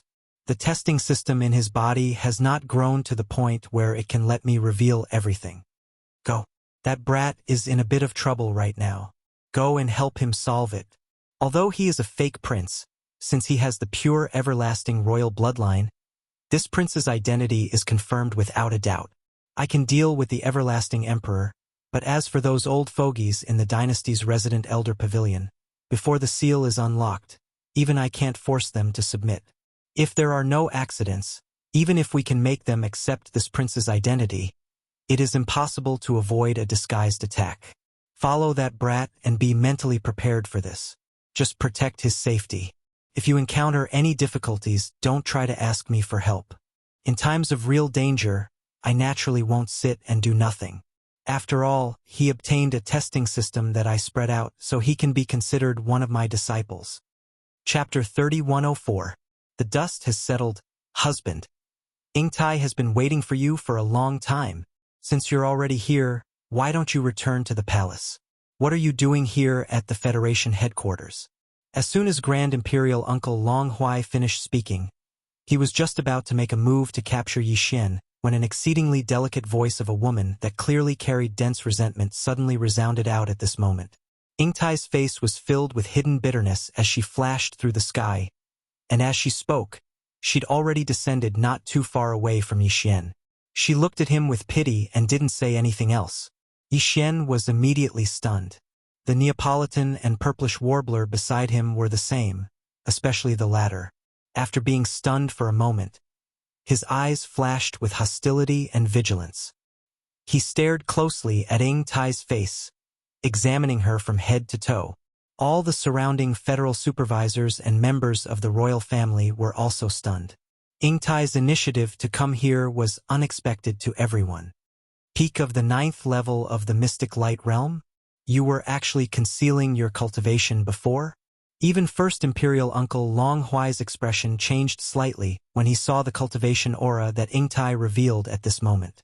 Although he was an expert at the 12th Great Realm, the Void Stage, there were not many people in the Imperial family who revealed such a level on the surface. At the very least, more than half of the 10 Great Imperial Uncles were at the 11th Great Realm, the Mysterious Light Stage. At this moment, Ingtai revealed his cultivation at the peak of the 9th level of the Mystic Light Realm. He was only one step away from the 12th level, the Void Realm. Once he took this step, it would be equivalent to Prince Xian having a supreme existence of the Void Realm by his side. To him, this was extremely significant, and it was truly eye-catching. Apart from that, Ingtai did not conceal his cultivation base this time. Even the essential aura of the machine race was revealed. It had to be mentioned that the mech race and the Heaven's Legacy race were essentially the same. They were both intelligent robots that had developed their own consciousness. The only difference was their internal core source code. However, their external auras were completely the same. In addition, although D-Air's machinery tribe was a companion of the human tribe, he had always been hidden by D-Air and had never shown himself. Therefore, at this moment, when Ing Tai revealed his aura, coupled with Yi Xian's previous words, almost everyone instinctively thought that Ing Tai was from the Tianji tribe. Although there were many experts present, including inspectors from the Federation headquarters, important members of the Immortal Imperial clan, and even 3-star generals of the Immortal Imperial Army, none of them had ever come into close contact with a member of the upper echelon of the Heaven's Legacy race. Even though Naples had entered the First Universe many times to engage in battle with the Heaven's Legacy race, those battles had always taken place in the shadow of the starry sky. Even if the enemy camp had a true upper echelon of the Heaven's Legacy race, they had never had the chance to get close. Therefore, at this moment, when Ing Tai appeared and revealed an aura that was different from that of a human without any scruples, everyone present regained their senses. Their expressions immediately became strange. This was especially so for the 5 princes and a few imperial uncles. Their expressions were uncertain, and a dark light flickered in their eyes. No one knew what they were scheming in their hearts. You are indeed from the Heaven's Legacy race, and you even concealed your cultivation to infiltrate the immortal star. It seems that you have ulterior motives. After a flash of light in his eyes, the first imperial uncle Long Huai suddenly laughed coldly. Since that brat said that you are a member of the upper echelon that he persuaded from the Heaven's Legacy race to surrender, then what harm is there in believing him? Whether this is true or not will be known after a trial. If you can't provide important information about the Heaven's Legacy race, then this will undoubtedly be false. When that time comes, In other words, this was clearly a prelude to detain Yi Xian for interrogation. Furthermore, it was not just Yi Xian but Ing Tai as well. If she could provide enough information about the Heaven's Legacy race to prove her sincerity, then it would be fine. If she couldn't, then today's matter could forget about coming to an end. Yi Xian's earlier words of persuading a member of the Heaven's Legacy race to surrender would be completely overturned. Sir Inspector, I'm sorry, but your Federation's Overwatch Council does not have the authority to interrogate me. Or rather, if you want to interrogate me, I'll have to trouble you to obtain permission from the dynasty first. In the face of the first imperial uncle Long Huai's words, Ing Tai calmly took out an item and directly raised her hand to show it to Long Huai. This is the Imperial Advisor's order. I have already surrendered to the Immortal Dynasty and am now a spy of the dynasty. If your Federation wants to obtain any information related to the Heaven's Legacy race from me, it is not impossible. However, please negotiate with the dynasty. Hearing this, the first Imperial uncle was immediately dumbfounded. The Imperial Advisor's order that Ing Tai took out could not be fake, and the meaning of this Imperial Advisor's order was very clear. It meant that the Immortal Dynasty had already acknowledged her identity and accepted her. Now, even if she was a member of the Heaven's Legacy race, she was already a spy of the Immortal Dynasty. If the Federation wanted to investigate her as a spy of the Heaven's Legacy race, it was tantamount to slapping the Immortal Dynasty's face. This was absolutely impossible. It would cause internal strife within the Federation. In reality, even Yi Xian was a little dazed at this moment. His previous plan was to force Ing Tai to go along with his words and admit that she had already been persuaded by Yi Xian to surrender. After all, she was a member of the Heaven's Legacy race. Following this identity being exposed by Yi Xian, cooperating with Yi Xian was already the only choice. Otherwise, on the Immortal Star, only death awaited her. In this way, not only did he resolve the matter of Wenxing and the killing of Long Kuei, he even resolved the crisis that Ing Tai had brought to him. No matter what the other party's goal was in using her identity as a member of the Heaven's Legacy race to enter the Immortal Star under the guise of his fiancée, when all of this was exposed, and it was exposed by Yi Xian himself, Ing Tai could not continue to cause a ruckus. She could not do anything. She could only be passive. However, everything in front of him was a little unexpected. He did not understand how things had suddenly developed to this point. Had Ingtai obtained the recognition of the immortal dynasty long before he had arrived? She had even obtained the imperial advisor's order. Could it be that she had come to the immortal star to voluntarily admit her identity as a member of the Heaven's legacy race? But what was the purpose of doing so? Could it be that she really admired him and did not hesitate to surrender to the immortal dynasty in order to start a so-called butterfly love with him? Thinking of this possibility, Yi Xian immediately shuddered. If this was really the case, then this girl was clearly crazy. How could she do such a thing? If she continued to pester him like this in the future? Thinking of this, Yi Xian did not feel good. He had a feeling that after tossing and turning for so long, in the end, he had still fallen into her trap. At this moment, as Ingtai raised her hand and flashed D'Air's imperial advisor's order, the surrounding Federation supervisors all breathed a sigh of relief. However, the members of the imperial family, including the imperial uncles and the 5 great princes, all sighed. Chapter 3105. Translator. Nyoibo Studio Editor. Nyoibo Studio 18th Prince's manner. No matter how unwilling Long Huai was, in the end, Yi Xian, Naples, and the purplish warbler still swaggered out of the Federation's Overwatch Council. Oh right. Other than the 3 of them, there was also Ingtai. Just as Ingtai had said, the Imperial Advisor's token in her hand was enough to prove her identity as a defector of the Tianji clan. She had already been accepted and acknowledged by the Eternal Dynasty. Even the Wanluo Federation could only negotiate with the Eternal Dynasty and request for assistance if they wanted to obtain any information from her, a defector of the Tianji clan. As for whether the Eternal Dynasty would agree or not, that was another matter altogether. In short, with the Imperial Preceptor's token, even if Ingtai was truly a member of the Heaven's legacy race, the myriad sifting Federation would not be able to touch her. Her body had already been marked with the mark of the Immortal Dynasty. From now on, she was a member of the dynasty. Furthermore, she was an imperial concubine, the 18th prince's concubine. When he thought of this, Yi Xian immediately felt a headache.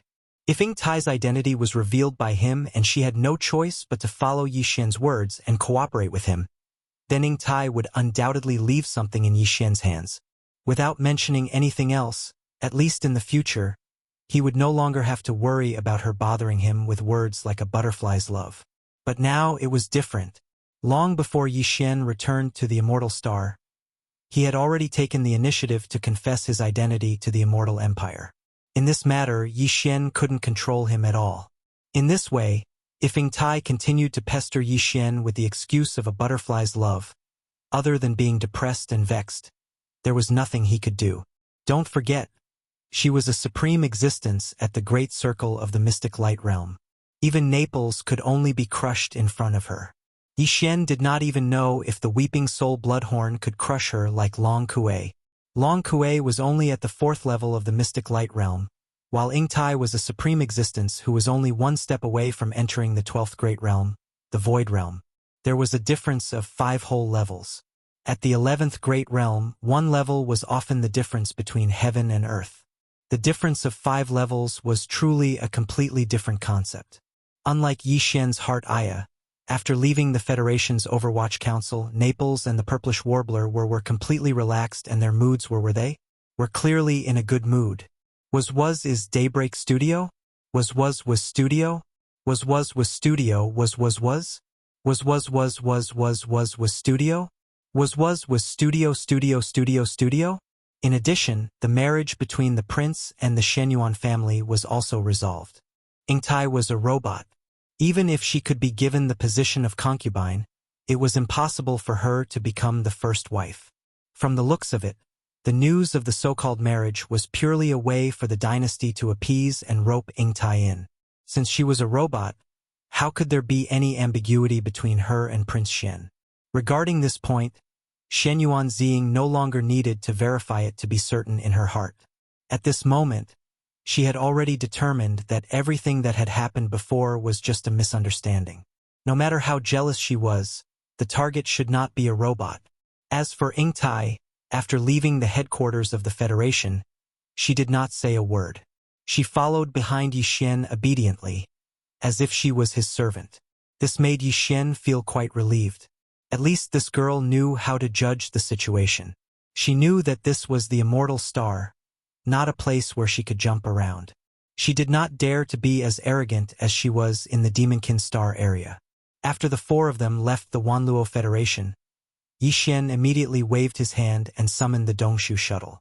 After the four of them stepped into it, they headed straight for the immortal royal capital.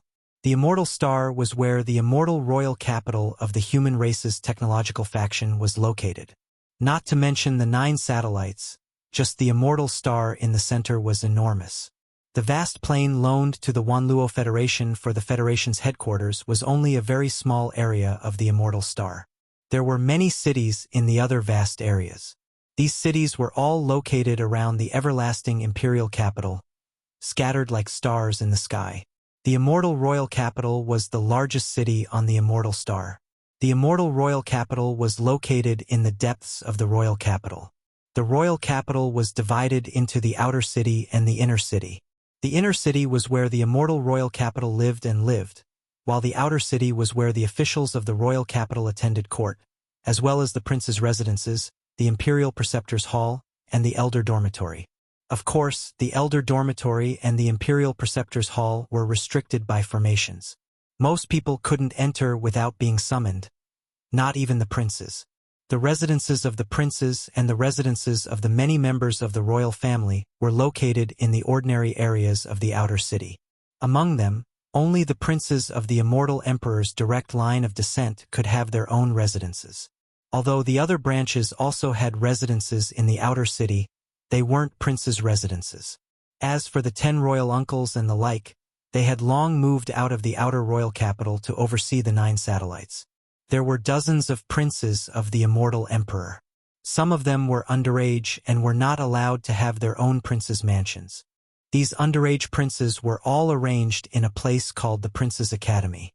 There were specialized instructors in charge of cultivation, etiquette, and knowledge in science and technology. Currently, there were only 28 people who had grown up and owned a prince's manor. In other words, there were a total of 28 princes' manors in the outer imperial city, and Prince Xian's manor was the 18th prince's manor. Although Prince Xian had left the Undying Star to participate in the royal family's ultimate trial, as long as it wasn't proven that he had died outside, the 18th prince residence that belonged to him would continue to exist. The group of old servants and maids who were in charge of managing the residence were all present.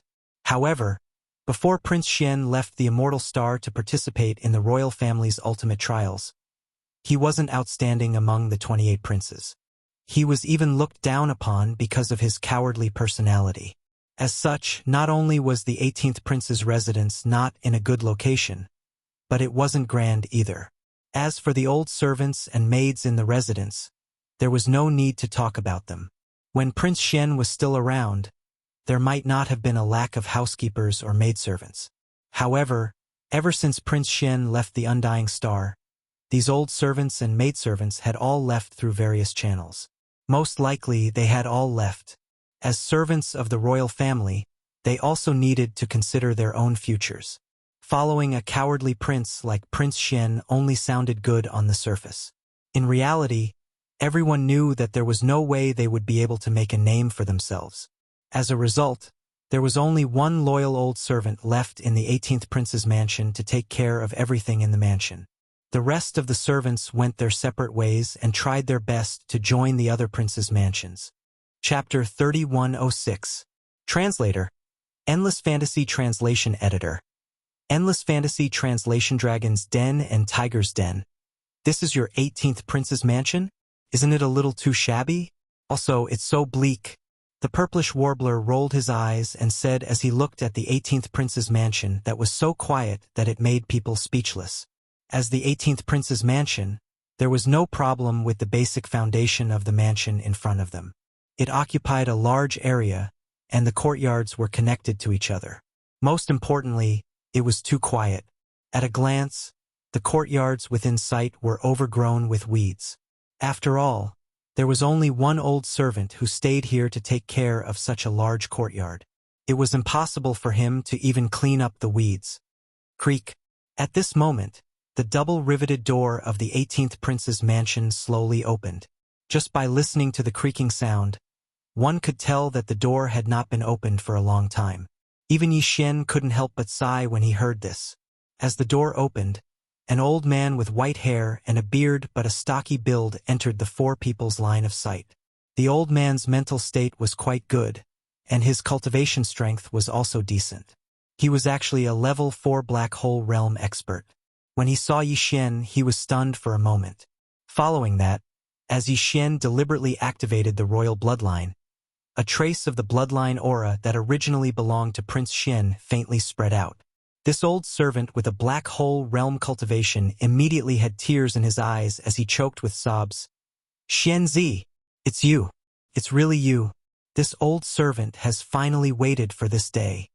Yi Xian secretly sighed in relief. It seemed that the old servants that the 18th prince acknowledged were different from the members of the royal family like Long Huai. They only acknowledged the aura of their master. As for other things, they were too lazy to ask, and they didn't have the right to ask. The four people stepped into the 18th prince's mansion, and what appeared in front of them was a huge main courtyard overgrown with weeds. Yi Xian frowned, and the old servant hurriedly explained, "Xianzi, no, Prince Xian, after you left, those fellows all left one after another. All these years, the entire 18th prince's mansion has been taken care of by this old servant alone. So, it's fine.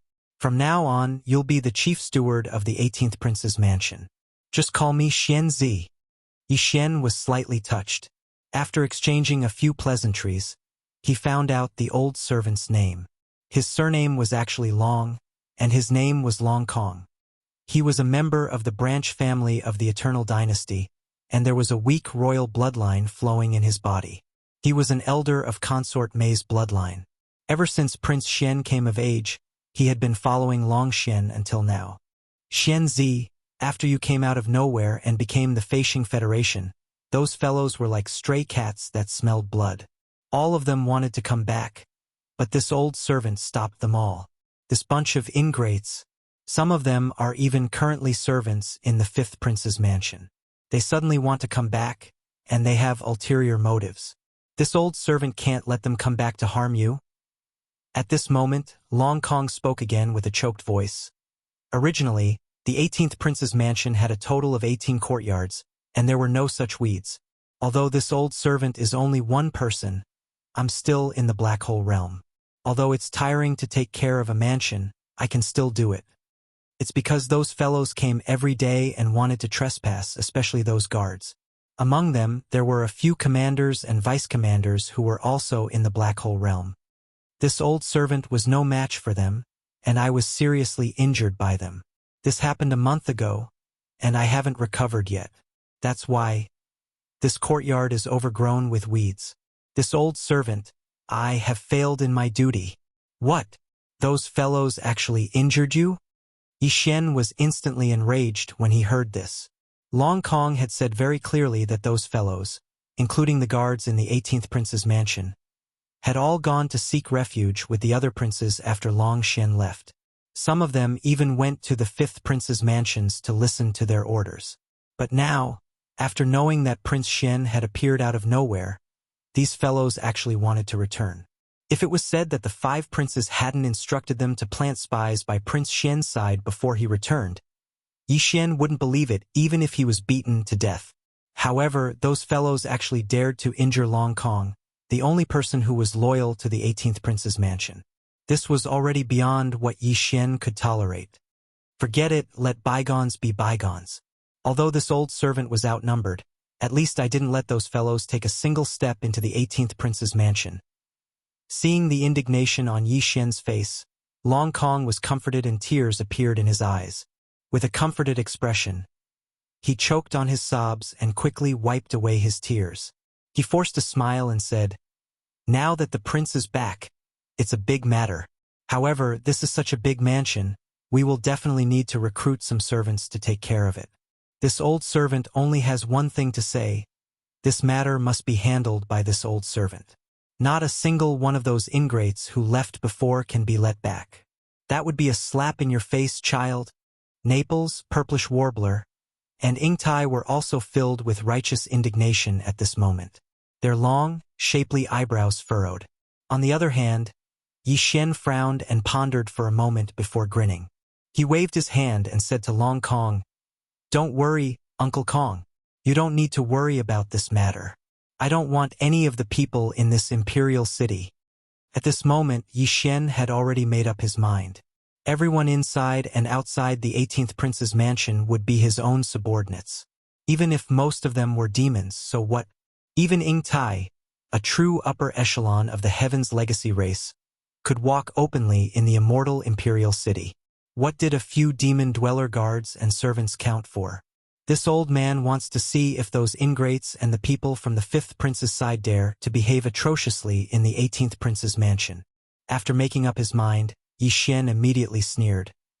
As long as they dare to come, no matter if they are in the open or in the dark, this prince will throw a sentence here.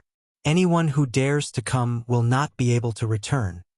As soon as he finished speaking, Yi Xian immediately waved his hand and summoned the Dongshu shuttle, the Black Mosquito, the Black Wind, and the Saint Child. Immediately after, with a thought from him, a large number of devil cultivator and magical beast experts walked out of the Dongshu shuttle and the 3 space fortresses. They didn't say a word as they quietly stood around Yi Xian. In the blink of an eye, thousands of troops came to meet him. Not to mention Uncle Kong, even the purplish warbler and Naples were shocked. This was clearly the rhythm of turning the 18th Prince's mansion into a tiger's den. This is going to be fun. The whole mansion of the 18th Prince is full of demons and magical beasts. Once this formation is set up, those who don't know will think that they have been teleported to the Demon Star area of the first universe. That's right. That's right. The 18th Prince's mansion is full of demons and magical beasts. Once this formation is set up, those who don't know will think that they have been teleported to the Demon Star area of the first universe. Chapter 3107. Despicable slaves. Due to the fact that this was a special period and he was currently at the peak of his power, even Ingtai of the Tianji race could move freely in the imperial city. There was nothing else to worry about. As such, the demonic beast experts Yi Xian mobilized from the Void Hole shuttle and the 3 demonic beast fortresses were extremely powerful and luxurious. First was the internal affairs. In this regard, in the command cabins on the top floors of the Black Mosquito and Black Wind fortresses, there were many professional demons who specialized in this matter. The male attendants were all extraordinarily handsome, and the female attendants were all top-notch beauties. Their professionalism was impeccable. In this regard, Yi Xian mobilized 200 demonic beast scouts from each of the 2 fortresses. In total, there were 400 demonic beast scouts, half male and half female. In the future, they would be in charge of the internal affairs of the 18th Prince's residence. As for the head of internal affairs, Yi Xian arranged for 2 people.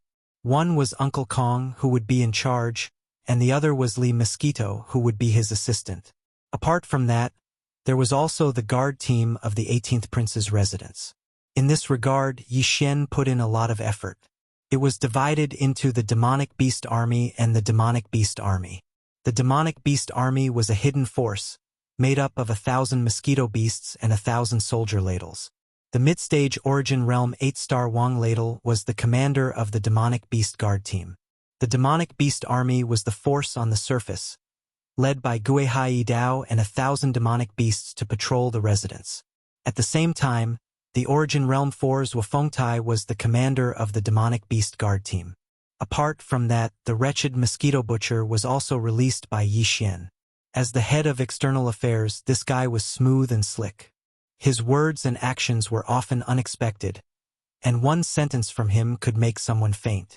In the following period of time, the 5 princes would probably attack the 18th Prince's residence openly and covertly. With the wretched Mosquito Butcher at the front, even if he couldn't do anything substantial, it would be enough to annoy the princes a little. When Yi Xian waved his hand and stored the Void Hole shuttle and the 3 demonic beast scout fortresses into his undying world, the hidden guard team of 1,000 mosquito beasts and 1,000 soldier ladles was nowhere to be seen. The magical beast guard legion's Origin Realm expert, 8-star Wang Chao, was the same. Yi Xian had given him the authority to directly take down any expert who came to invade the 18th Prince's mansion. If the other party secretly invaded the 18th Prince's mansion, There was no need to report it. As for the 1,000 demon slaves under Gui Haidao's command, they had split into several patrol squads in a short amount of time. They began to patrol the surroundings of the 18th Prince's estate. When this Origin Realm demon slave team was first established, all of them, including Gui Haidao, were at the first Star Core realm. However, so much time had passed, and Yi Xian had unconditionally provided them with all kinds of cultivation resources. Most of the time, he was busy with the other forces and basically didn't disturb them. All of the demon slaves were fully focused on cultivating and breaking through. Now, they were basically all at the second star realm, the meteor realm. Some of them, such as Gui Haidao, had already reached the third star realm, the satellite realm. Compared to Yi Xian, they were only one realm away. This was an impressive improvement. Back then, Yi Xian was also at the star core realm like them. Although Yi Xian was now at the fourth star realm, the planet realm, they were only one realm lower than Yi Xian. This showed how hard they had worked. After all, Yi Xian had been able to reach the star realm in such a short time because of many coincidences. It was also very difficult for Gui Haidao and the others to have such achievements. At this point, the arrangements in the 18th Prince's residence were finally completed. The originally lifeless 18th Prince's residence was full of vitality in the blink of an eye. Uncle Kong had witnessed the entire process with his own eyes.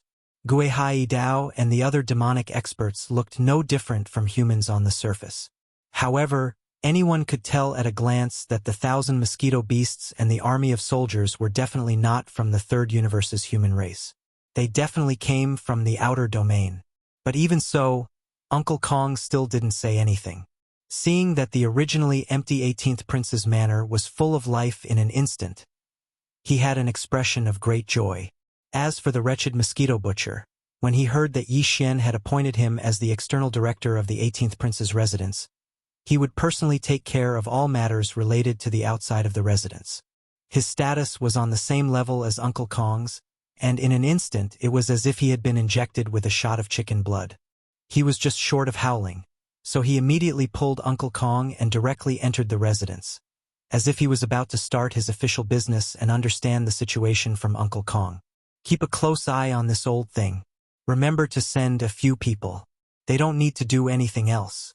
Just follow behind him in shifts and keep an eye on everything about him. Of course, in name, they will be the external chief's personal guards. After the wretched mosquito butcher left with Uncle Kong, Yi Xian turned his head to look at Gui Haidao and gave a new order. In his opinion, he would have to stay in the 18th Prince's mansion for a period of time. In any case, Yi Xian had nothing to do during this period of time, so he could take the opportunity to carefully investigate the problem of the wretched mosquito butcher. The entire 18th Prince's residence occupied a vast area with 18 courtyards. Each courtyard had several rooms like a maze. Therefore, even though Yi Xian could assign a lot of people with a wave of his hand, it was still possible for these people to settle down in such a large residence. Although Yi Xian was a prince and the owner of the 18th Prince's residence, he didn't know the rules here. Of course, he could have used his personal communication system to invade the starry sky network of the immortal star and search for everything. However, due to the existence of the immortal star superbrain, this method was no longer possible. Yi Xian didn't dare to use his personal communication system here, so he could only give up on this idea. In fact, he didn't need to worry about any of this at all. As the head steward of the residence, Uncle Kong took care of everything in an orderly manner. Without waiting for Yi Xian to ask, the male and female demon servants he assigned to Uncle Kong to take care of the residence's internal affairs had already figured out all the rules in the residence. Naturally, someone would come and lead Yi Xian to his residence. As a prince, Yi Xian's residence was the last courtyard. It was extremely exquisite. According to the rules, even the purplish warbler and Ingtai, who were close friends yet to be married, were arranged to stay in the front courtyard. As for Naples and the other male guests, they couldn't even enter the 3 inner courtyards and could only stay in the middle courtyard of the residence. After everything was settled, Yi Xian heard a commotion coming from outside the residence. If he guessed correctly, it was most likely those ignorant lowly servants who knew that Prince Xian had returned and recklessly came looking for him. Chapter 3108. Translator. Henyi Translations Editor. Henyi Translations. The prince is wise. Why can't we go in? We are all old officials of Prince Xian's mansion. Who the hell are you guys? Why are you acting as guards in the prince's mansion? This is originally our duty. You are overstepping. We have to report this to the Imperial Clan Court. You probably don't know, right? Guards and maids in the prince's mansion must register with the Imperial Clan Court before they can. That's right. You guys are all unorthodox. Get out of the 18th prince's mansion. This is our territory. Let us in. If you stop us, we will immediately turn around and report this to the Imperial Clan Court. At that time, we will drag you to prison. None of you can escape. Get out of the Imperial City. This is not a place you can stay. Ingtai, Purplish Warbler, Naples, Uncle Kong, and the wretched Mosquito Butcher followed behind. Yi Xian had just entered the second courtyard of the 18th prince's mansion when he heard the noise in the courtyard. The words were extremely arrogant. Even he could immediately hear the anger in them. He frowned and sneered inwardly. Listening to these guys, it seemed that he couldn't make decisions in his mansion. He had to listen to the arrangements of his family members in the Imperial Clan Court. In addition, these guys outside were so arrogant. Judging from the noise, it seemed that there were 200 or 300 people gathered. After receiving the news that he had returned, they actually gathered at the door as if they had made an appointment. They opened their mouths and shut their mouths as if they were the masters of the 18th prince's mansion. They actually wanted to drive away all the guards he had arranged.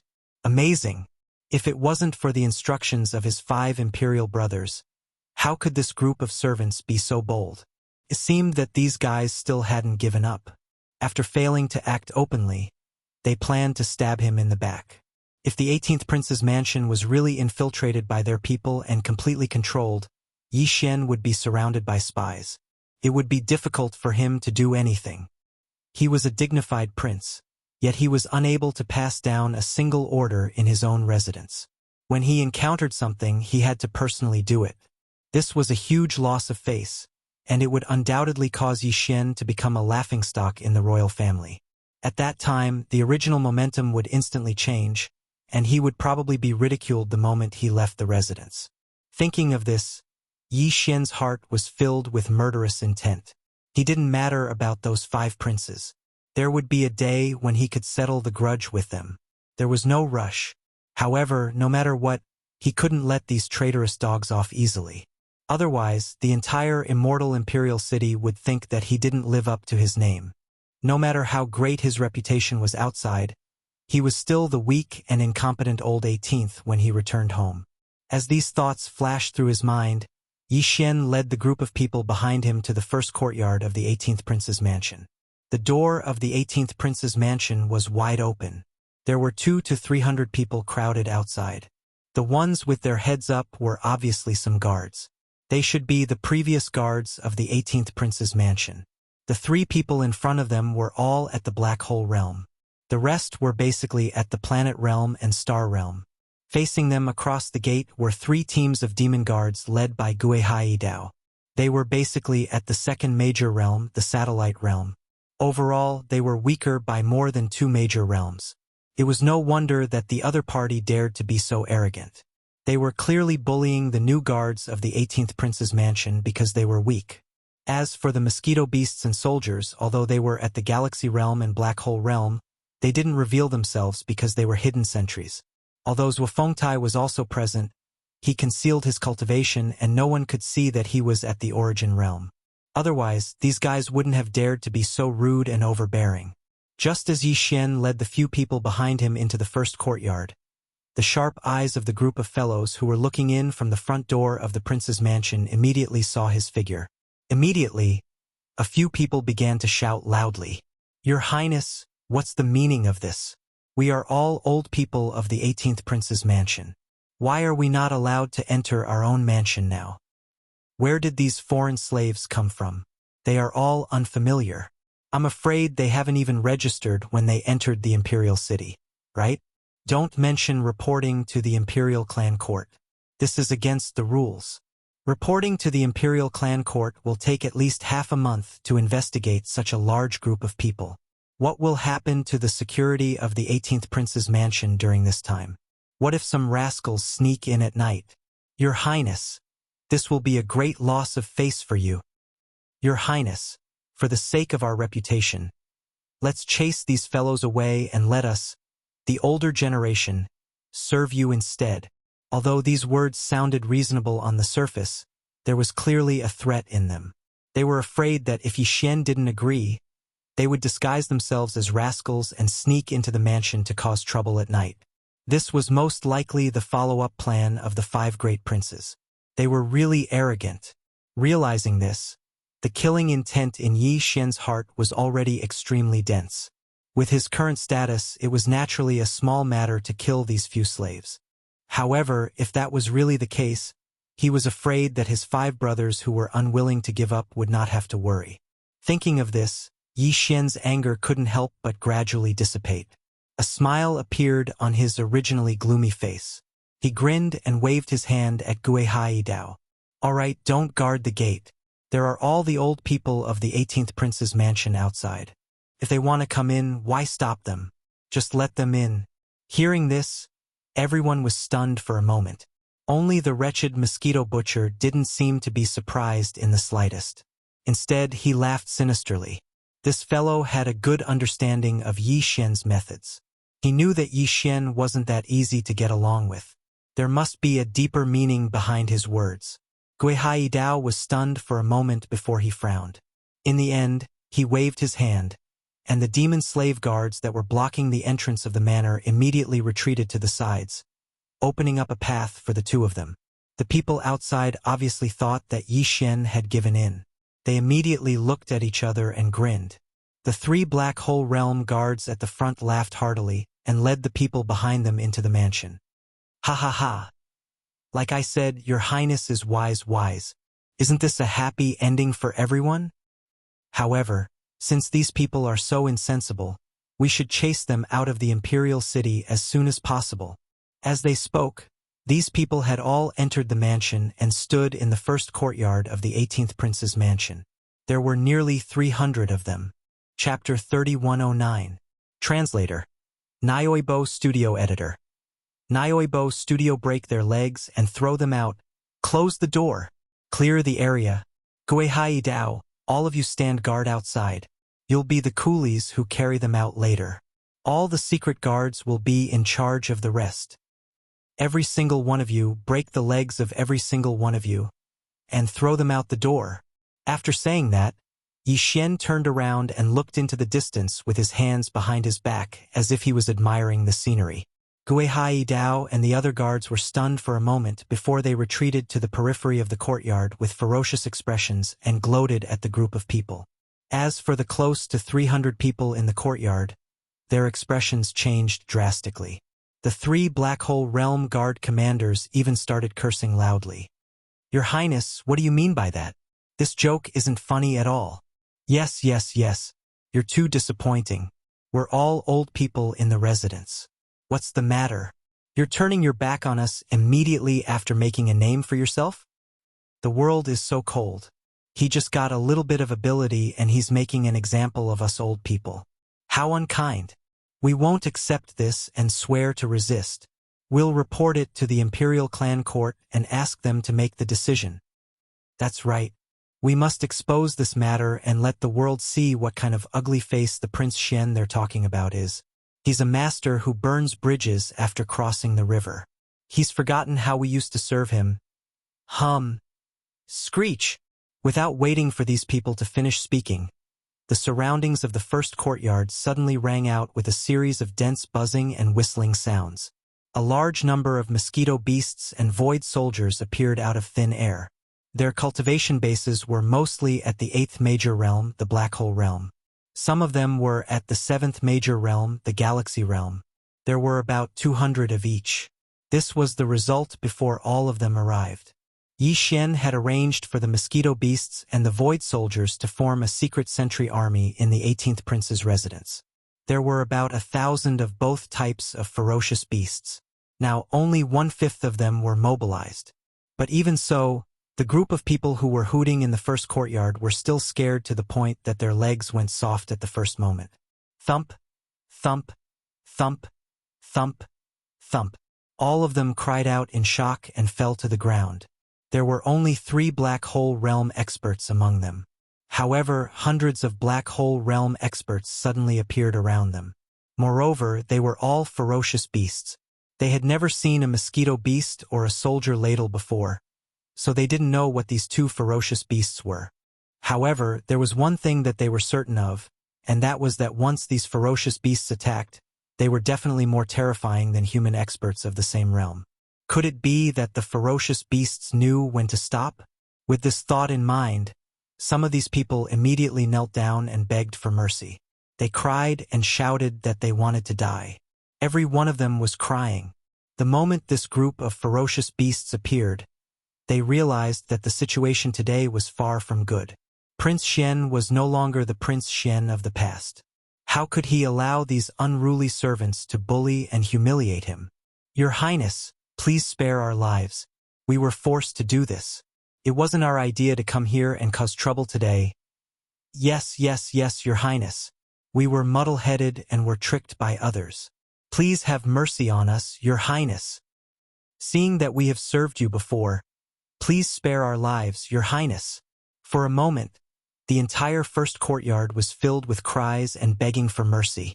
The group of mosquito beasts and soldier ladles that had already surrounded these people were all prepared to attack. Their eyes glowed with blood-red light as they stared fixedly at these people, looking as if they were going to devour them alive. This prince knows better than any of you who is tricking you behind the scenes, so there's no need to say more. As for sparing your lives, as I said earlier, I'll just break your legs and throw you out of the door. Don't worry, you won't die. In addition, in order to prevent you from spreading rumors outside, I'm sure that the people who tricked you here won't sit idly by and do nothing even if your legs are broken.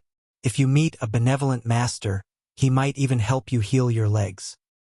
Of course, if some people are more black-hearted and find it troublesome, it's also possible that they'll kill you to prevent future trouble. Whether it's a blessing or a curse, it's up to fate. Speaking of which, it was your own choice to leave the 18th prince's residence and seek refuge with them. Therefore, I'm sure you know what will happen to you in the end. No matter how miserable it is, you can't blame others. Do it. Yi Xian shouted the last sentence. At the same time, he used his spiritual power to give the order to all the mosquito beasts and soldier ladles.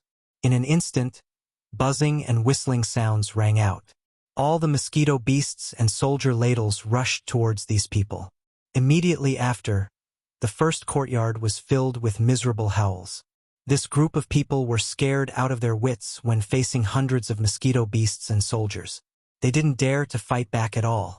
All of them were rolling around on the ground, but the result was, without exception, that all of them had their legs broken.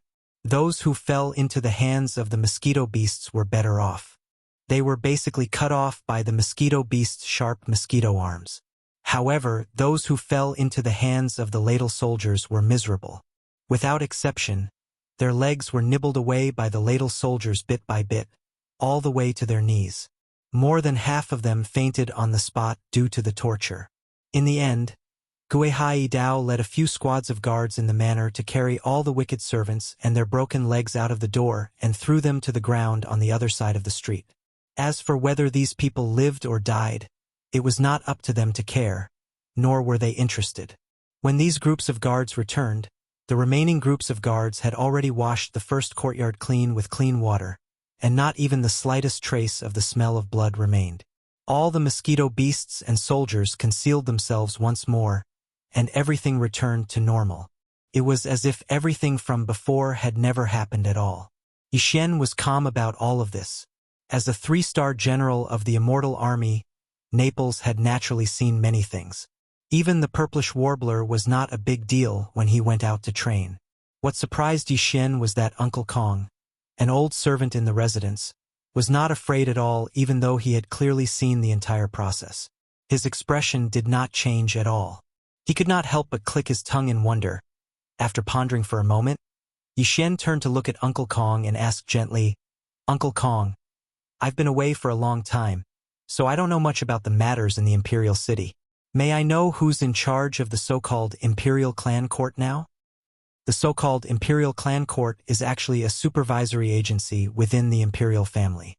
It does not receive any salary from the imperial court, so it is not an agency of the imperial court. It's an independent department within the imperial family that is only under the jurisdiction of the resident elder pavilion. Chapter 31:10.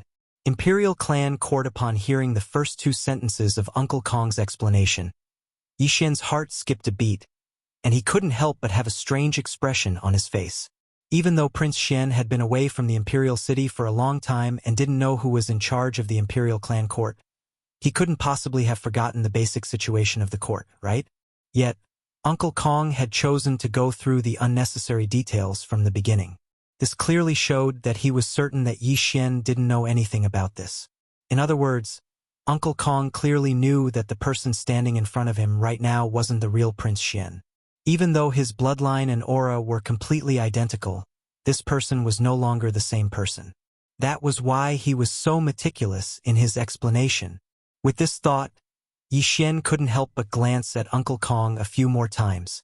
However, the latter's expression remained the same, and his tone was calm as he carefully explained everything about the Imperial Clan Court to Yi Xian. The main responsibility of the Imperial Clan Court is to control and supervise all members of the imperial family, including the 5 princes and the 10 imperial uncles. The Imperial Clan Court has the right to interfere in all matters. It even has the right to inquire about matters within the harem. Of course, this requires the immortal emperor's permission in advance. In short, the Imperial Clan Court has the right to inquire about all members of the imperial family and all matters related to them. The status is transcendent.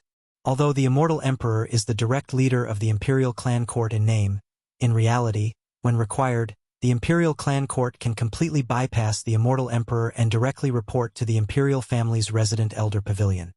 All the guards and servants of the prince's residences do indeed need to register with the Imperial Clan Court. They naturally don't have the right to alarm the Imperial Clan Court, but the Imperial Clan Court has the right to manage everything related to the princes. The current governor of the Imperial Clan Court is named Long Shisho. He is a clan uncle of the current immortal emperor. In terms of seniority, Your Highness should call him Grand Uncle. This person's cultivation is extremely extraordinary as well. Just like Grand Imperial Uncle Long Huai, he's a supreme existence at the 12th level of the Void Realm. Of course, Grand Imperial Uncle Long Huai doesn't dare to make a move against him. Not to mention the position of governor of the Imperial Clan Court. Grand Imperial Uncle still has to address him as Clan Uncle when he sees him. It's precisely because of their extraordinary status that no one in the entire eternal imperial family dares to oppose them. In fact, everyone in the Imperial Clan Court, even the most ordinary of inspectors, is a member of the imperial family. They are chosen from the younger generation of the imperial family by an imperial elder dispatched by the Imperial Elder Pavilion. Each year, they are chosen from the younger generation of the imperial family. At this point, Uncle Kong paused and looked up at Yi Xian before continuing. Your Highness, please don't mind this old servant for speaking too much. Since your 5 imperial brothers have resorted to such underhanded means, I'm afraid they've already made up their minds to drag you down at all costs and regardless of the consequences. Therefore, there's no way they won't put in effort into the Imperial Clan Court. Of course, the Imperial Clan Court status is extraordinary. They don't have the ability to mobilize them at will, but they can make use of them. For example, the matter just now is enough for the Imperial Clan Court to intervene and investigate. If nothing unexpected happens, this old servant estimates that they're already on their way and will be here soon. Could it be that they're going to arrest me and interrogate me? Hearing this, Yi Xian frowned. His eyes couldn't help but light up. In fact, the anger in his heart had inexplicably surged out again. Although he was an imposter, his identity as Prince Xian had been recognized on the surface. Even so, ever since Yi Xian had come to this undying star, nothing good had happened to him. First, there was the Overwatch Council at the headquarters of the Heavenly Federation. Then, when he returned to his own manor, his 5 brothers were disgusting. They sent a group of servants to make trouble. Then, the Imperial Clan Court came to question him. Could it be that he was raised by a stepmother? He was clearly returning to his own home, but they made it seem more dangerous than the Majin galaxy behind the enemy lines. No one could be happy about this kind of situation. Uncle Kong clearly saw Yi Xian's displeasure and immediately laughed bitterly. He shook his head and continued to explain, "Your Highness, please don't be angry. You must not blame the Imperial Clan Court for this matter, and you must not go against them. Otherwise, you'll be falling into the trap of your brothers. In fact, even if I were to speak, I would not say a single bad word about the Imperial Clan Court. It's just an organization within the Imperial family. Even if it did come here with the intention of denouncing you, it's only because your Imperial brothers seized its authority and used it. But your Highness may not be entirely at fault. After all, the Imperial Clan Court has its rules. Without rules, wouldn't a large Imperial clan be thrown into chaos? The matter of those servants is one thing. But your Highness, you suddenly summoned so many strong people, and even mosquitoes. And none of them are weak. This is the undying royal capital and within the Imperial city. How can the Imperial Clan Court not do anything? Not just you, even if this happened in the Great Uncle's manor, the Imperial Clan Court would still take action. They have their authority. There is no need for your Highness to be angry about this. In addition, although the Imperial Clan Court is filled with members of the Imperial Clan, this old servant dares to say that even the most ordinary of them can't possibly be bribed by your 5 brothers. The first rule of the Imperial Clan Court is that none of the members of the Imperial Clan Court are allowed to participate in the struggle for imperial power. Otherwise, if they are found to be guilty, the resident Elder Pavilion will send an elder in charge of punishment to deal with them personally. At that time, the punishment won't be as simple as losing one's life. 1,000 years ago, someone once committed this crime, and it is said that he is still struggling at death's door, enduring torture every day. All for the sake of intimidating the members of the Imperial Clan Court. That's why there can't be any injustice in the Imperial Clan Court. Even if they want to take action against you, your Highness, it's because your Highness made a mistake and gave the other princes a chance to use the Imperial Clan Court against you. The anger that had just surged up in Yi Xian's heart instantly dissipated. He wasn't an unreasonable person. Since the Imperial Clan Court was such a fair organization, everything they did was done impartially. What resentment could he have? If he had to blame someone, he could only blame his brothers for forcing him. According to normal procedures, Yi Xian only needed to create a roster and report it to the Imperial Clan Court.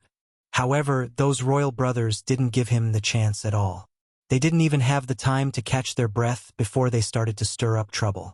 In addition, the commotion caused by the hundreds of people breaking their legs wasn't small, which was why the Imperial Clan Court was alarmed. Humph, humph. I'm afraid it won't be that easy to play dirty with me. Chapter 31:11. Translator. Nyoibo Studio Editor.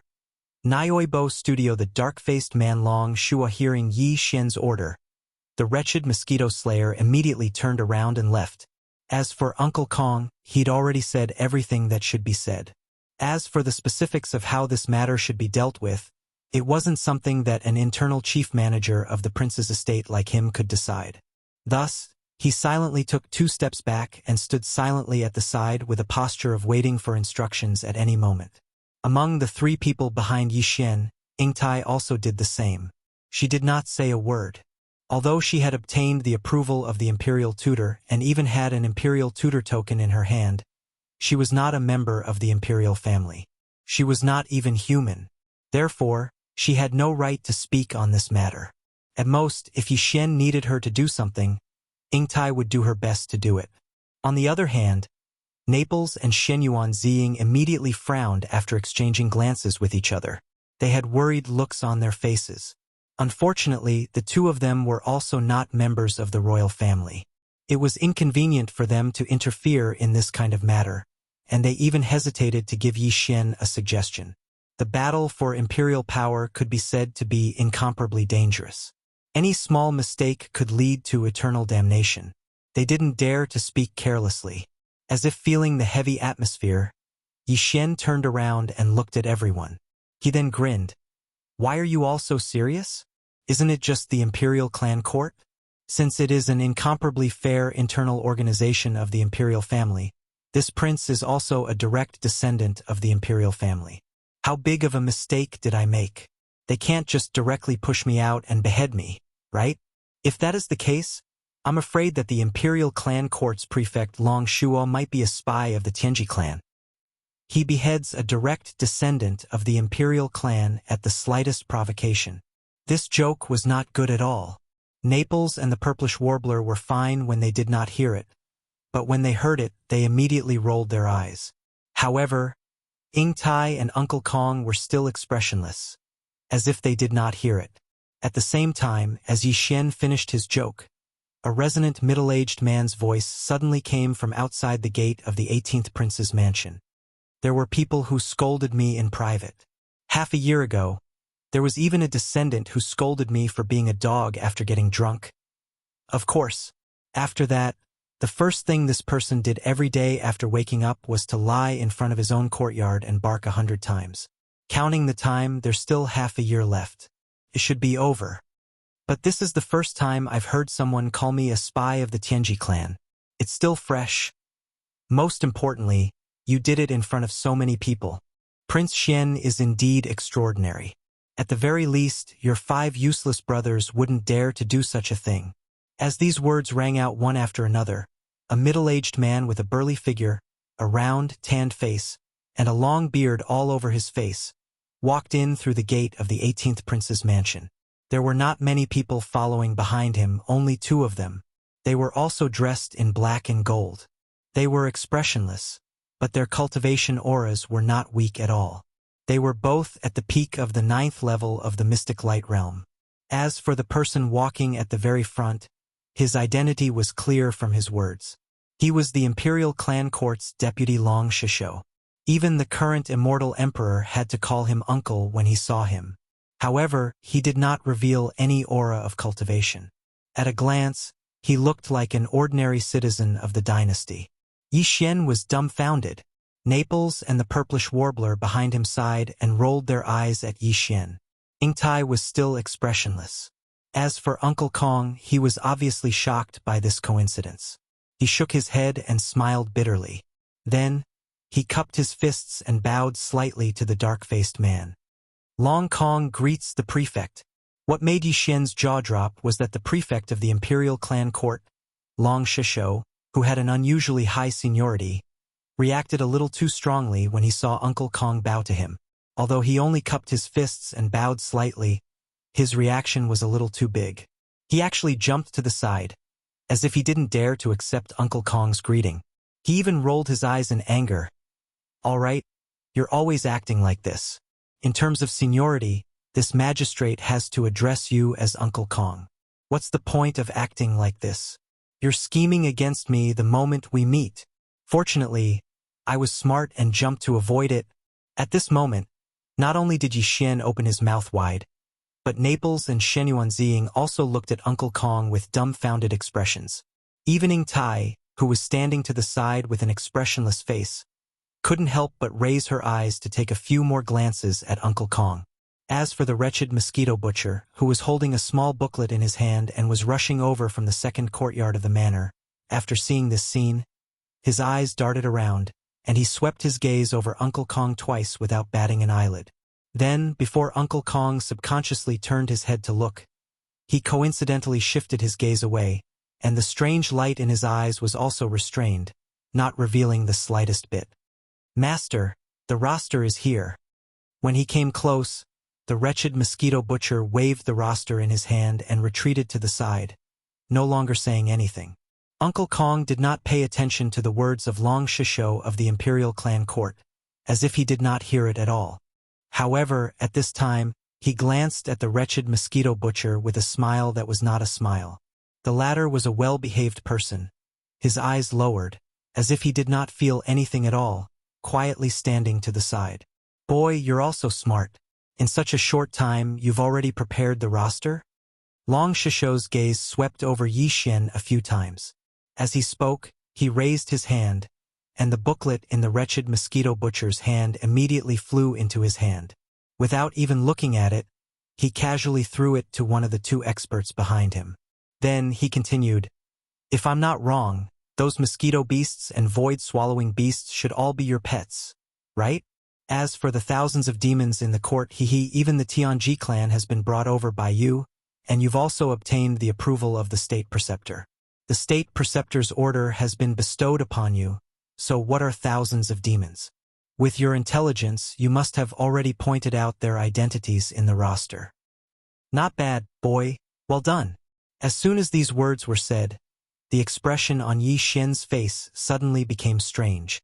Everything was exactly as the other party had said. There was not the slightest difference. Moreover, what shocked him even more was that in such a short time, the other party had already grasped the entire situation of the 18th Prince's court. The imperial clan court of the immortal royal family was indeed worthy of its reputation. As for those wicked slaves outside who have missing arms and legs, humph, not to mention sparing their lives, it's fine even if you kill them. This old man does not dare to say that the court of the imperial clan is in the hands of others, but as long as it is in the hands of this Long Shisho, no matter who it is impossible for them to use the rules of the court of the imperial clan to do things for them.